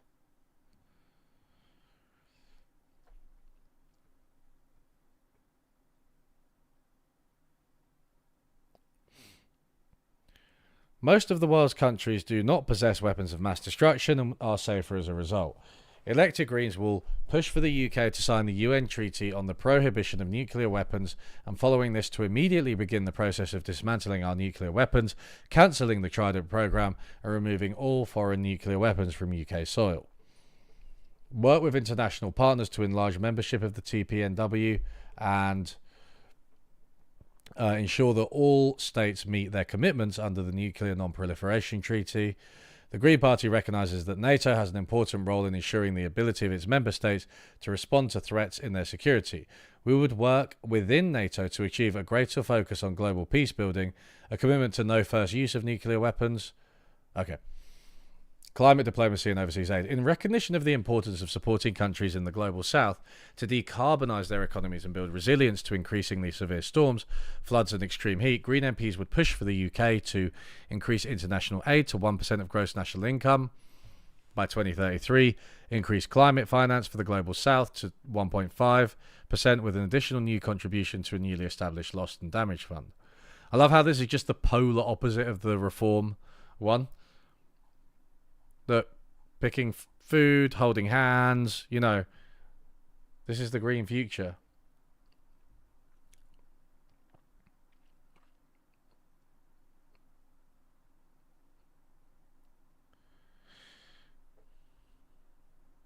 If you make it about cognitive development, you open up a whole rabbit hole of very unsubstantiated research claims.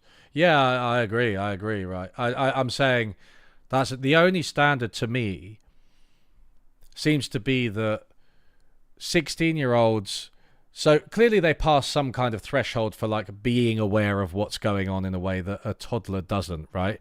But like it just stops governments from throwing young people under the bus because we live in a fucking gerontocracy. And I'm bloody sick of it.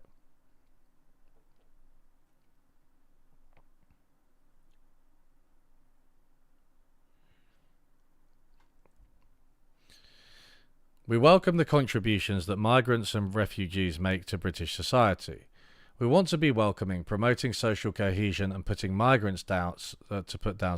migrants to put down roots. Green MPs will push for an end to the hostile environment good, an end to the minimum income requirements for spouses of those holding work visas, safe routes to sanctuary for those fleeing persecution, the dysfunctional Home Office to be replaced with a new Department of Migration, separating this function from the criminal justice system. I like how that's quite similar to Reform UK, except theirs was the Department of Immigration.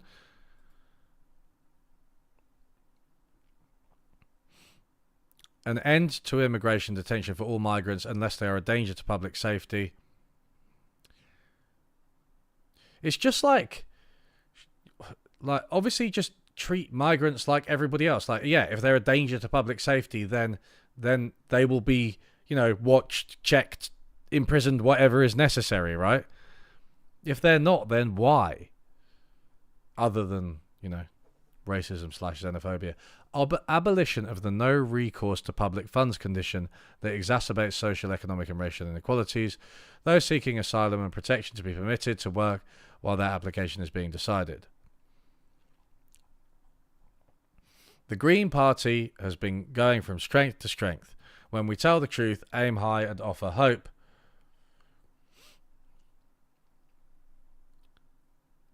voters respond. We've increased our number of local authority councillors fivefold in the past 5 years and are now represented on 170 councils and part of the administration on 42.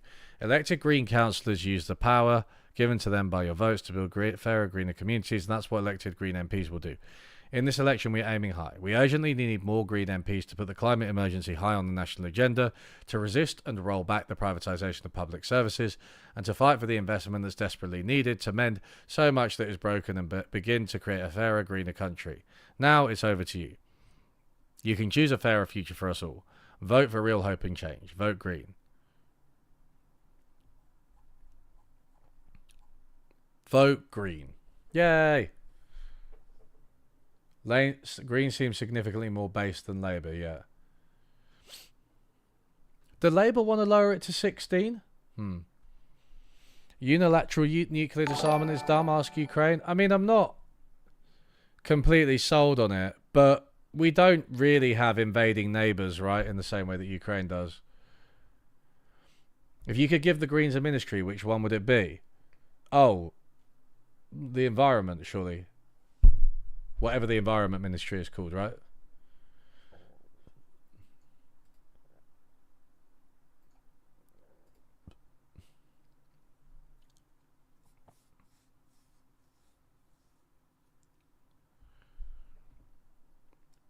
Environmental policies around agriculture.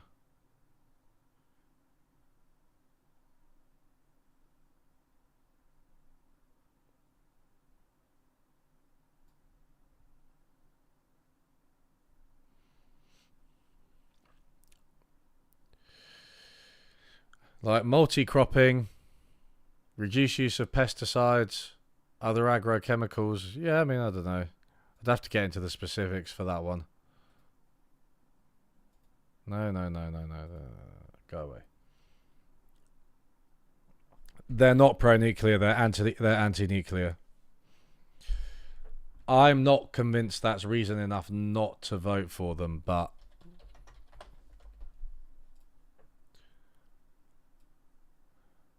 vote any.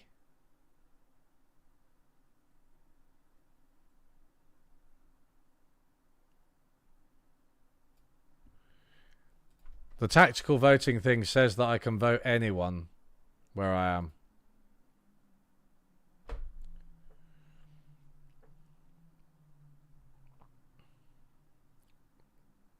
Man. Ah. Interesting.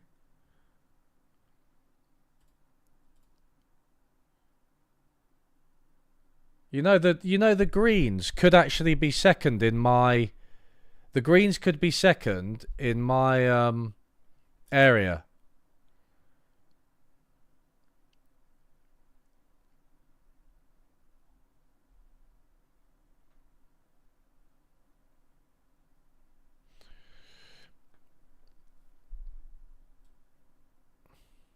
they're NIMBY-ish. They're NIMBY-ish. They're very anti-nuclear in both senses of the word, power plants and missiles. But there was so much good in that manifesto, and like, not just because it agreed with my policies, but it was like, it didn't waffle.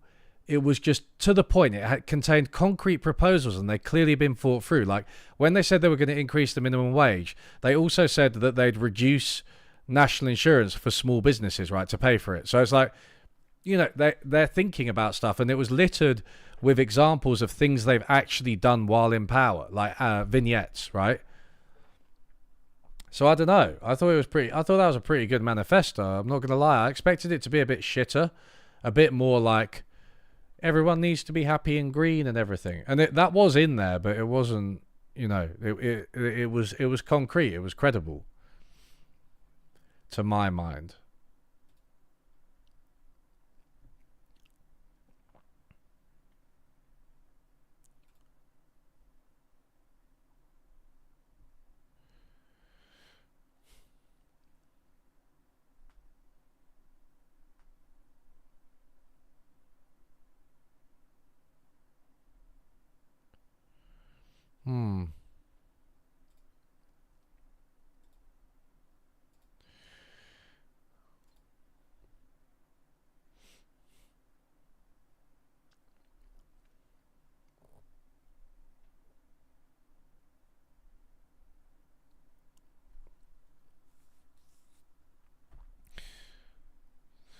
I mean, one of the things I think about nuclear power when people defend it, and again, like, I'm pro it on balance, right?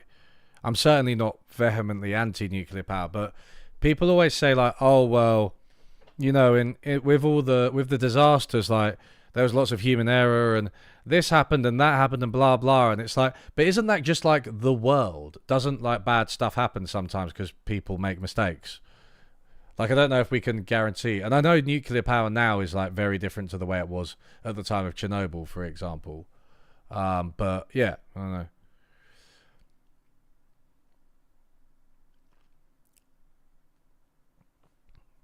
Yeah, I'm thinking I'm going to vote Green, not just because I really like their manifesto, but also because the guy in my area is he may come second.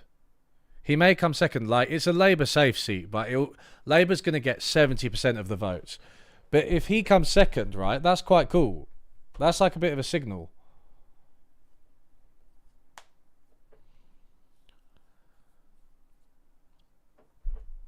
The Social Democratic Party political broad.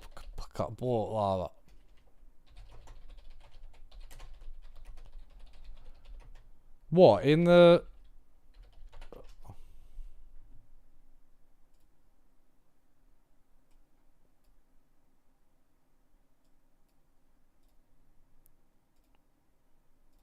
Ugh.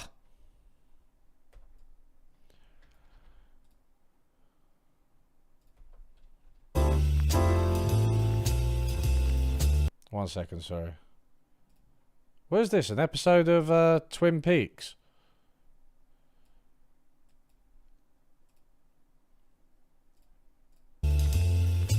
Another election.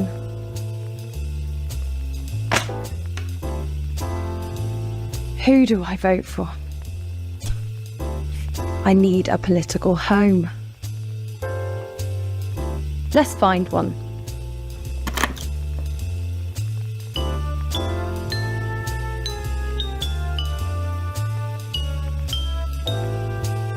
How about the Tories?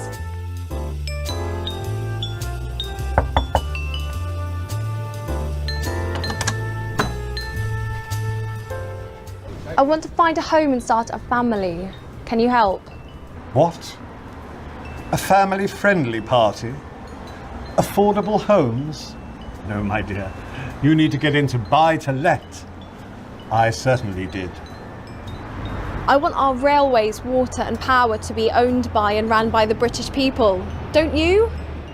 My dear, we sold all of those off years ago to foreign investors and international banks.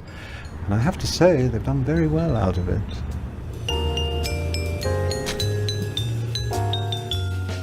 What is up with the music? This is like a Neil Breen film.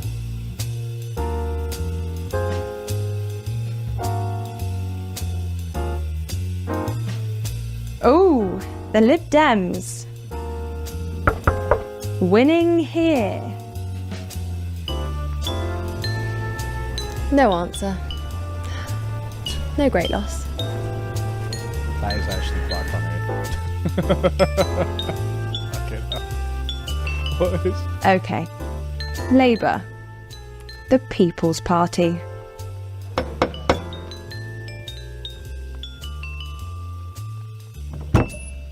It is quite swingy, yeah. I think we should end mass immigration. We should train our own people to do the jobs we need. But who's going to serve my coffee and clean my house? But we can't just have an open border with anyone wandering in. Andrew, fetch the dogs. The far right are here.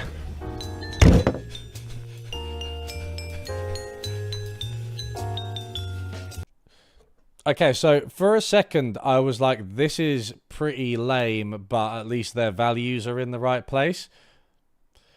Labour's immigration policy is like really draconian.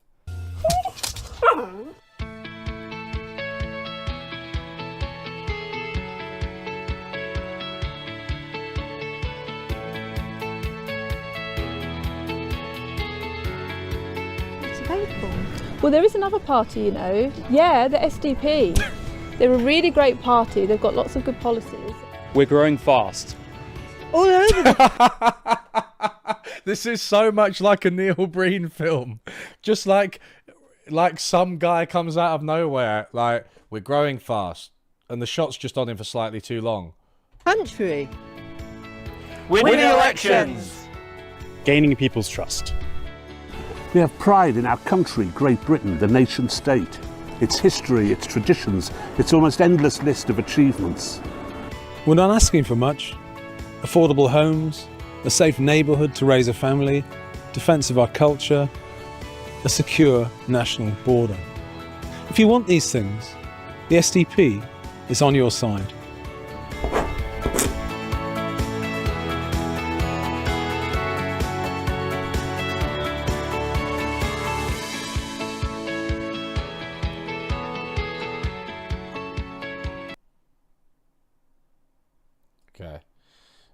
Okay, so in summary, unreasonably attractive blonde white woman insists that I vote for vaguely racist party. I've seen this one before, guys. You're not going to get me with this one.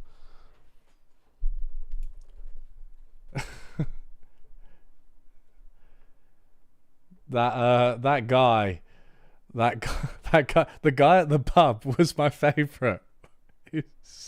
He was just like so shit. Just the worst of Britain. Is he one of our endless list of achievements, that guy?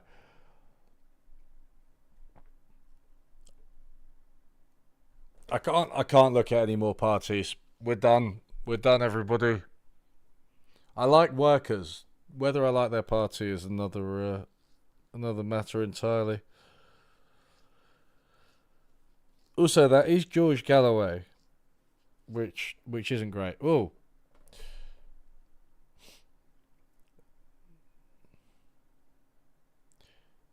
in defense of our culture, honestly, it's just so bad. Oh no, the SDP. Oh shit. Yes, I remember this. Wait, okay, we'll look at it. I'll show you. Because I think I shared it on... So they're actually probably a bit worse than that advert lets on. I mean, not if you know how to hear dog whistles, right? But yeah. 1 second.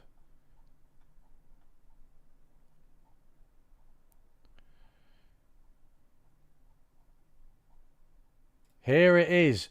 This is so bad. Oh, I think she was in the advert, right? She was the woman who was consulted. Okay, so I remember this. Let's go here.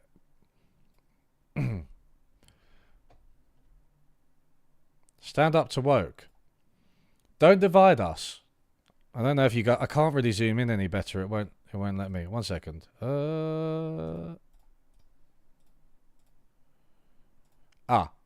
Don't divide us. All woke and DEI programs will be stopped. I will serve all Londoners equally with a colourblind policy. People will be judged on their character, not skin colour. I will protect religious freedoms, women's sex-based rights and gay rights. No more identity politics. Our spaces should be for everyone. Make criminals scared again. We need proper policing, a zero-tolerance approach to both knife crime and gang violence, and increased stop and search powers. I will depoliticise the police. Political correctness should not interfere with law and order. We will treat police with strength and fairness, treating all equally without fear, privilege or favour. Stop ULEZ. Start 24-hour travel. Travel freely. Make public transport pleasant, civil and orderly. We need reliable, regular and safe public transport. I will end ULEZ, LTNs and the war on cars. I will depoliticise London's transport system. Yeah, by calling it a war. And stop woke messaging. Like what? Okay, so on the tube there are like these messages that are like, don't stare at people, it's harassment and stuff like that. I presume that's what she means. We demand more staring, more harassment. Build houses, build beautiful. Increase housing, reduce rents. Our London plan will create a smart, green, tech-focused, democratic 24-hour city. I will back new infrastructure, beautiful architecture and industrial renaissance. I will confront the challenges of mass immigration head on. I will put London's workers and citizens first, not the other way around. Wait, that doesn't even make sense as a sentence. Wait. I will put London's workers and citizens first, not the other way around. I will first London's workers and citizens put... I was born and raised in South London and have worked as an NHS nurse for over 10 years. Okay, so some respect. I recently brought a legal case against the Tavistock NHS Trust due to bullying I experienced after acting out as a whistleblower by speaking out against racism and religious discrimination. You know what is really interesting to me? Right. Is that like all of this anti-woke shit and a lot of these reactionary type of commitments is just a lie, because every single person that doesn't like the idea of wokeness as a whole will be, you speak to them and they're like, oh yeah, I've experienced discrimination. It's like they just can't like fucking connect it. She's had a case against racism and religious discrimination. I don't know what happened. I tend to side with the people who are whistleblowing by default. That doesn't mean they're always in the right, but you know what I mean? I'm a Christian and she's doing identity politics. Believe that everyone should be treated equally and as individuals. I'm concerned about the effect divisive identity politics has on people's mental health. I understand the problems facing ordinary Londoners. I am not part of the political elite. So, just deeply incoherent with some dog whistles in there.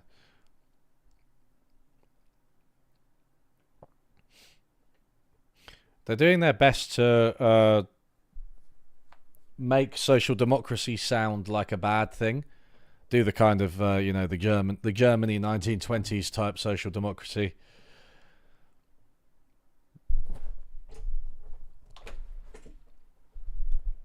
The social nationalist downward spiral vortex, yeah. They discriminated against her for being white.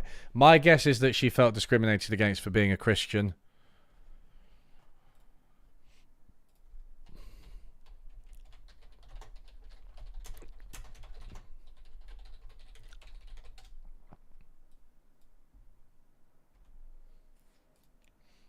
Sue's woke. Oh God, she has. Oh God, no. Okay, she's done it. Is teaching anti-discrimination actually discriminatory? Is black actually white? Is a train actually a car? Woke culture has become I love how this is on the IEA's website as well, the Institute for Economic Affairs. It's like, guys, stick to economics, but also stop doing that because you're bad at it. A critical race theory has become more prevalent. Oh my god, I can't. Like these terms, they don't mean anything. Critical race theory is like a legal theory from the States. Okay, so what's happened here is that she's potentially just been bad at her job, and she's blamed woke. A libertarian friend once said that borders are the ultimate affirmative action policy. That's a good way of putting it. Her whistleblowing might be anti-trans stuff, right? I think it was anti-discrimination, anti-discrimination more generally. Yeah, have we not? I thought we'd forgotten about critical race theory. Sometimes things take a while to filter through to the UK. Wokery. Right, okay, that's it. The SDP. Okay, so that's it, everybody. So we're all voting for the SDP, right? Stop woke, stop identity politics, promote Christian nationalism, and so on. No, seriously, vote green. Anyway, bye.